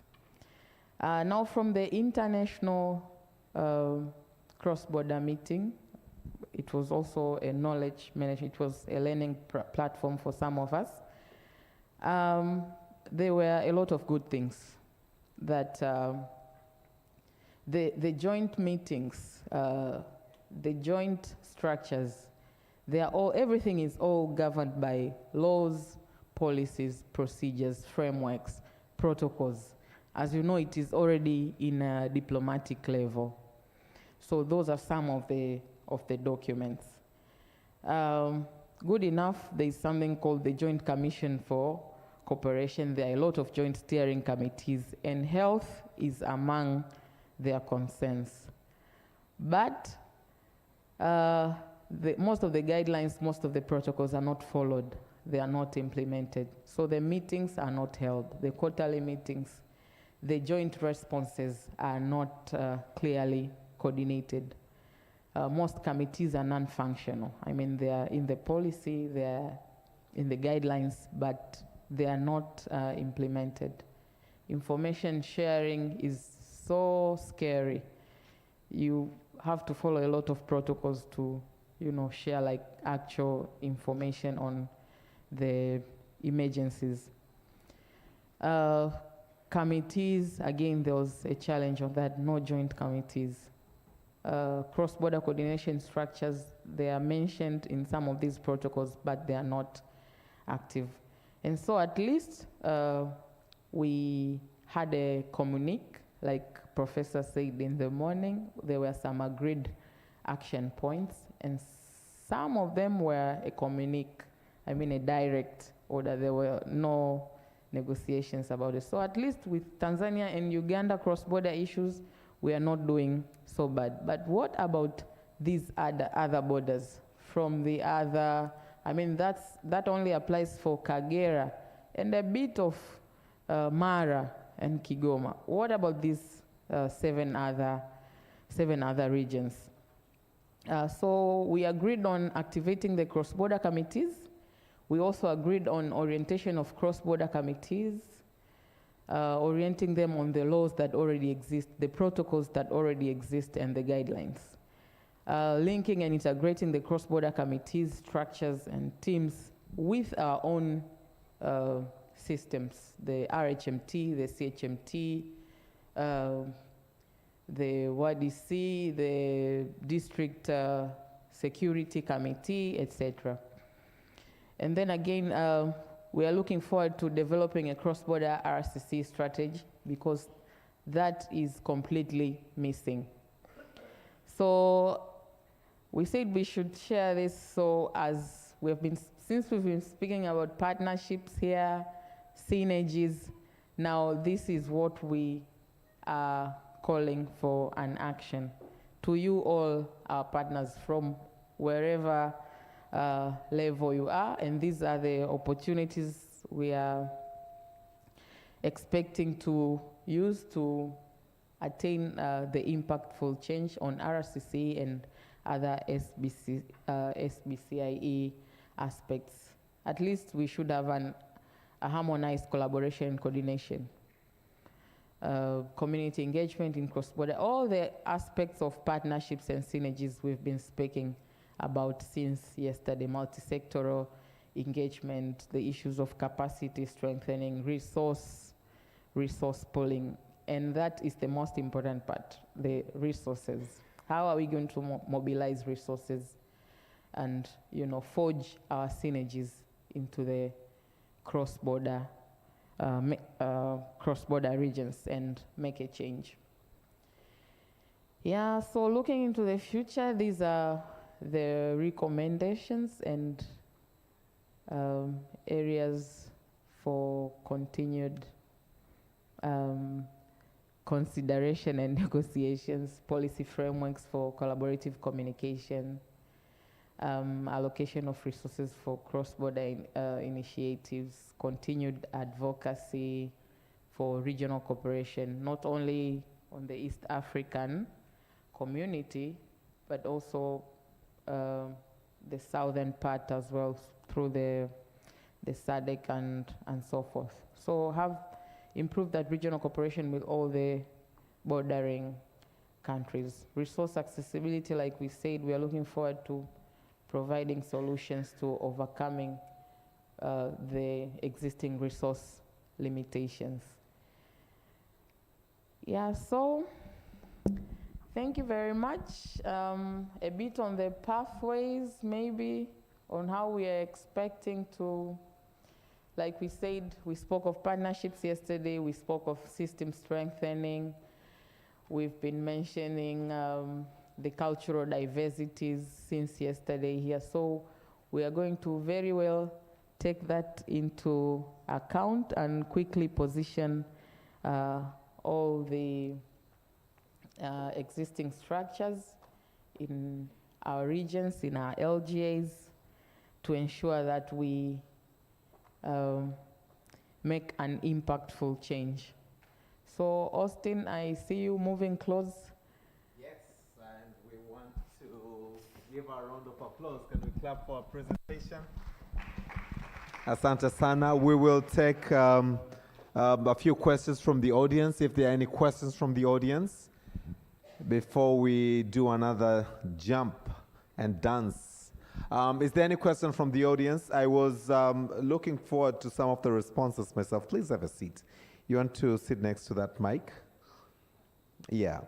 So I was looking forward to, you did mention 4 or 5 points as in onto, for instance, if Kenya has an outbreak, is Tanzania safe or is Uganda safe? If there's an outbreak in Uganda, are we safe? Is Uganda safe?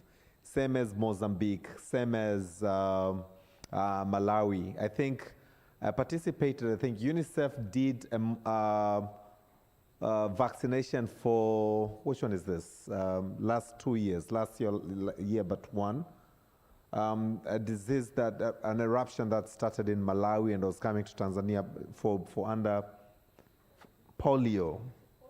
Yes, for the under 5s, yeah. So I had 2 under 5s then, and I participated in promoting so that many people participated into the jabs for the children.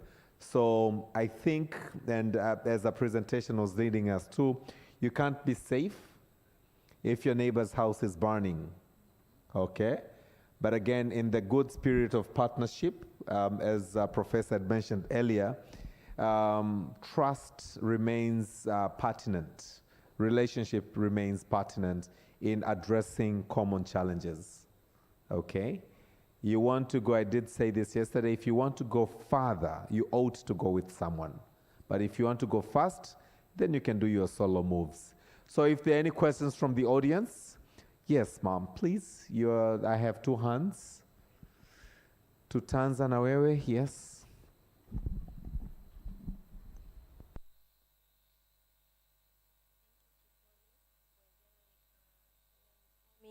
Presentation. Mine is just a reflection. I see we have an opportunity of interministerial collaboration or partnership. When I see SBCiE or health promotion section, I see it goes hand in hand with the surveillance. So whenever there is another forum, it's an opportunity to be with the surveillance team. Thank you. Thank you so much. That is an opinion, an observation, a contribution to CiE's presentation. And I believe, and I stand to be corrected, I worked many years ago with an organization called EXA, which is East Central and Southern Africa Health Community. And we did a lot of monitoring, cross-border or border monitoring to ensure that, yes, please. Karibu. You, sir. You had your hand up, yes. Okay, thank you very much. This is just some two quick comments, not questions. When we talk of cross-border, let's remember also that these days the airport and other ports of entry can also be cross-border. So we also have to keep an eye on that or those as well, apart from the geographical borders. And then secondly, when you talk about cross-border meetings and so on, I think let's also remind ourselves that we have communities, cross-border communities, and sometimes they are not actually cross-border. They are cousins and relatives who live on different sides of the border. And they do interact quite closely. They also know exactly what's going on among themselves. So we will come back to the community-based disease surveillance, which we will talk about tomorrow. We need to strengthen that on top of these committees that you are talking about. Those are actually the next step. The first step always starts from the household and the community. So I just wanted to mention those. Thank you. Thank you so much, Dr. Professor. You reminded me of a quick, healthy discussion over lunch where we spoke about Chaga women crossing borders to Kenya looking for boyfriends. So it's not necessarily cousins and uncles and aunties, but we also have girlfriends and boyfriends in the spirit of integration. That is also acceptable. But again, you also reminded me of, I think, a COVID case emanated from Kilimanjaro International Airport. So you're absolutely right. But again, let me give Chi the opportunity to react to the comments that have been shared. Thank you, Austin. The first one was a reflection on involvement of key people. It was about interministerial collaboration. So yeah, we have taken that, and towards the cross-border program, we will be sure to take that into account. You know, it's always about resources. Even when we were doing the knowledge management, we wanted everybody to be there, because at the end of the day, we know when it's about an emergency, it's not just the health promotion people in the councils and the regions. It's even the whole RHMT. It's even the whole rapid response team. It's not just the health promotion people with the RCCE. So yes, but as I said, we are calling for partnerships on the cross-border program. We are calling for collaboration, coordination, multi-sector engagement, and everybody's participation. Yeah, thank you for the insights. Dr. Achai, thank you very much. Yes. Almost, I think I should have said that all the regions in the country are cross-border regions. Yes, we are saying, we are looking at the physical borders, but at the back of our heads, we know that Dar es Salaam is in, Zanzibar is in, Mwanza is in, and almost every. So this is actually, it's moving with the whole thing. That's why we are calling for a bigger action. We have done it a little on specifically for cholera, but there are other diseases. We've had polio and measles coming from the southern part of the country, from our neighbors. So yeah, thank you very much, Dr. Achai, for reminding us that, yeah. Thank you very much. So can you please stand up so we have a picture of you? And then can I also invite Professor Collins to the stage to do the wrap-up? And then I will announce of Meet the Partner session. We're going to do one wonderful song of all the regions in Tanzania. Hold on, where are you going? I didn't allow you. Professor Collins, please join Dr. Chi. So of all the regions in Tanzania, both mainland and Zanzibar, which has been the most pronounced region in this meeting? You're right, just say it loud. Kagera, okay. So do we have people from Kagera in the room? By the show of hands? Just, let's be proud. Okay, I'd wanted to say those also were married by people from Kagera, but your hand is already up. So if you are also married to a spouse from Kagera, I'm dedicating a very special dance after this wrap-up session in honor of all the people from Kagera, just to assure you that we are with you. We are not leaving anyone behind, and we love you. So please take us through the wrapping up session, whereby Dr. Chi will go through the notes for the day, the highlights of the day, and then we shall have a word of wisdom from Professor Collins. Please take your seats. Thank you very much, Austin. Colleagues, we've had a lot since morning, and I bet some of us are still digesting the complicated diagrams that we started with in the morning. It all started with a lot of useful insights on culture. Well, I remember a few, only except that they are very confusing. Who remembers one? I remember the one who owns is better than the one who knows. Have I said it the right way? The one who owns a horse is better than the one who knows how to ride. So let's go home, or let's go to the expert session digesting that. Everyone would think that the one who knows is actually the powerful one, but it's actually the one who owns. And we have actually, in the afternoon during lunch, I had some people applying some of the sayings Professor Collins shared in the morning. That, hey, how come you want to go to your home through my compound, through my gate? I heard a few people applying those sayings. So you can see how insightful it was. So thank you very much, Prof. But again, on the panel about culture, there were a lot, it was very informative. There were a lot of experiences shared in terms of content, things to consider, the issues of cultural diversities. And one thing that I took from there is that sometimes you think your own is not very, it's not very okay. You can't be proud of your own. I'll give you an example. When I was in primary schools, in the first years of my life, I was not confident to mention my name in front of an audience, even in class.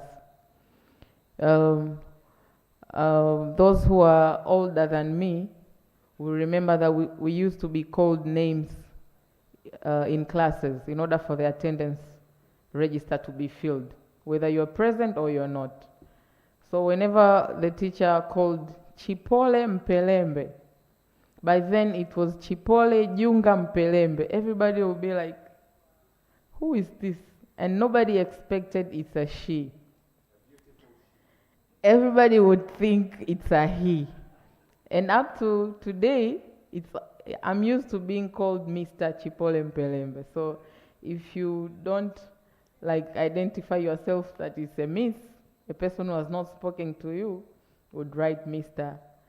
So why was I not confident to mention my name in audiences at that young age? It's because I was not proud. People were proud of, some good names, the religious names that we have.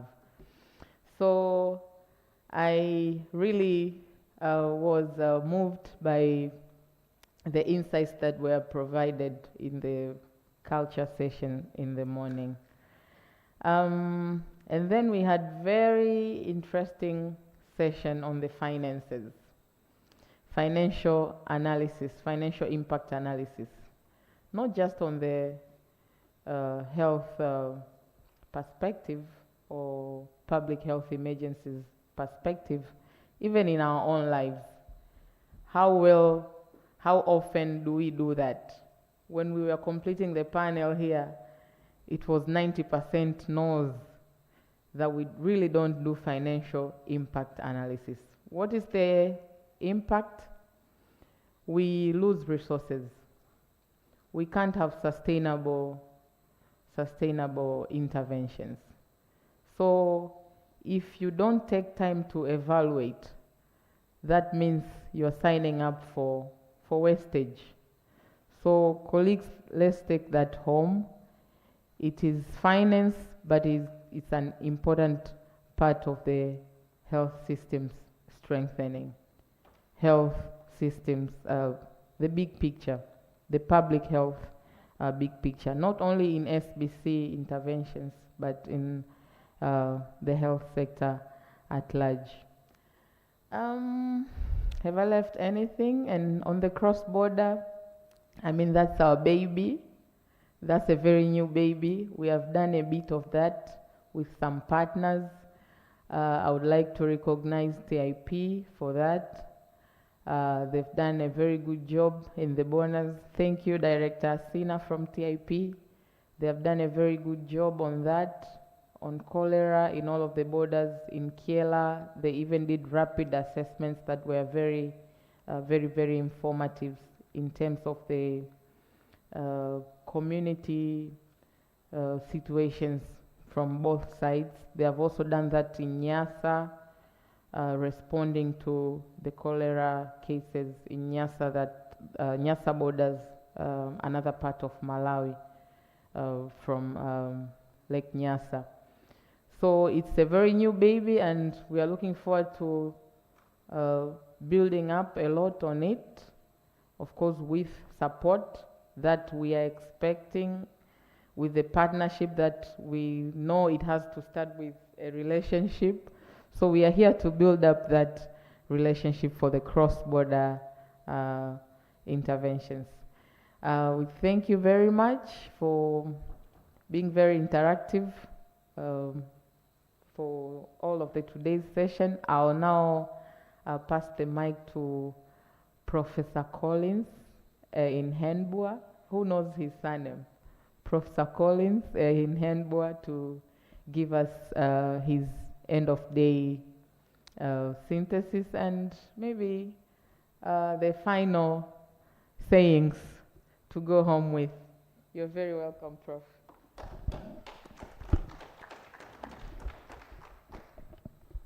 Thank you so much, Dr. Chi, and thank you to the chair who's really kept us on track. I know we see him coming sometime, we start teasing him or say you're encroaching, and it's not an easy job, but someone has to do it, making sure that we all do stay on track. And thank you for the work you've done. I think for me, it was actually after I spoke this morning that I looked up and I saw our teacher looking down on me.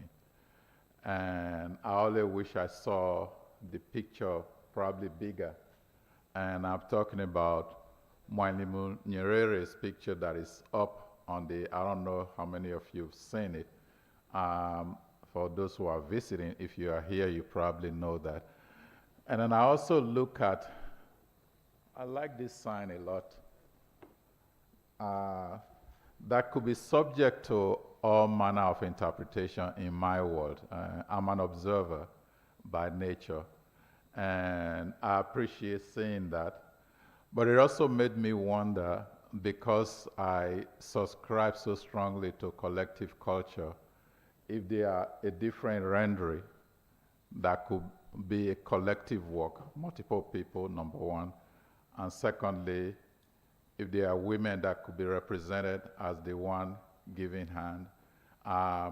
Again, because when one thing stands, another must stand beside it, we have to first give credit and praised for coming up with this idea, but at the same time questioning the question as to if we were doing it in a different way that represent the teaching that we've learned from our great teacher, are there a different way that we might represent a collective way? So my reflection is more of how do you leave a meeting like this thinking about what you can be doing in the absence of nothingness, no money, nothingness. What can you do? What ways are you imagining this? I started with, do you know who you are without what you do, as a mantra, and I often introduce myself. I say, yeah, the professorship and all those title things, and that is fine. But really, when I introduce myself, I would say I'm a father, first and foremost. Then I'm a husband, an uncle, a brother, a teacher, and then most importantly, a student. And because that allowed me to engage at a very different level that is not based on credential. And that is the level at which I can have a conversation with any group.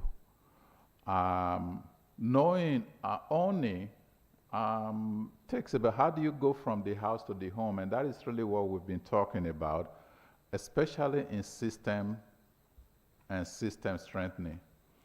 So when we started the UNICEF think tank on social and behavior change some 2 years ago and wrap up after 3 years ago actually, and ended it last December, one of the things that I was very interested in is that if you say strengthening, then it assumes that everything is fine. We just need to strengthen what is there. What if it's a rotten apple, as somebody said? What if it's something that is really not good? Do you want to strengthen a weak foundation? Because the entire structure will eventually collapse. So we wanted to look at, yeah, there are instances where you may strengthen. There are instances where you need to change. It could be the persons in leadership, or it could be whatever tools you are using. There are instances when you need to transform, which means the thinking has to be thoroughly changed.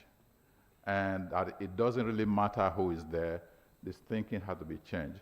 So we said, what if you put strengthening, change, and transformation in the middle, and on the left you say institution, on the right you say community? Because what typically happens is that when we're asking for change, we want community to change. We don't think the institution should change because we are supposed to be the all-knowing people, the experts, the organization leader. We can just strengthen because we don't really see anything wrong with us. We can just strengthen what is the community that should change. Is the social that should change, not the values of the social. So a part of the thinking was that all of those things applies at both levels. Any changes we are expecting in the community, we should be expecting some changes at the institution level. By this, we are talking about university, UN agency like UNICEF, implementing organization, government. So let's look at in what ways, if we are looking at trust in the community, trustworthiness at the institutions, how to bring about the necessary changes. So that has to be a part of how we think about this. Anything we are asking for of the community, we should be asking ourselves as members of organization that is partnering. Then I talk about the positive that is very important. 564 streets with chair in each street, that is a powerful institutional structure that many cities and countries do not have. I live in Atlanta. I know we have 26 what is called neighborhood planning unit that a mayor many years ago created as a space for people who live in particular community to have a conversation very similar to what I'm sure will be going on in the street committee, where the chair is reporting as what is happening in our neighborhood. And It was 26 because they used the 26 letters of the alphabet to group Atlanta together. But street, it just took me back to growing up in Nigeria when we will have issues of insecurity. Some streets will create their own organization to provide security for each street. So there are positive things that you already have that you're working on. But finance and resources keeps coming up. I just did a paper with my former student because I saw a report that says philanthropy, Africans only give at a 5% rate, and then US is big, and in terms of foundation, it was looked at foundation, looking at the importance of foundation in giving, because we're talking about donor giving. And it troubled me. I said, something is wrong, because this is my question in the question. If it's philanthropy the way we understand it through foundation, yeah, that makes sense. But that's really not the issue. What we are really interested in is generosity and giving.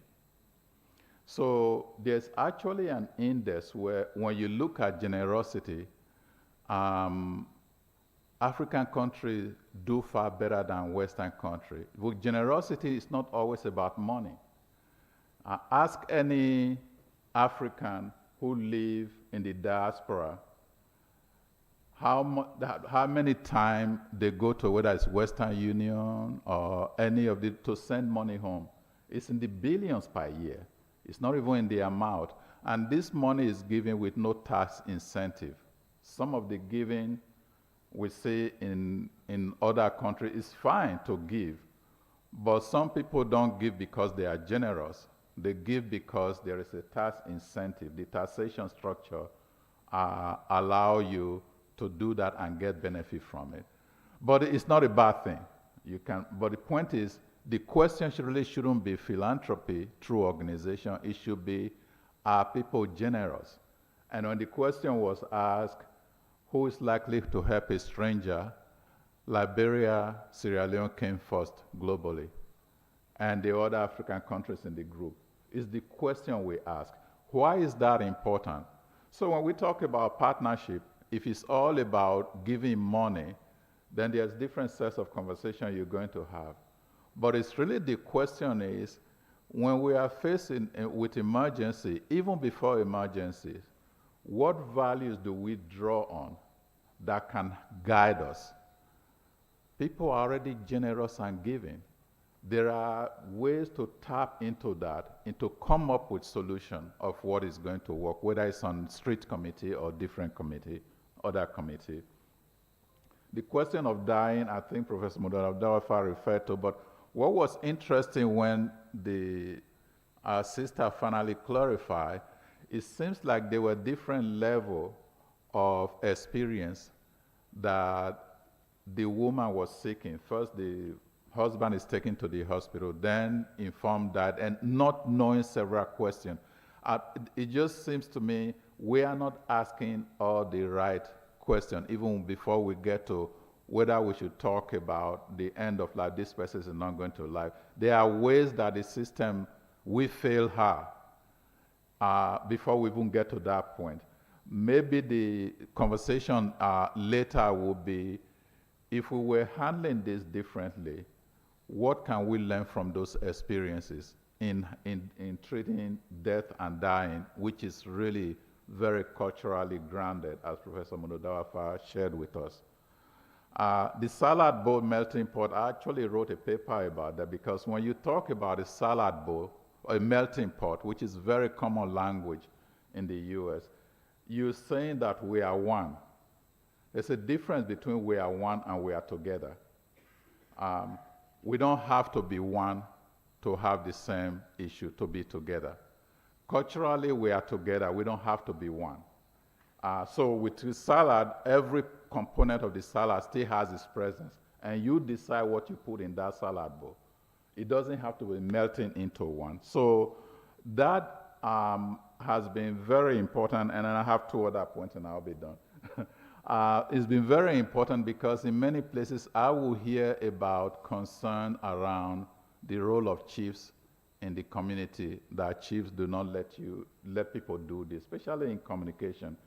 And I often tell my colleague, do you know we have chiefs everywhere in institutions, in places? A lot of academics don't understand because of the way of environment is structured. If you are in the US, you work for the Centers for Disease Control, CDC, you have a chief. If you work for the NIH, you have a chief. How do this play out? Try and, if you are high enough as a director or a chief of a division, you cannot come to this meeting and say you are going to speak without having a script that the people designated by the chief has reviewed to make sure you are not saying anything they don't want the agency don't want you to say. It applies to NIH. Sometimes academics perpetuate this illusion of free expression because they don't understand how their own organization work. I was a dean at a college. When I was a faculty member and became a department head, I still had certain freedom. As a dean, there are just some things that I wouldn't go to a meeting and say because I'm not speaking on behalf of the provost and the president, or it would be sanctioned. So there are chiefs everywhere. That you have a chief is not an obstacle. The role of the chief, it doesn't matter where you go, is actually to monitor behavior and ensure that the issues are well represented. Do some abuse it? Yes, just like they do in our system. We had a president that was promoting drinking acid as a cure for COVID. What are you going to do? So because of that, we're going to condemn all presidents in the US. No, you have bad actor, whether as chief and everywhere. So let's be very careful how we only see negative in the community and never examine our own work. What have we learned from CDC? What have we learned from COVID-19? That denial cut across education level. You can have a PhD and be president or minister and still don't believe in vaccine. It's still today. So we should no longer look at people in the village because they don't have the education, they are not credentialed as we think, and call them ignorant. Because that is, you may use that as a judgment base, but for behavior and social change, that no longer applies. We know now some of the things that many of us have been saying for years, that it's not just a matter of how many degrees you have or whether you have certified education credential. There's a mindset and a value to it that we need to be able to address. But more than that, we've also learned that ventilation of infrastructure is one of the ways US and other institutions come to realize you have to prepare for any airborne disease. Because very early on, some professors from Stanford were screaming, jumping up and down the table, saying to CDC, stop telling, we don't say stop telling people wash their hands, but stop presenting it as though, you talk about communication, that you just wash your hands, social distance, that is enough. They were saying it's airborne, it's airborne. Government controlling information. The government was many government who knew about this were afraid that if the public knew, there would be widespread panic. So it was shut down, it wasn't talked about. But organizations like Delta Airline started letting people know that if you fly the airline, the ventilation system is actually better than what you have in the building because the air goes through the wall and out. But 2 weeks ago, a professor at Harvard was featured on a popular program, 60 Minutes, to talk about now he's been partnering for the past 3-4 years with organizations like Amazon in building new structure to create better ventilation.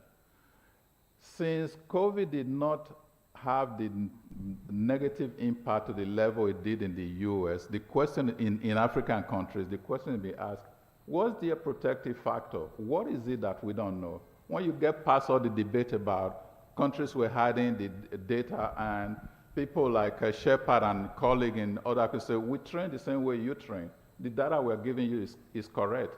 And Geneva, New York, and London is saying, no, something must be wrong. No, it is correct. The fact is that the impact measured by death rate is much lower. What is it that was being done that is here that you are looking at in terms of well, within not just Tanzania, in other regions. Data quality, data relevance. Quality is one, is the relevance of the data. What are you collecting along some of the things that I'm said. I would just end with a story you share with me, Professor Monodadawafa. We talk about border crossings, system strengthening. What do you have in place to build on? Two political leaders who were debating over whether people are crossing from your country to mine in terms of trouble. And one person, the two leaders finally met, and one said to the other, so if I plant a tomato in my house, in my compound, it grows and creeps into your compound, but bears fruit in your compound. Who owns the tomato? If you can figure that out, do you understand that, first of all, we talk about communication strategy, there are ways that leaders communicate. The reality is that you have rootedness in one country, you have bearing fruit in another country. So in your conversation about border crossing, who owns the fruit of what started here? It's a way of saying there are shared ownership that goes beyond when crises happen. If you are able to establish some conversation around, there's so many things that are shared by this country cultural, this border country culturally, that should be the initial foundation of border conversation that you can build crisis mitigation on. If the reason to come together is to simply talk about crisis, I think it's a limited and missed opportunity. There's a rich history about the countries that are connected that needs to be a part of the foundation of our conversation. Thank you. A bigger round of applause, ladies and gentlemen, for that powerful closure of the day. Before our exit song, I would like to make a quick reminder of the next session. So we're going on to Let's Connect with the Experts. So on the first floor, we have Meru, which is overlooking, they're facing each other with Udzungwa. So the following experts will be in Udzungwa. Okay? Professor Gasto, is Gasto here with us? Not today. Okay. Shepherd, just stand up again, just to, you know. Shepherd will be at Udzungwa. Dr. Priscilla will be at Udzungwa. Dr. Yahya Ipungwe, I have not seen him today. Ipungwe is not in today. Professor Egidius has stepped out. Godfrey Achaye, he is going to be at Udzungwa. Then I'm not sure if Gemini is here. Mtei, Dr. Gemini Mtei is not, probably not tomorrow. Then Peter Mbuji. Okay, so those who are going to be at Udzungwa, please, can you again, may I just request you to please stand up? Achaye, can you please stand up? So the two gentlemen and the lady are going to be at Udzungwa. Now what the organizing team has done is they've put up cocktail tables right outside the rooms, and there is tea there. So you can just grab your quick cup of tea and interact with all the experts, including Professor Munodawafwa is going to be at Meru. You can sit, Shepherd. You're going to be at Meru, okay? I've not seen Kakoko today. I've not seen Felix. Dr. Rutasha, he was right here. He slipped out. Dr. Rutasha, Professor Nyamuhanga, please stand up. Professor Collins, and I think Awet has stepped out. So if I can ask you, Professor Wafab, to please stand up again, and Professor Collins. Okay, so we're all gonna be on the aisle at the first floor, outside Udzungwa and Meru, where tea is served and we can interact with the experts in the room.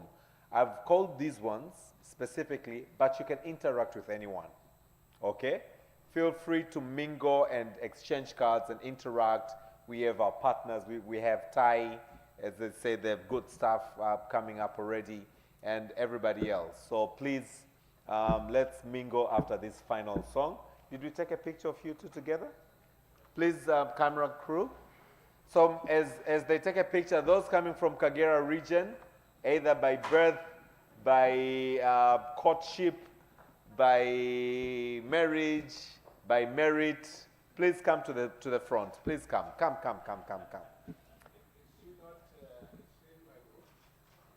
Oh. She's an expert, yes. So it's a free mingle. Yeah, we go on the first floor to mingle. Please, those coming from Kagera, please come. We've been speaking about cultures today, so let's experience firsthand beautiful higher culture. Come. When you get to the stage, Dr. Chi will also join you, representing all those who are... Dr. Chi, please join people from Kagera on the stage for a quick exit. For a quick exit song, yeah. For a quick exit dance. Please come to... for those who do not know, Kagera region is the one that is leading with many PhDs in the country.